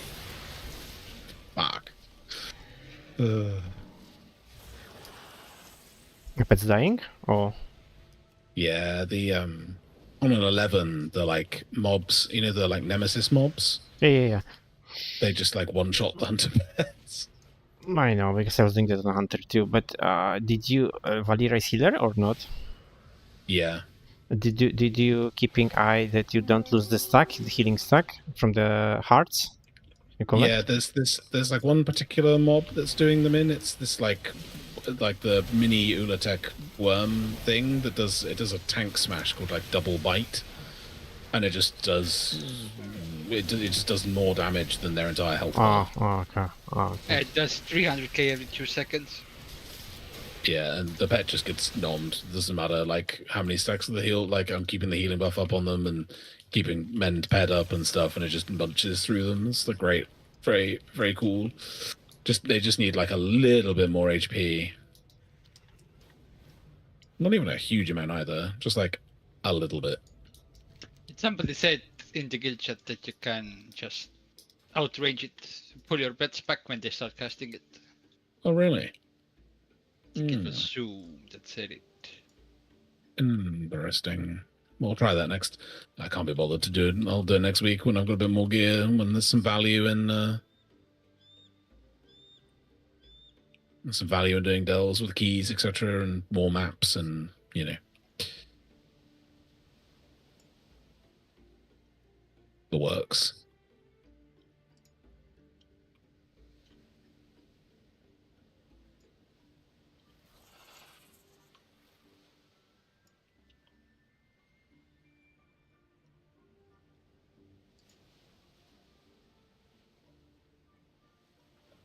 Where did I read about it? Oh, Baldiprox said it, so that's Corv, I guess. Oh yeah, it is.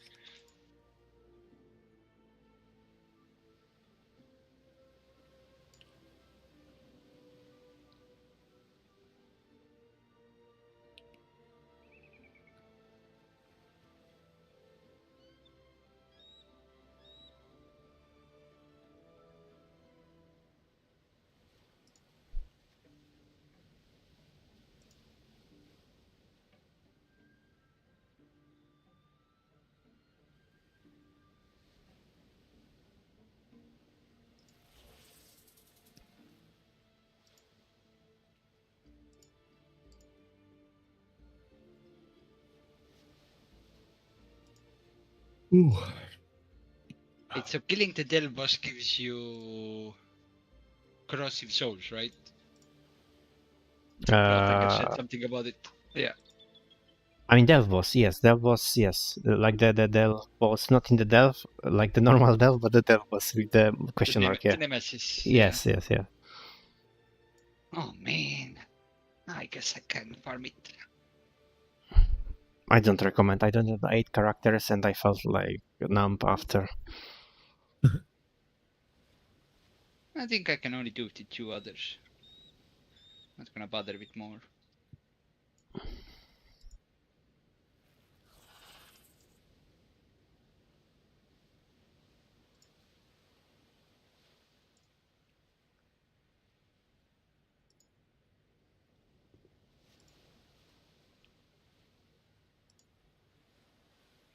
By the way, Go on.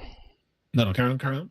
No, I have a question because on Lura, when we kill the Lura, my logs are not the best, and I was wondering because I check my logs, like compare them to the different Unholy Death Knights, and I really don't see my flaw, like what I done wrong and I could do better. But like overall, like I think only 2 or 3 people have epic logs on this kill. So I mean, this was the way we killed the boss. Was, I don't know, slow or something off, or I don't know. Like I'm trying to understand till today what happened there. Or it's like on this point it was already some way to kill it with higher logs, let's say like Beloran. Yeah, if you don't one face Beloran, you get the shitty logs. Yeah, I know you don't do that on Lura, but something else we could do, like as a guild. I don't know. Just asking. You hold CTs for ads in P1? I mean, not really, because we had Demon Hunter and Fire Mage, so... Because that damage is excluded from logs, if I'm not mistaken. Yeah, I mean, there's still... I mean, I think most of it will probably come down to... most of it will come down to boss damage and the, like, minutiae of when we lusted. So I think, like... Intermission probably was about right. Let me look at the stage. Yeah, I mean, stage 2, you sort of lost like 10% compared to like the top logs that kill it at the same time as us. That's partially where you're positioned, I guess. Like you lose a bit of uptime running out.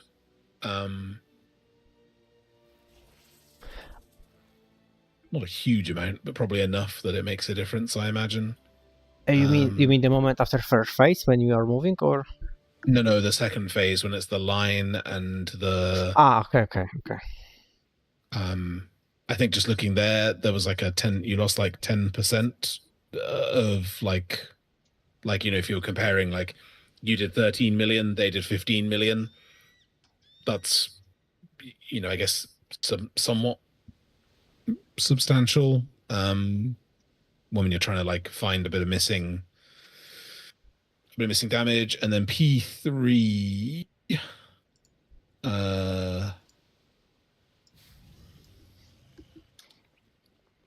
Why do we do less damage in P3?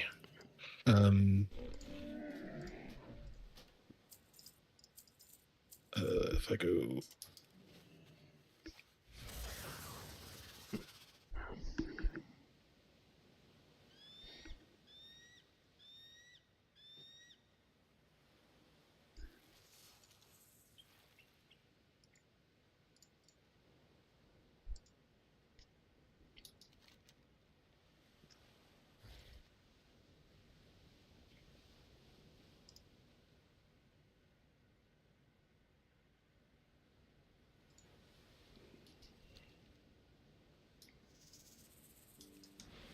There's a 6-second difference in lust. Is that enough? Probably not.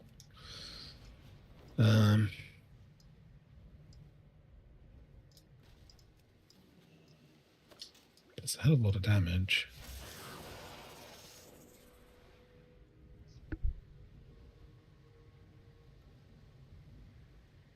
P3 is really where the difference is, and I'm just struggling to work out why. But they use Bloodlust in the same moment?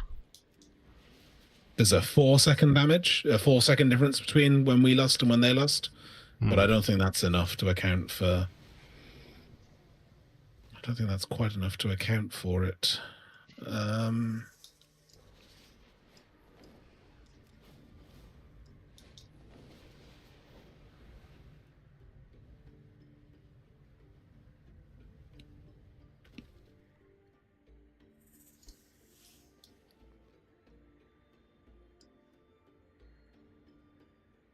Well, because I was really trying to understand what the fuck I done wrong. But I mean, like at this point, I don't have problem with execution my rotation at all. It doesn't matter what's going on because I don't think about it anymore. So it's like thinking, what the heck I done? Yeah, I'm just trying to figure it out myself. It doesn't particularly make much sense to me.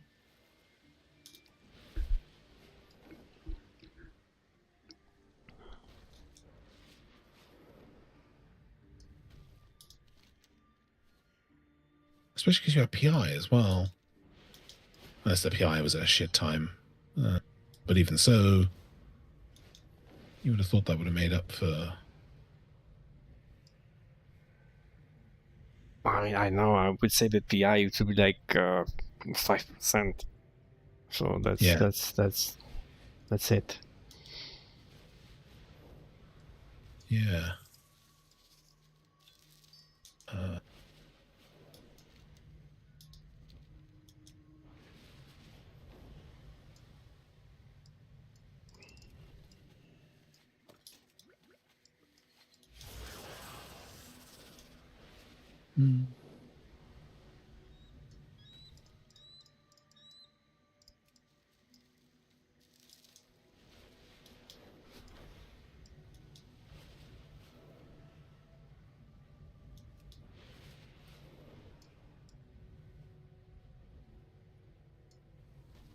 Wait, see.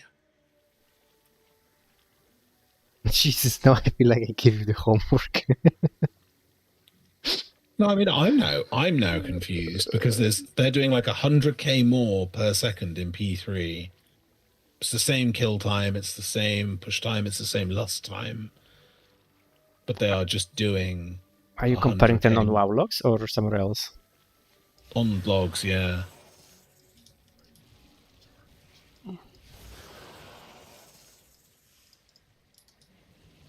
That's crazy. Why? Why is that? Can you share your screen? If you don't mind. Yeah, I mean, I'll just give you the log, like. Okay, yeah. So because I also wonder how did you find the exactly? I mean, the guild, because I know this is a website for that, but how do you find on the WoW logs the another guild who is the same time of the kill to compare with? I went through and found like a similar... by yourself. Okay. Yeah. Okay. So I mean, like so I filtered it just to P3, and during P3, which is where the main damage difference is, he's doing this other guy's doing 327k, you're doing 237, and that's really where the entire difference is. And I'm just trying to see why, because it doesn't make any sense. Like the peak during Lust is much higher for them, and I cannot figure out where that's coming from.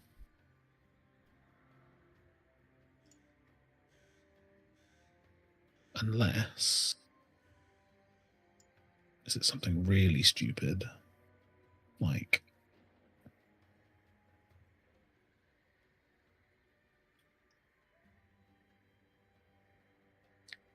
is it something really stupid? No.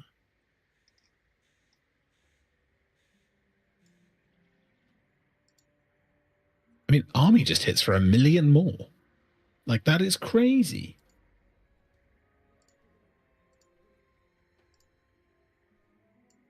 Army's hitting 30 times more. Why is Army hitting 30? What?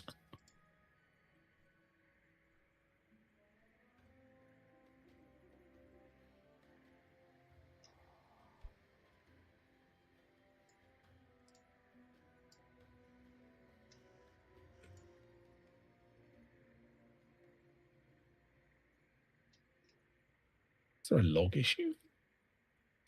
Do we lose some damage by going out of range or something? That can't be right, though, because we see both realms.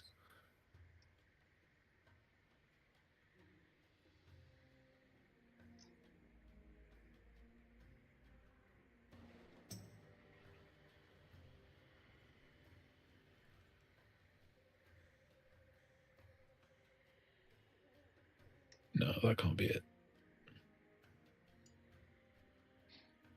And then I'm left confused.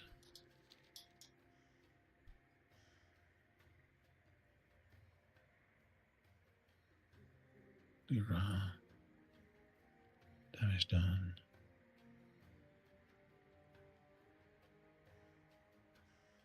That doesn't make any sense.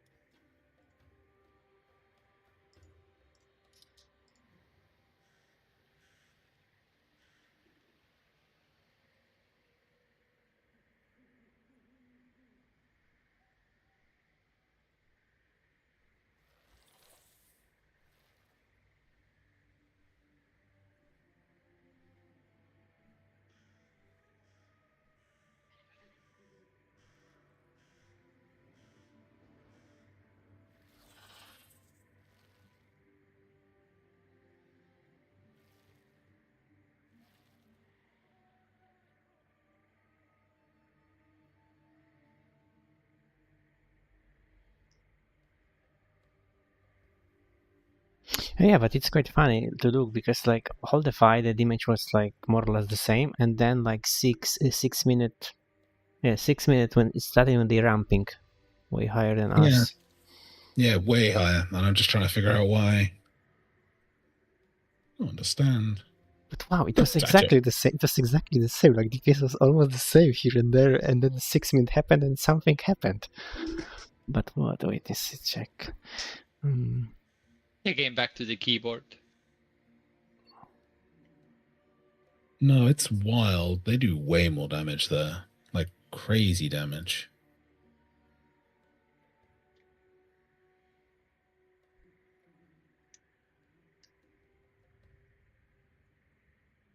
but it's not the same for everybody. Like, I'm pretty much level with their hunter during the same time period.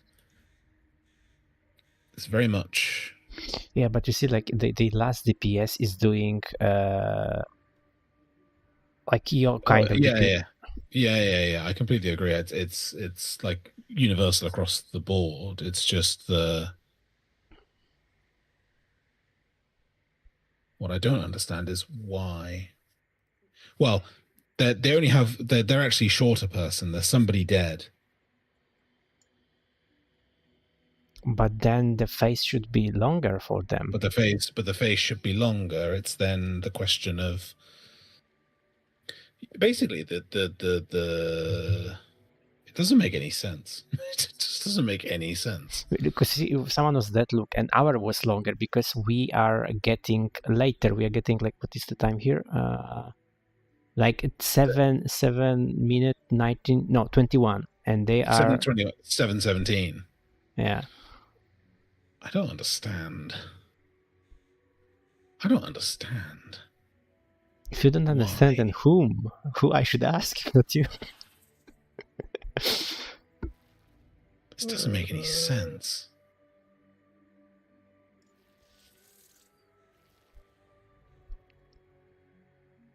Doesn't make any sense. But like army just hits his army that you know, like even just looking individually, right? Like a huge difference is the army of the damned damage. Like their army just hits for an extra. Their army just hits twice.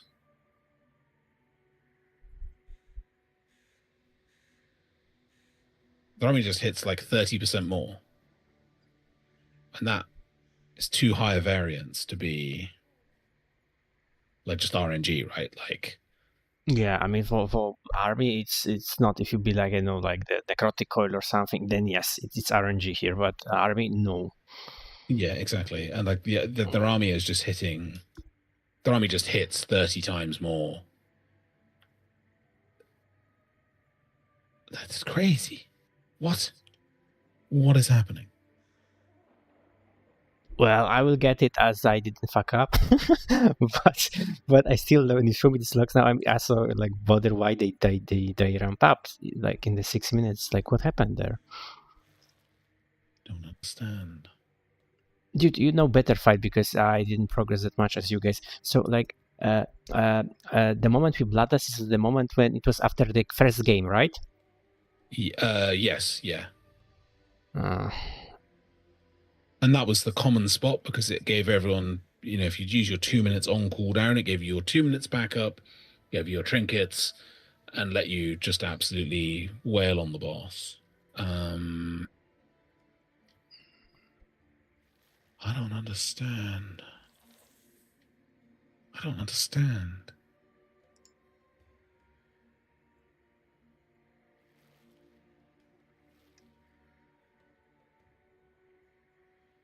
Shame you cannot see replay comparing side to side one and second group. Yeah. This makes my head hurt. This shouldn't be like this. There's too much variance for it to be a simple.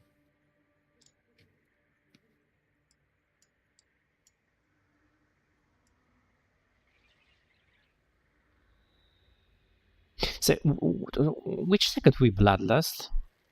6 minutes. 6:05.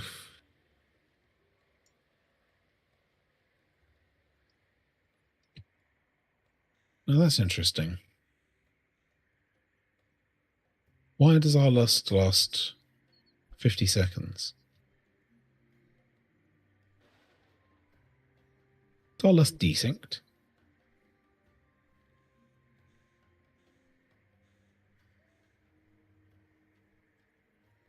I don't know, man. You can compare other guild logs, yeah, but I think it will be the same. That's that.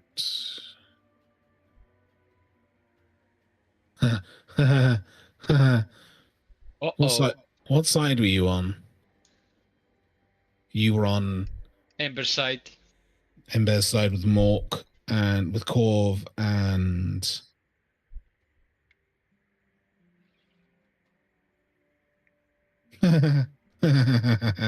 They did not last when they were supposed to. They did not last when they were supposed to.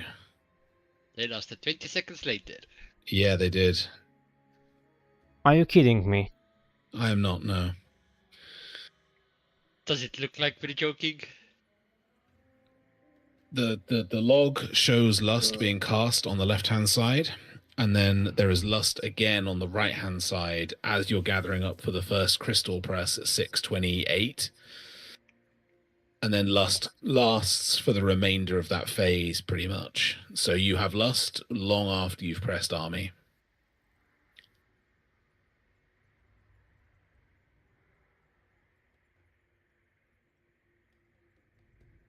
Which is why Army is hitting more, and why there is just more.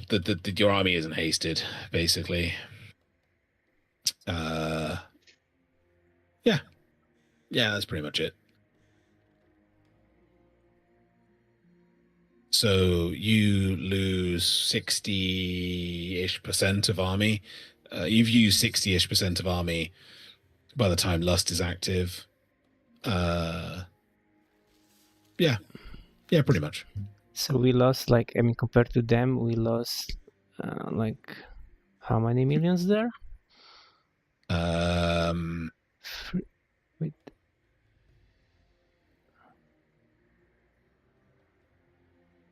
So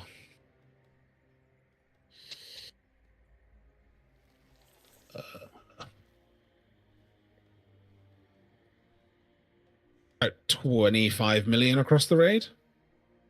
Jesus.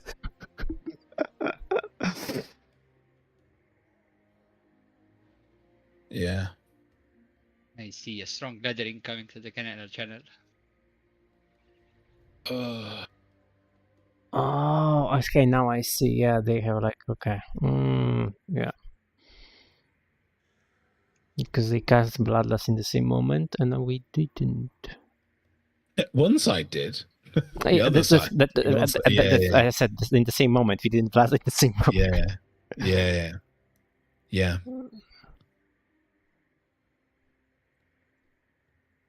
I didn't even. Oh my god. I wouldn't. It's not something I would look at because it was so large. It was so large on the note. How could I not?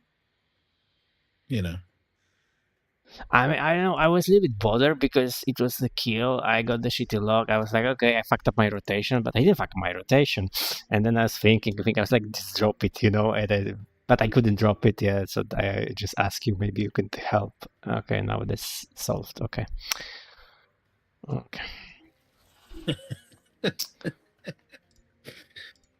Yeah. Okay. Well. Okay.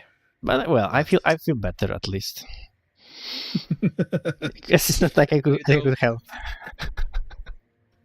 I don't feel better, but yeah. but I do because it's not my call. It's not on me, at least. I mean, if I were Bloodlust class, then it was on me, yeah. But I'm not the Bloodlust class. No, you're safe. You're safe. Yeah. That's moderately annoying. Oh my god. Well, even if back in the day I realized that we didn't Bloodlust because I didn't have a buff, I will still not yell because I was too new in the guild to just make a call. Where is fucking Bloodlust? Well, yeah. Good thing you didn't notice. You would have done a gene to us otherwise. I mean, no, even like I said, even if I will notice, I will not say anything because I was too new to start yelling. What the fuck is Bloodlust? Yeah, well, Gene didn't say anything either. He just killed us. Yeah, that was true. On our when we were pretty close to killing Tindril, and he didn't have his cooldowns up when we pulled the boss, and he didn't say anything. And then we were going to kill the boss, and he was not going to pass very well, so he opted to wipe us at 2% on the boss. so that we would come back and kill it, and he'd get a decent pass on the Yeah. I think he told me that already. Yeah. Yeah. Iconic behavior. No, I told you that I had some friends who know me from the beginning. They called me DPS whore, but I will never do shit like that. Like, no. That's too much. It was certainly something. And what class the guy was playing? Rogue. Oh.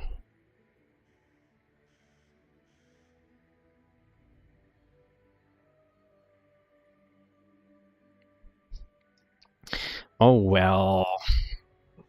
Read legendary logs. Now I will stay with that forever.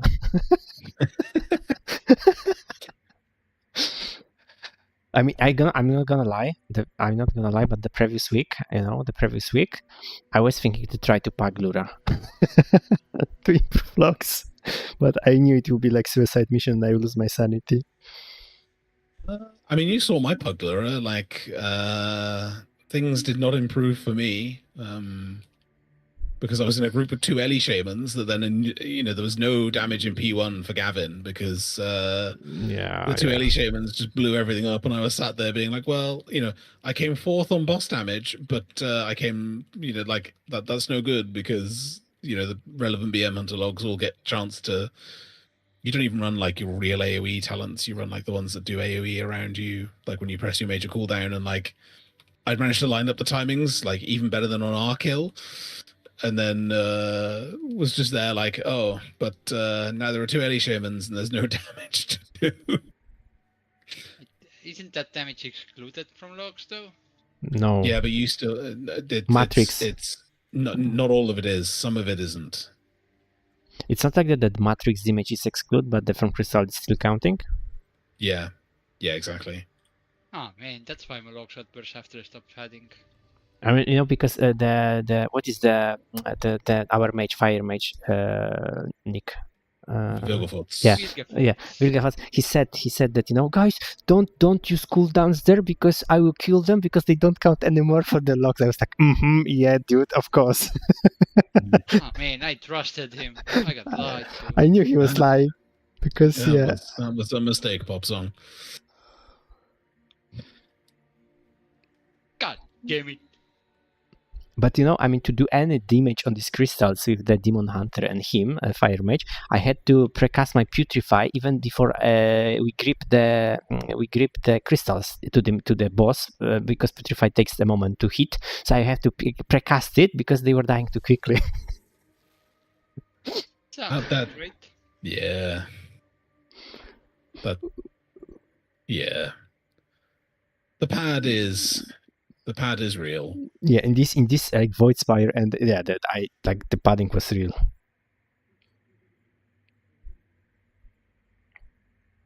And I'm not a fan of it.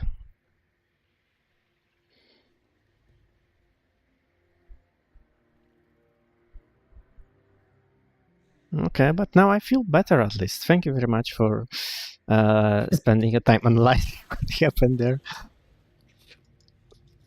Well, it's also helpful to know because, really some instructions were not followed, clearly. I mean, I will not lie. I'm not gonna lie. I didn't occur my mind, like cross my mind that at this level, someone didn't learn Bloodlust. There's a lot. I suppose there is a lot going on there. I'm going to be generous. He says that while writing a message to Corb already. Maybe I will be generous and will assume that there was just a lot going on, but also the other mage was on that side. Why didn't the mage last? You mean Monaco? Yeah. He was busy being sexist. Yeah, probably. Okay, but now I know I have to buy drums for these tiers. Do not do that. Ooh, that's a risky move. I mean, there are no fights where you'll be in a split realm this time, so at least you're, you'll be safe. Then definitely not do that. Someone done it before? Oh yeah, we've had our share of interesting drums timings. What was Smolderon was pretty bad, right? That was, yeah. I don't know if you saw Smolderon. We had to use the macro to, like, ping when you were gonna break your, you get to have the orb chasing you. You had to use a macro, and someone kept, managing to mix that in with drums. That was a good one. What were the other ones? Sounds like fun. We've had a few. I've indeed had a few. I've done it. That was also pretty amusing.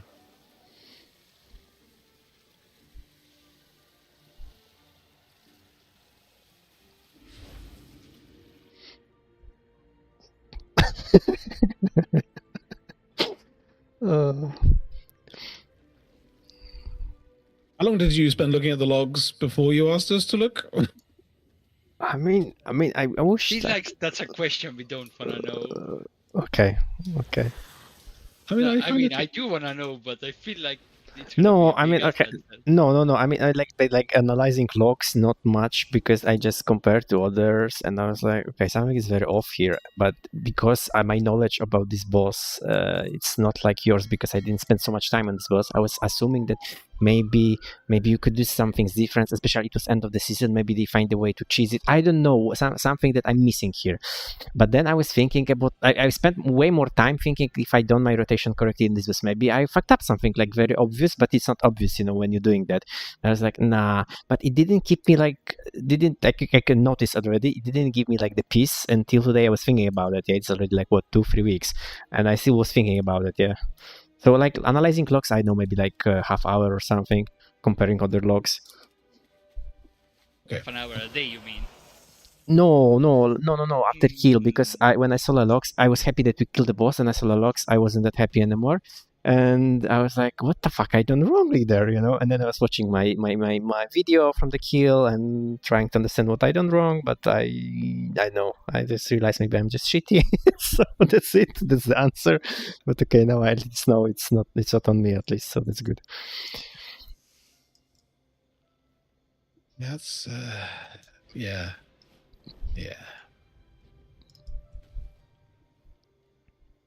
I mean, that would also explain why we were slower to push than I was expecting. I'd like an internal timer of how long I thought we would need to push out of the phase, and I was expecting us to push at like 7:08 or something when we actually killed it, but we didn't push for like a good 10 seconds longer than that, and I was quite puzzled. I was like, oh, we just clearly are playing like shit today, but actually not lusting on time probably makes a lot more sense.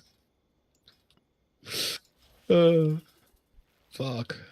I mean, yeah, but that's what I mean, because when I have also like a lot of pulls on the boss, I know exactly in which time, like what health boss should have when I have like cooldowns, like next cooldown and stuff like that. Yeah, So that's exactly my point. Like, that on this boss, I was like, I don't say clueless, because it's not true. Yeah, I knew what to do, but like DPS wise, I was like not so sure about things. I mean, like, I mean, I knew when we were having good pulls, because if you pushed into the intermission with the boss at 63%, I knew generally, I was like, oh, that's a good pull. 65%, that's a shit pull. Yeah. I mean, yeah. And so I was surprised when we had what I thought was a relatively good push, and then we were still, like, the boss was still alive, and I was like, well, okay. Maybe we did less damage in P2 than I was expecting, something... hell.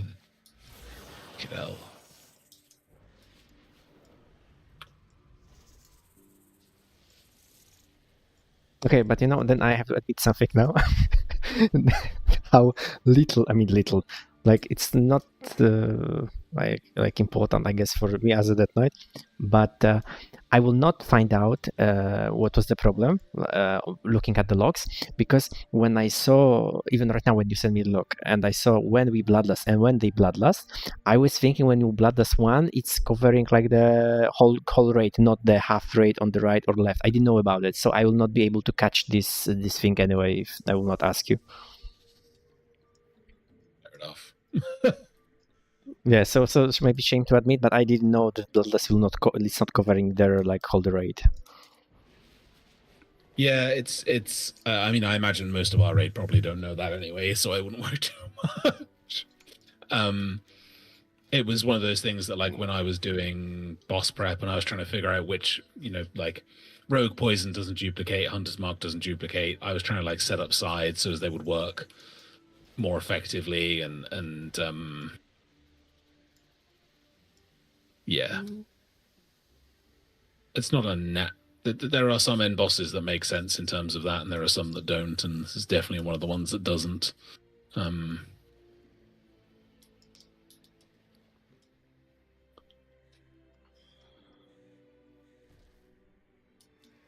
I mean, that also caught a lot of people out, even, when they were progging it, like the fact that rogue poison doesn't duplicate, and people were putting the wrong healers to go with the wrong side then, because rogue poison was like, they were missing rogue poison, and yeah.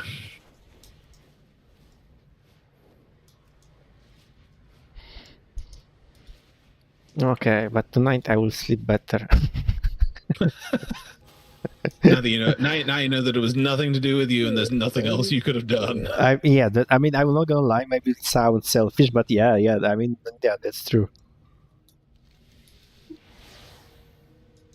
Okay, I have a whole season to ruin your logs. I'll find a way. Oh no! Wait! Because I'm still new.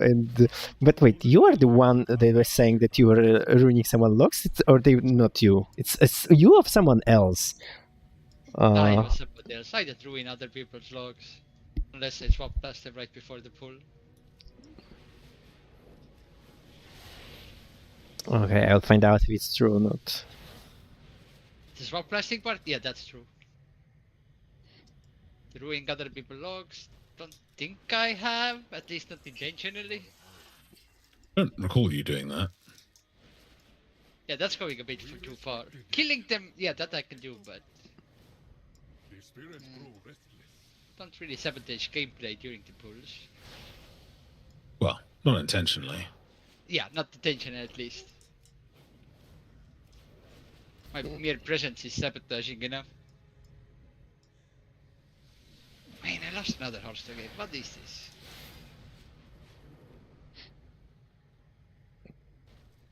this? I know.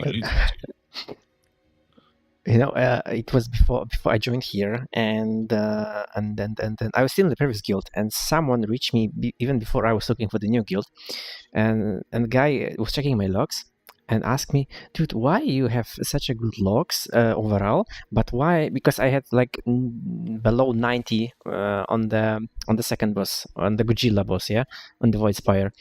And he asked me, why do you have such a bad logs there? Because compared to others, I was like 80 or something, not 90. And I said, what do you think? I asked you. And he was like, don't tell me they ask you to grip every single ads. I was like, yes. So that's why.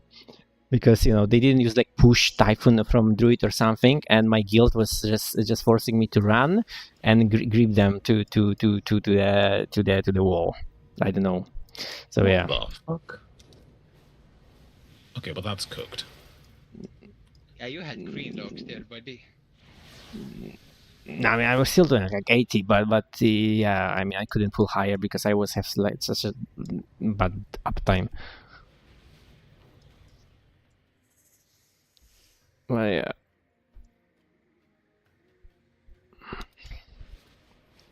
So now I can say anyone, what's with your Lura logs? Oh, my side didn't bloodlust. Oh, okay. Happened.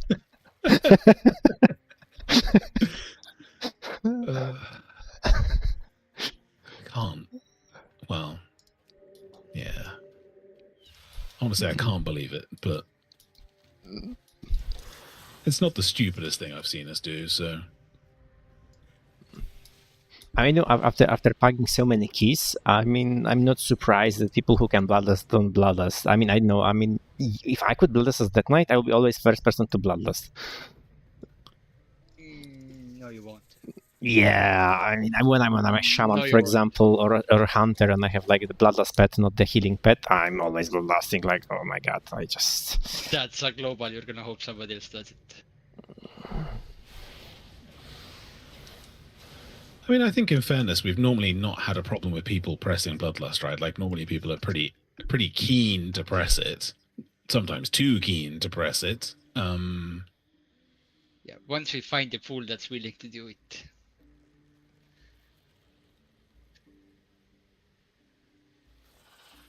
Which is usually Yorli by the looks of it.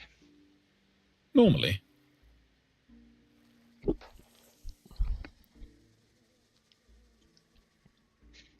Right.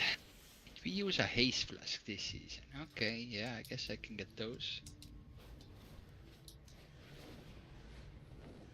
Huh. Haste flask. Yeah, both haste and master are just as good based on the sims. What is bro cooking? What you mean? Just surprised. I wouldn't have normally thought. Yeah, I have a nice stack of mastery flasks, but I guess I can get some haste ones as well. Oh, Champions Bento, that's the new food, right? And Blooming Feast. I mean, what is like the rough idea, like the plan? Like we are doing normal, heroic, and how do you guys usually start mythic? Like after like how it looks in here? Depends on boss tuning. We will do normal and as much of heroic and probably LFR on Thursday. So normally we'll do all of normal and probably 4 on heroic, I would imagine, looking at tuning. And we'll try and do the lair boss on both normal and heroic on Thursday. And then the Sunday depends really. I like Coiled Altar should be killable on Sunday because we'll have Wednesday, Thursday, Friday, Saturday, and Sunday for people to do M+. So we should be relatively well geared, he says. Don't make me regret that. We should be we should be relatively well geared so that, like, you know, Coiled Altar's dropping 315. If the majority of the raid has done enough M+, we should be like 308 average. That should be enough to make up for some missing tier sets. But again, it does depend. It's not a guarantee, right? Like, you know, the tier bosses this tier are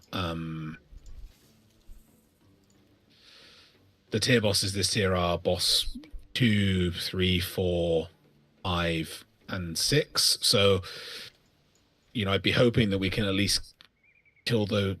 Yeah, it's tricky. It depends. It will depend on tuning, and we'll have the advantage of seeing, you know, the run on Wednesday and see how people do. We have the advantage of NA doing things and seeing how they do.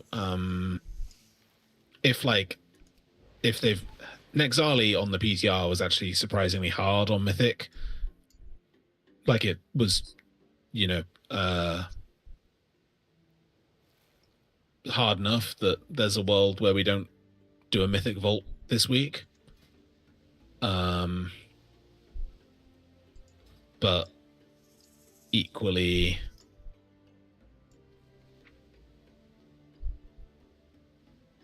we'll try and do whatever we can. What did we do last year? We did Aversian, and then we wiped to Enrage on Voracious, didn't we? Yes. We had not enough 4 sets. I'm trying to think how many 4 sets we had when we pulled Voracious.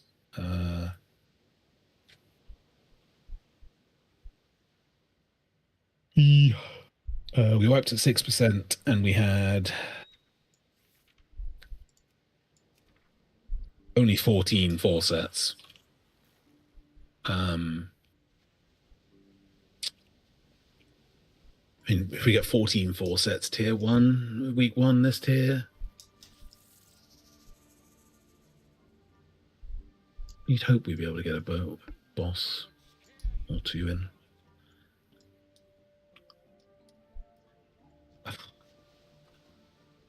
A lot of it's going to come down to tuning, is the honest answer. It's very hard to predict. If I go based off the PTR, I imagine we might kill Coiled Altar, but it will require people to play well. It will require some luck with getting tier on a decent number of people. And it will require probably some luck in Blizzard tuning it so that it doesn't need 4-set on the majority of the raid.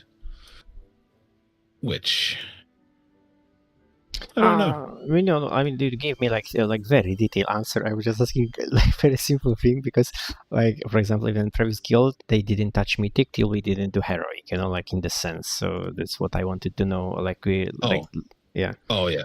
I see. I see. Yeah, no, we will definitely do like there's if Ulatech is very hard. I mean, this tier, right? The majority of the guild, we didn't do Heroic Lura at all this tier, at all. So like the majority of the guild got their Heroic Lura kill when we killed Mythic Lura. That is true. I mean, I know this tier is a bit of an outlier, and like there was no reason to do Heroic Lura. There was obviously a reason to do. There was obviously a large reason to do Ulatech, so we will definitely be doing Ulatech on Heroic so people can go bonus roll it and all that. Yes. Okay. I envy those guys that can bonus roll Ulatech. I mean, I'll be bonus rolling the Coiled Altar. Same. For all of those 6 items.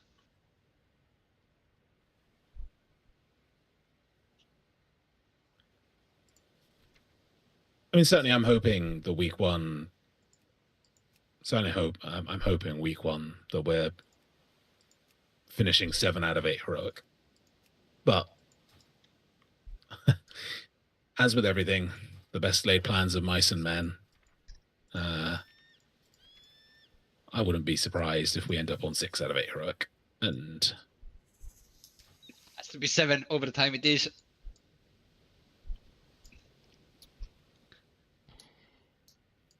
Altarin Valtor we riot.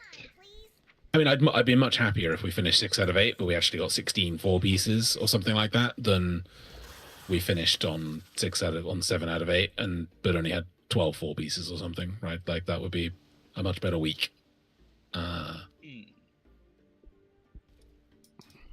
It just would. Hey, I wanna ask, how many people are gonna need to strengthen the agility 100 very rare weapon? I don't know. Do we even have anybody? Rex wants to play Frost, I think. That's dual wield. Corv, maybe? Oh, Corv playing Shaman. Oh, fuck. God damn it. And me. And blood. I'm gonna have to send you all to the hospital by the looks of it. That's my tanking weapon. Hands off.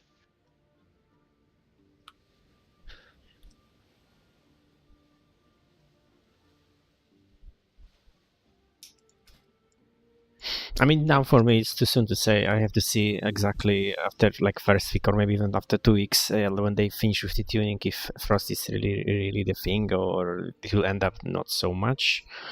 But yeah, it's just too soon because for what I saw, it's like 50-50. Like really, I will not be so excited that Frost will beat Unholy that much that it's like you have to play Frost. Yeah. Ah, so what you're saying is we don't try a one-hander to you for the first few weeks. Got it. Good. I mean, I will probably know like for us like after first week if I wanna go this shit because I will check how America is doing. So I will know already.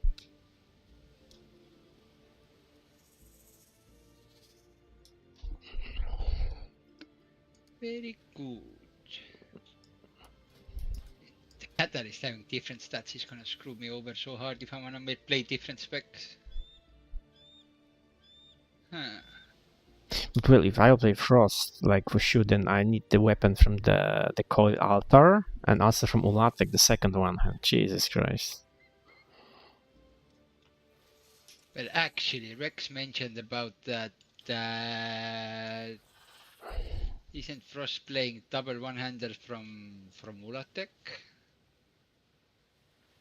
I mean, they don't even want the very rare weapon. Based on the beast list, at least. So we're having. Wait a moment. We're having a different beast list. I'm looking at the WoW head one.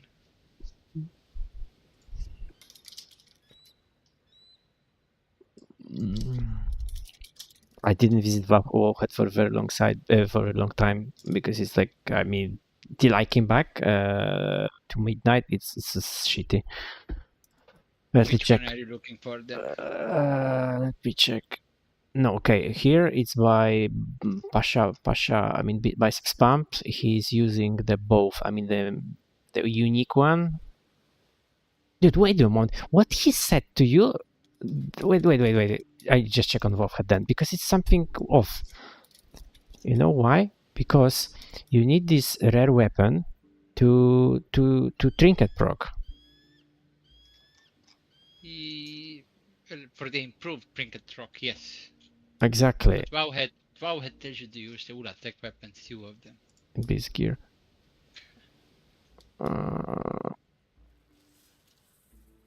Oh yeah, but no. It's just another Death Knight I checked because I'm not only following one person, just few. Then it's also saying about this unique weapon.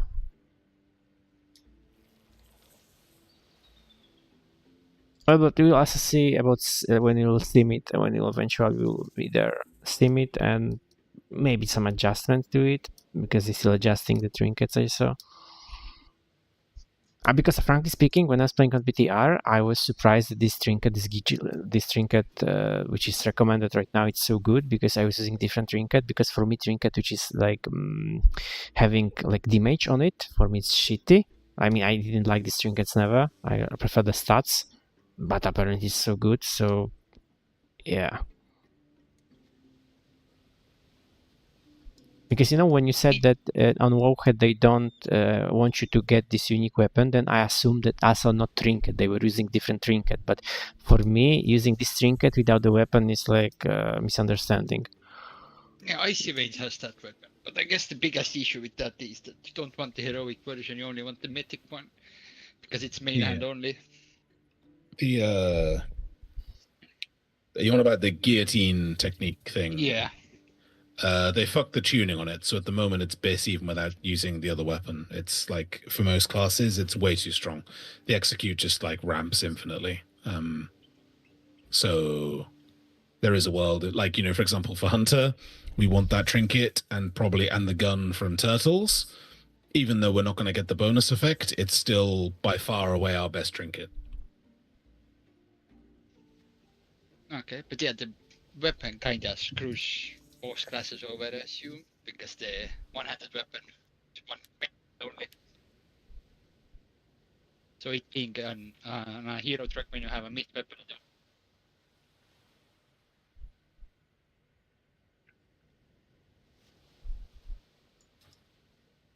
But it's okay, I'll take the weapon for my tanking spec. It's fine. Thanks, guys. But also the weapon, like the last one, is giving haste. I mean, haste is not so duper good. It's crit master. So I mean, of course, when you have like, this one of I'm double this weapon, like nah. So I will not. Icy Vein says one of each.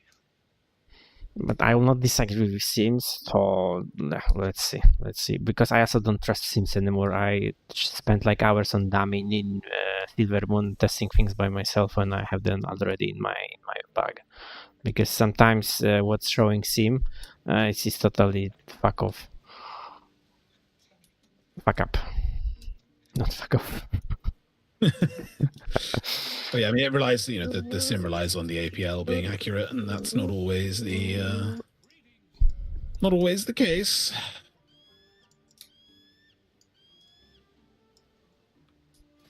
as the Warlocks tell us every tier. Yeah. Our teams are inflated. We actually do a lot less.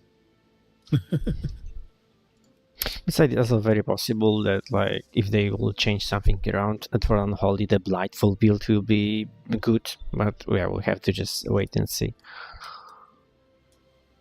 Because, for example, when I was like by the end of the season right now, when I was checking certain bosses, the Chinese players were playing kind of weird builds. I mean, weird in the sense they weren't common, what people were playing in Europe and America, and they were fucking like nuking things.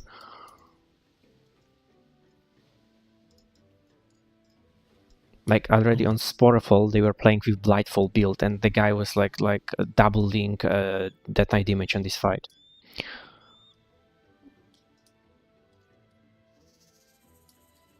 Surely I don't have to use double on use. Oh no, I don't. Thank God. Thank God. Oh.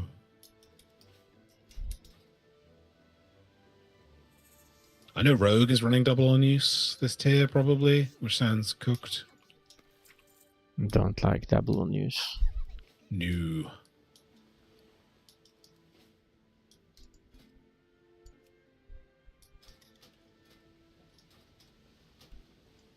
So my favorite trinket of all the times is from Ice Crown Citadel.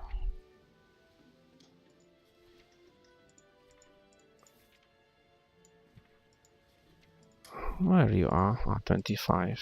And this one. Deadbringer's Wheel. It was such a cool trinket.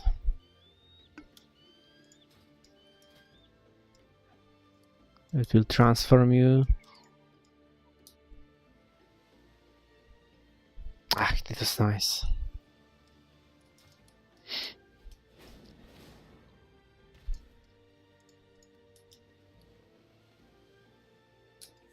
Only assassination is double unused though, right? I think sub was also potentially with the changes to the trinkets that went live. I assume the guides may not have updated. That's also a split. Sub shows Guillotine and Voracious Heart.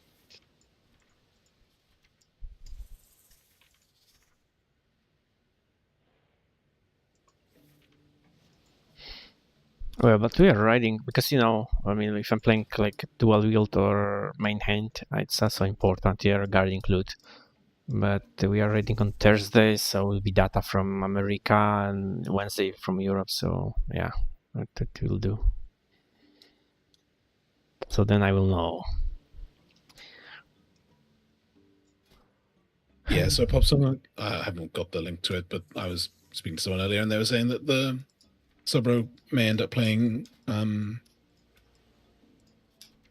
heart and the font as well, because the font is, you know, a lot of burst damage, and the burst damage nature of the fights means that like you'll be able to amp that up with sub damage as well.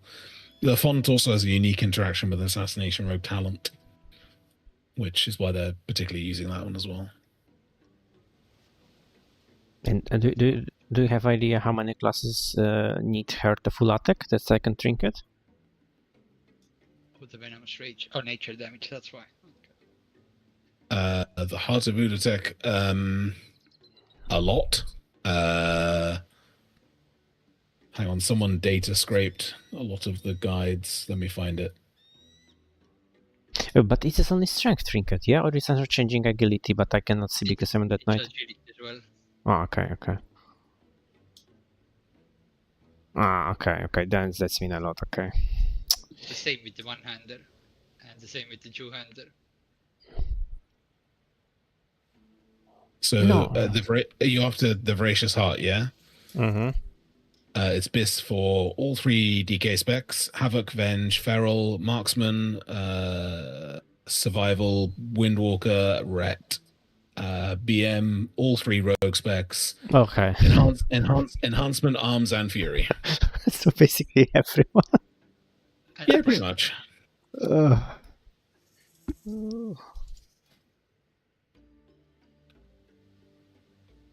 Yeah, but it's not BIS of BM Hunter, so you've got that going for you. Yeah, I wanted to say, but okay, like last boss is one trinket, legs, neck, and weapon. Jesus Christ, 4 items from one boss. This is crazy. And this last boss. Yeah, this is what I mean. Like, this is what I mean about we may have to genuinely like spend the first couple of weeks of the raid doing the last 2 bosses on heroic, like during main raid time, just to keep people's like bonus rolls ticking over, because otherwise, like, you know, pugging those 2 may be really, really hard. Do you know already where is the skip? It will be to last 2 bosses, or I don't remember actually. The skip quest wasn't live on the PTR. yeah, because you were teleporting straight to the boss. Yeah, and even in the full run of when normal was up, there wasn't a quest giver.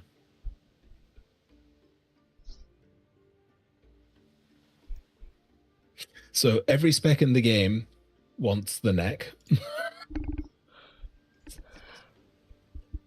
This website's hilarious.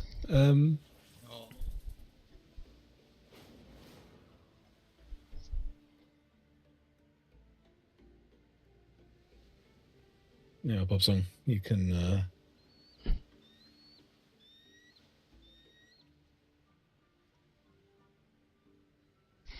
But the thing is, 7% less damage. It's also stacking because you have neck with this, and also somewhere was ring, right? If I'm correct. Yeah, So it's 14% less venom damage.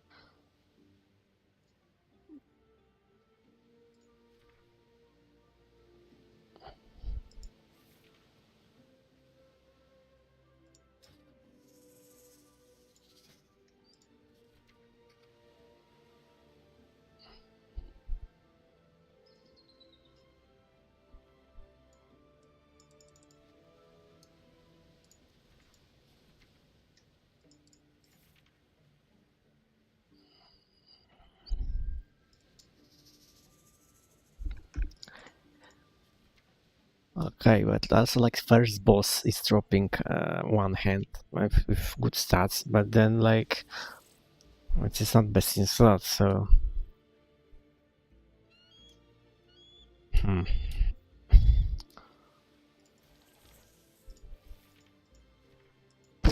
I remember like having in the guilds the DKP points, so it was like item like that, but you knew that from the last boss you're getting best in slot. No one was beating this item. Yeah. I hated DKP with a passion for exactly that reason. It was so stupid.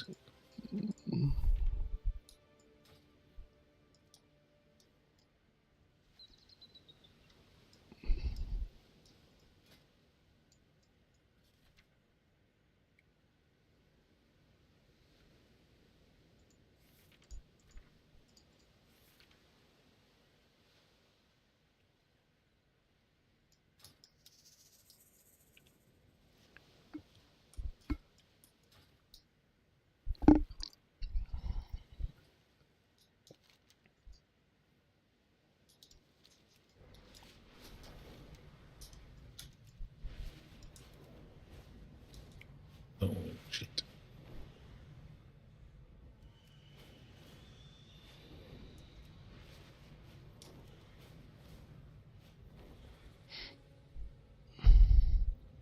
But wait, what was the score you need to get a catalyst? I think it's 2k. What? Yeah. It wasn't 3,000? No, I think it's only 2k, the same as it was last season.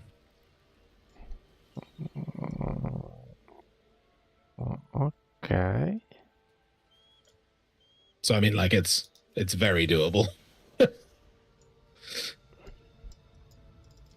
Which is what I'm saying. The more pieces of tier we got in the vault, the better I feel about our chances of getting a fairly reasonable number of 4 pieces on people. And then it's just the question of whether it's worth, or how strategically people make their. People just need to make a bit of a strategic decision when they then try and make their 2-piece. Like, we need to have a look at what other people are making 2-piece with, and try and not all use the same pieces, blah, blah, blah, blah, blah. I always do like that when I have one piece. Let's say I will get from Vault one piece, and then I get Catalyst from Mythic Plus. Then during the raid, I will see what will drop, and I will use on another piece. Yeah, I mean that's the whole point of the spreadsheet, for people to fill in, so that like we can see what all the plate people have got, and then make it a nice, easy way to look and see, like, oh, well, all my other plate friends have got a plate chest, so if the plate chest drops in raid, I'll be a pretty good bet for it, kind of thing. Yeah, but you know, like we starting from normal list, so even if I can Catalyst and have two piece before raid, but it doesn't make sense for me because I'm locking myself to getting forced. Yeah, exactly. I mean, normally for like after we've finished killing the tier bosses is the time to look and try and make that decision. It's terribly boring though. It's like my least favorite.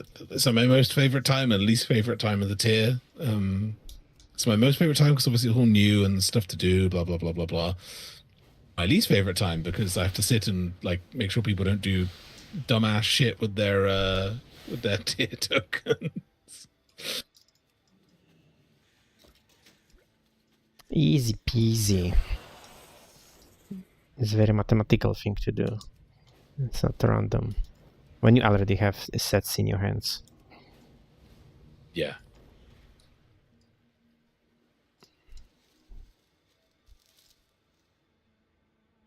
Oh, yeah, I didn't. Like I should catalyst the first pair of mythic legs I get. I will. Especially that started from the last boss. I will remove your legs. But why? Because I won't have any bonus roll for that boss anyway.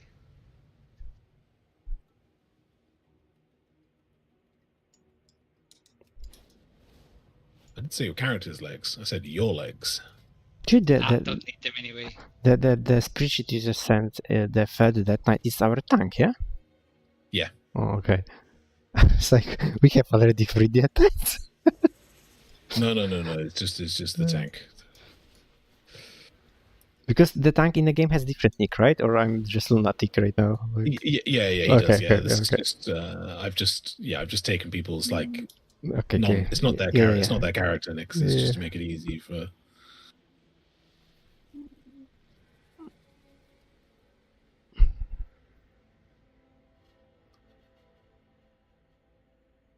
Wait, where's spreadsheet?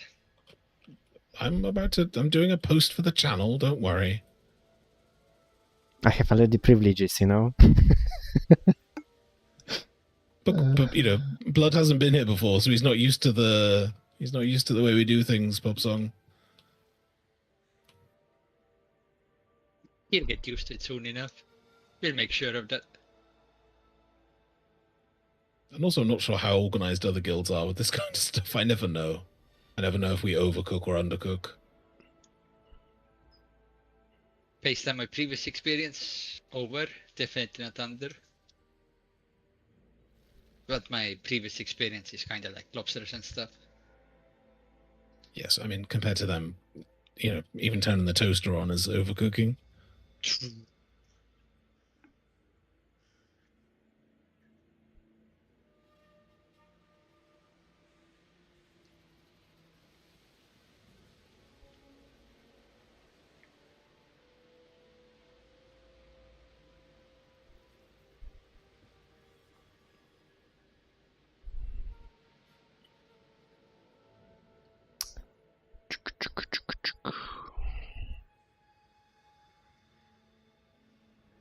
Yeah, 24. Is 24 people enough people for the tier? Sounds fun. 2, 5, 16. That's got to be enough. 1, 2, 3, 4, 5, 6, 7.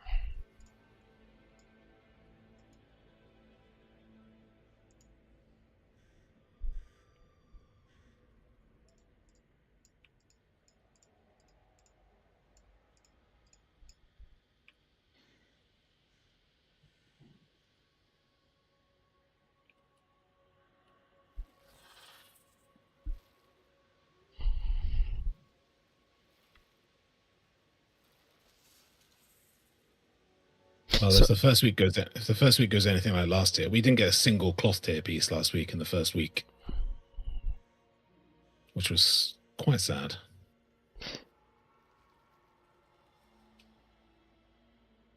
So when we going to Mythic, you trimming by the gear, by performance, like for example at the beginning of the beginning.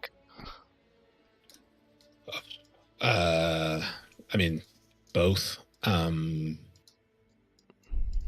Both, right? Like, there's like, if we only get 12 4 pieces, then we're gonna have to make sure we use those correctly, right? Like,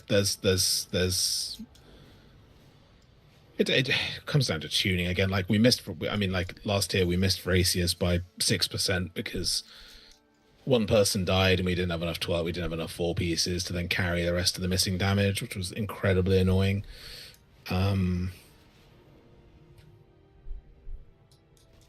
But then performance obviously factors massively, right? Like, no good taking people just because they've got gear. Like, you have to execute really well in the first couple of weeks. So don't forget there's 3 people away the first week. So Chad, Draber, and Monkeloid are away the first week. I probably won't play. And so that leaves you with a roster of 20 quite naturally. So so the shit you send me, it's including these people that are not in the first week. Yeah. Okay. Well, because they should still be able to log in on the Tuesday and see what's in their vault, which then lets people make an informed, like, if you were waiting until, if hypothetically you were waiting to make your 2-piece or whatever, you may see that.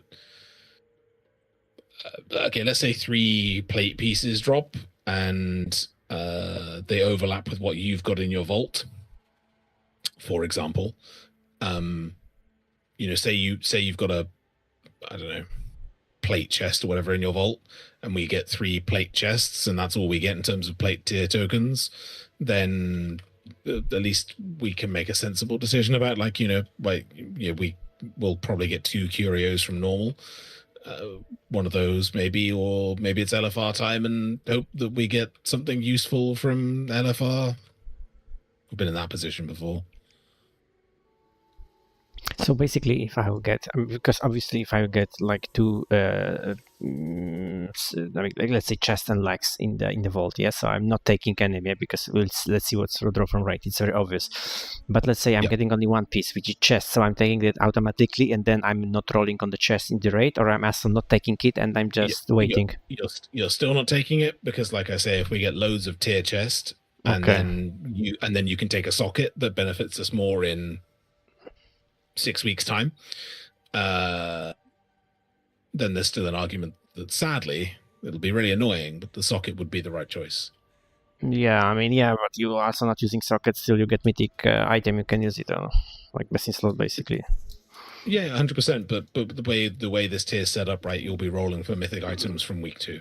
So not only will you be dropping, which is why actually this is the one tier where I think taking a socket isn't the world's most horrendous waste, but I would far rather we got tier on everybody in the first week.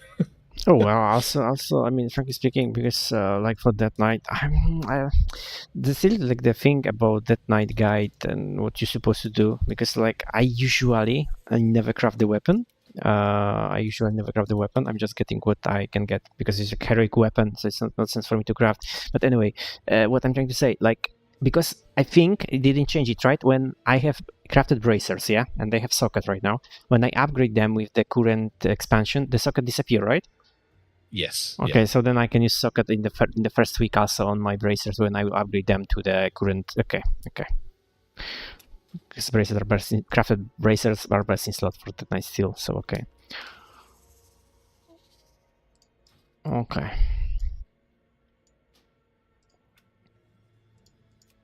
Yeah, it's just like I said, it's my least favorite week of the tier, just in terms of like managing. It's literally min-maxing everything, so like extend. Yeah. It's crazy. Yeah, so I have to go through and I've got a little spreadsheet set up with like what I think, if the trinkets drop. I've got to sit down and look at the bonus rolls as well. That's the most annoying thing. In the previous tiers, it was super easy, right? I could just be like, okay, this trinket drops, this person gets it. But if people are going to be bonus rolling the boss anyway, then like it starts to become really fucking tricky. Well, everyone have 5 seconds to say what they get from the bonus roll, and then you have another 5 to decide who is getting it.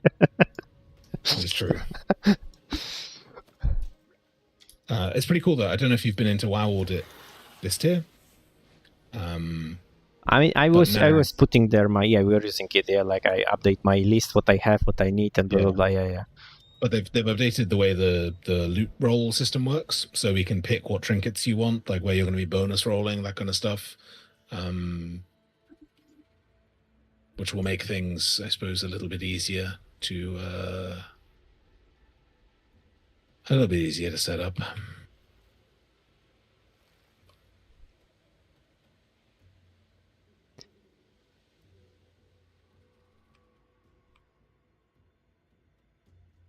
Wait, so okay, it's the priority, okay, and bonus roll targets. So I'm choosing the boss. No, wait, like. So I'm choosing what is my like main bonus roll, or I'm like on every boss I'm setting what is my bonus roll and like priority in order. So you'll be setting what is your bonus roll, and then like, you know, if you had a free choice, what would be your trinket priority?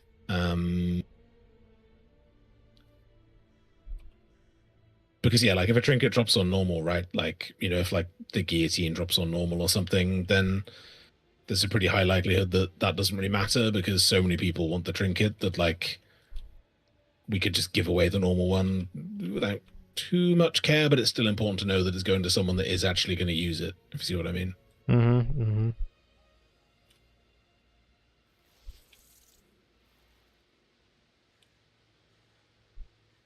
What level is Valera? Can I be bothered to keep doing this? 65. Oh. I mean, dude, it's not like the shitty. Yeah, today's shitty to do. The open night or something like that is the best one to do that. Because then you can just go and you will not aggro mobs. It's the one scenario when you have like the clean the floor. So it's like only 4 or 5 groups of ads, and basically you can run around and you will not even aggro them, basically. That should be tomorrow's. Yeah. Because I have this one, the minions, yeah, like the animals, like small animals to pick up. Yeah, but that's a lot of mobs. Yeah, this one's tedious, but I'm running camo.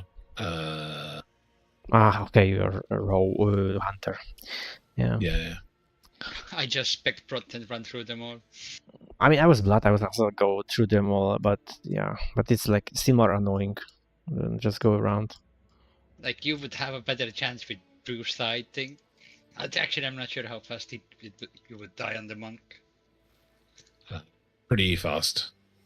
I mean, I clear all but 2 bags whilst camo's still going, and then I just pop turtle and run out. Like.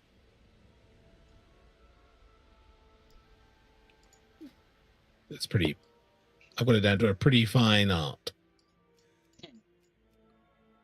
So you also leveling Valera to have easier time with the boss, Delve boss? Or yeah, and also just because I was bored, so I thought, well, I'll do something semi-productive.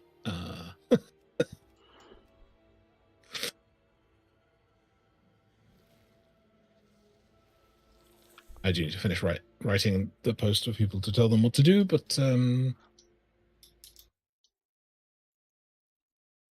I wonder if I don't remember. Delves are also new for me.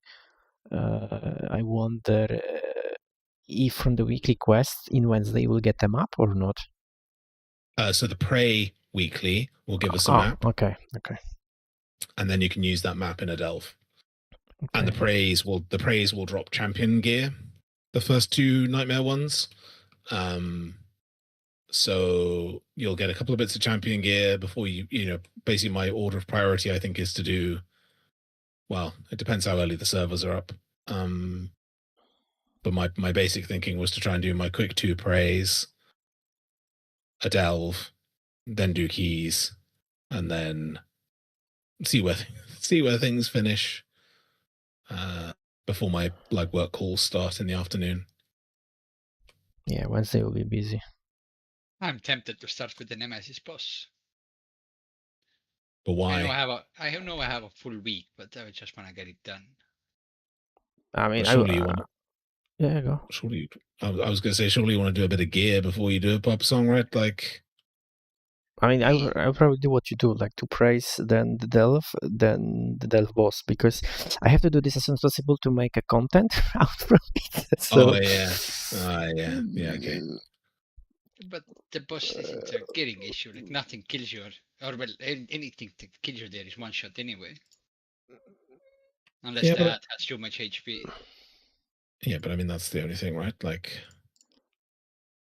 Maybe I would like a little bit better gear, then you do more DPS, then you will kill it faster, so it'll be easier overall. But also it's important because in the harder version, during the intermission, when you're avoiding doing memory games, then it's the mini boss, I mean the copy of the boss, and you also have to interrupt and do this shit. So the more DPS you have, it's better for you. And also people say already that you should save cooldowns on this phase, even that you don't cleave the boss, because the boss is immune. You should as soon as possible kill the mini boss. Yeah, boss takes 99% reduced damage. Yeah, so it's only about like using cooldowns just to kill the mini boss. Yeah, just still. But I noticed because, like I said, I already done this boss this week like overall 10 times on each character, and I see the annoying pattern that depends how much DPS you have. You ending overlapping waves on the boss with his memory game, and it's fucking annoying. Because it's one thing is annoying, because you have waves and memory game, it's more things to avoid, and it's also another overlap. Depends when you kill the boss, I mean face the boss, how fast you face the boss, because sometimes when you unlucky and face him in the wrong moment, then the moment when intermission ends, memory games ends, boss is immediately casting the frontal and leaving shit on the ground. So then you have like a quarter of the room full of the shit. And it's nothing you can do, because even if you are already standing on the edge, boss will not run to you. It's just immediately casting when intermission ends. But it depends how fast you killed boss before intermission. Like, kill, the reduce his health. This is also annoying because so much RNG there. I mean, RNG, you can plan all of that, but how much damage does that even do? Because as a tank, you don't feel it in one question mark at least. are you going to you're doing as a tank? Okay. Oh yeah. You do everything as a tank. I mean, I know when I was doing like the season first boss, when it was released as a tank, I was struggling. But Blood That Nice, it was annoying, very annoying to do this shit, because I couldn't deal with the every second tank buster. I was just dying.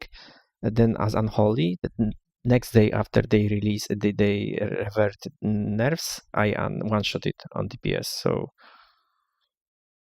I think if I was going to gamble, I'd probably do it as a healer, but and Valira's DPS? Yeah. Okay. I guess. That was the cheesy way of doing the season 1 was he did it as a healer, because, and I think it's the same this time. I think the boss has less mechanics from memory. When you're in healer spec, it's not very well coded.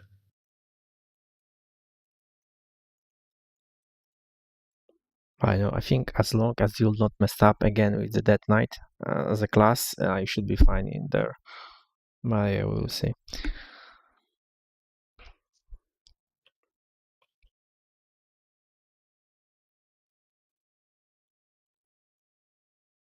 Yeah, ever since the first Nemesis boss, I think as a warrior, it's so much easier as prot, because you can either spell reflect half the abilities or just deflect them. Ooh, the BOE list's updated. What is updated? The list of BOEs in the raid. Fake shoulders. Yeah, all random stat. Oh yeah, it's here. By the way, what do you do if BOEs? It's for the guild, or you do whatever you want? Guilds. You do whatever you want. Jesus Christ, that's so good. Wait, we don't tax people anymore? No, we haven't taxed people since War Within? No, Dragonflight was the last time we did any BOE tax. Shoulders. Yeah, We still had BOE decks in season 1 last expansion, didn't we? Nope. No. As soon as we sold Firak, we stopped taxing people. Oh shit, I need my money back. Too late, friend. God damn it, that's another mill I put into the guild bank then. Okay, not the mill, maybe 200k.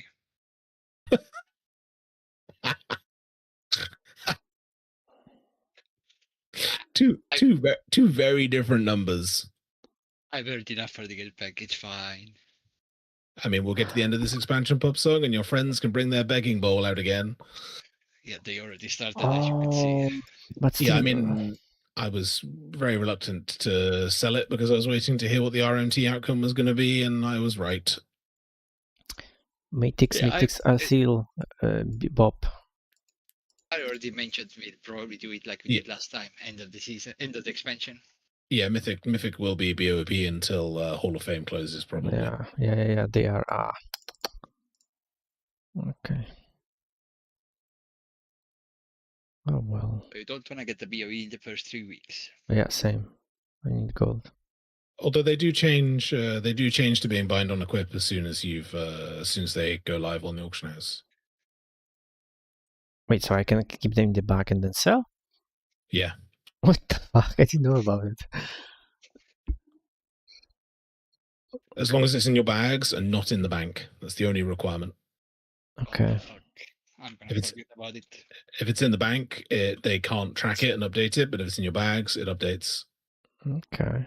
That's good. So hopefully I'll drop something. So we kill the first boss and then I'm spamming trash.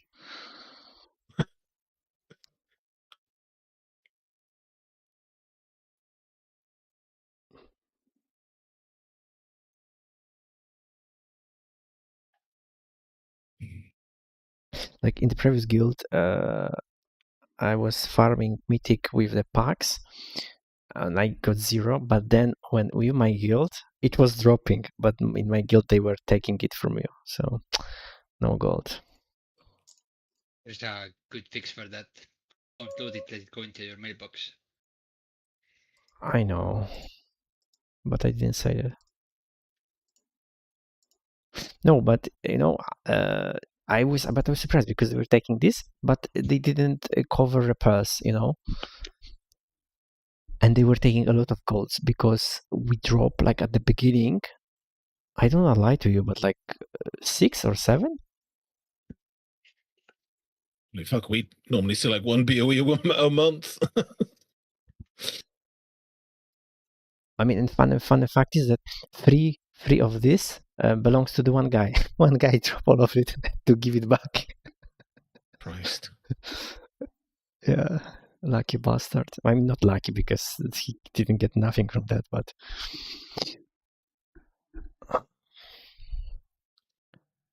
there's normally one thing we don't loot every tier. So like last year we saw no Mythic Guidon until I think your trialing with us was the first one we saw. And then, like I say, we did normal, heroic, and LFR in the first week and got 0 cloth tier last year. That was pretty bad. Yeah, there's normally one every tier where something just goes like, you know. Yeah, but it's in every guild something like that. Like that something is not dropping. Yeah. That's something different, of course. Yeah. At least this tier, I don't think we've got the same problem we had last year, where like I think last year we had a lot more cloth, whereas last year maybe not actually. Probably about the same.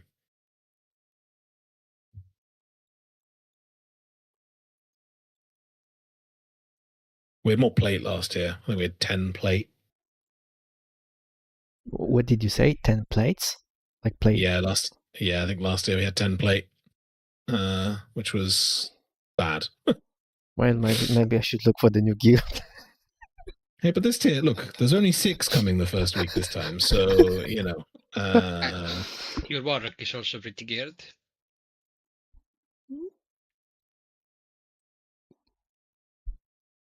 Yeah, but I mean this time there's only 6 plate going, so you've got pretty good odds.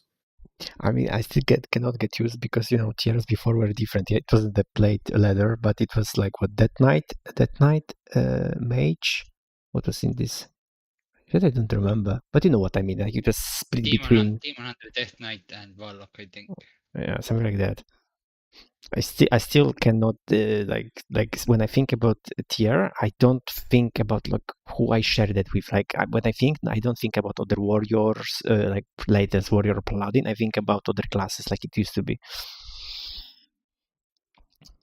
Yeah, it took me a minute when I was putting it together this time to be like, oh wait a minute, these tokens no longer mean what they used to mean. Like rogue, monk, and evoker or whatever it was when we only had one of each. It was like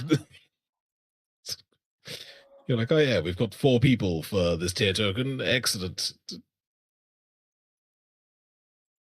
Wait, so like 6, 7 clutters and 7 plates too. Yeah, but don't forget one of them isn't here, and one of them's a tank. Okay. Well, but tank is still, or what's priority here? Like who is gearing fast? I mean, the tank is going to be at the end of that list. And he knows it. Not the tank that's in this call, the tank. Yeah, you better not include me into that list. So I mean, like, of the plate that are there, you, Rexon, Popsong, Lambda, Raito are really the only valid roles. In the leather, Ammon, Zoom, Gomels, Venny are valid.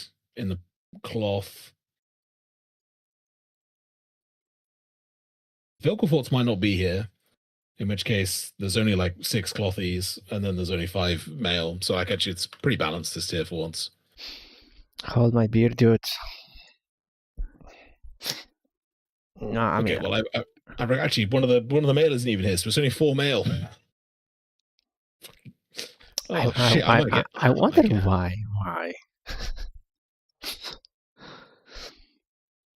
don't think I've ever had 4-piece week 1. No, I don't think I have ever since tier tokens came back. I like it. I really like it. I cannot wait for the rating. I mean, dude, I always like this, but like this for me is like extra. Not that I need extra motivation, but for me, knowing that it's like duo to performance. Oh, dude! Oh my God! Hold my beer. You will see what will going on. Oh, I just love it. Calm down, Mr. Trial. Hang on, he passed his trial. Calm down. Ah, fuck. That's not good. Wait, who is Trial? Trial? Wait. I was hoping you. Ah, no. God damn it, that's not good. Yeah, but I'm waiting for Wednesday or Tuesday. Then I will spend like probably half of the night analyzing logs from USA, that night logs, to see what is best. And maybe some, pity the Chinese are not playing. They have crazy ideas about how to push the limits. That would be I'll fun. have to open the video game sent me half an hour before the raid. Above the guides? You really don't want that tier token, do you? Oops.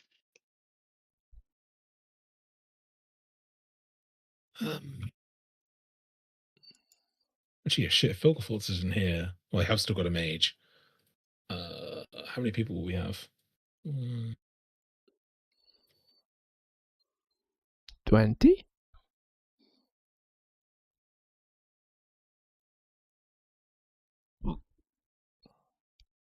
We'll have 20 plus Celera, Yoli, Racy's mum,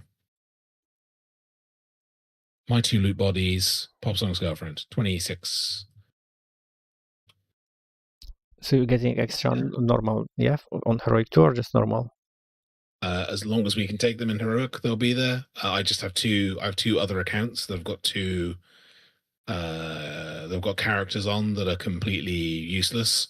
I mean, they're not completely useless, but I will take off all their gear, and they will literally just stand and die at the start of every encounter. So we've got extra chances.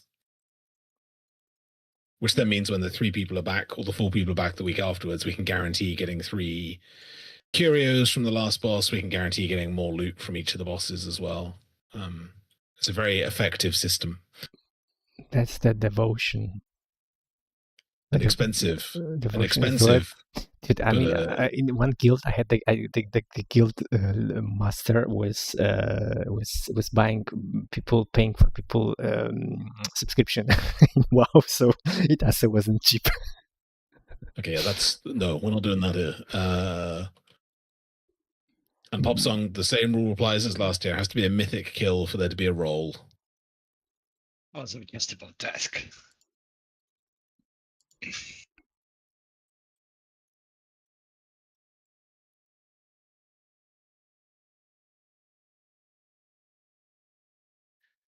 You're not getting a roll for a normal and heroic kill. Does the new mount also count? Is it the price of 1 WoW token or less in the shop? How much is a WoW token? 20, right? I didn't even the mounts don't count, but I think the transmorphable mount was $30. What are you talking about? You should have a look. The first time we kill a boss on Mythic, whoever's in, and I do a roll of whoever's name's in there, and they get the value of up to 1 WoW token's worth of stuff from the shop. But what you have to do to okay, I got you. Okay, just late.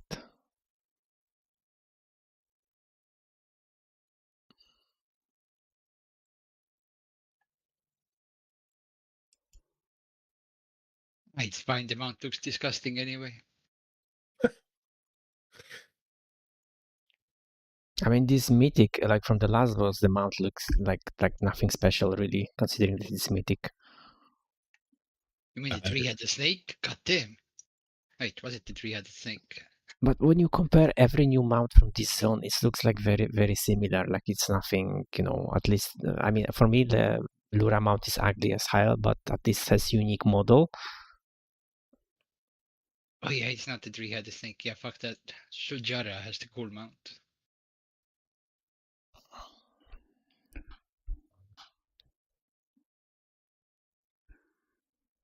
Shame it's a ground only.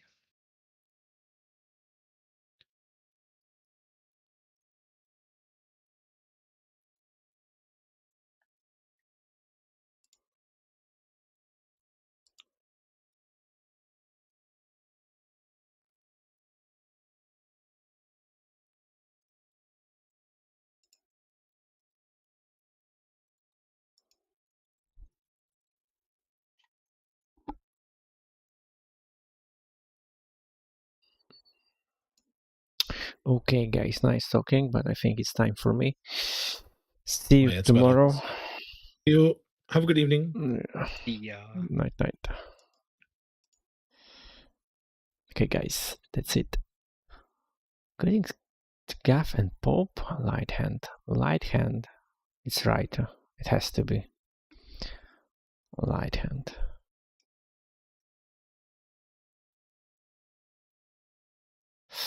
Okay, so what we'll do tomorrow? There's a question, because basically I don't everything, if not it's late, if not more in WoW already. Like I don't need anything more before Wednesday. More like prepare myself. But I will check the guys. I will watch this one he sent too. So yeah, that's it. But I feel such a relief, guys, because apparently my DPS on Laura, which I'm not happy about, was my fault. It didn't bloodlust, so I will sleep better tonight. Okay, guys, see you tomorrow. Tomorrow. You know what? Maybe we'll just chill Monday, Tuesday, and play Assassin's Creed. Because yeah, in WoW, like I swear, I have nothing to do now. Yeah, I mean, I can still farm coins, but well, it's like I can do that whenever. Yeah, it's not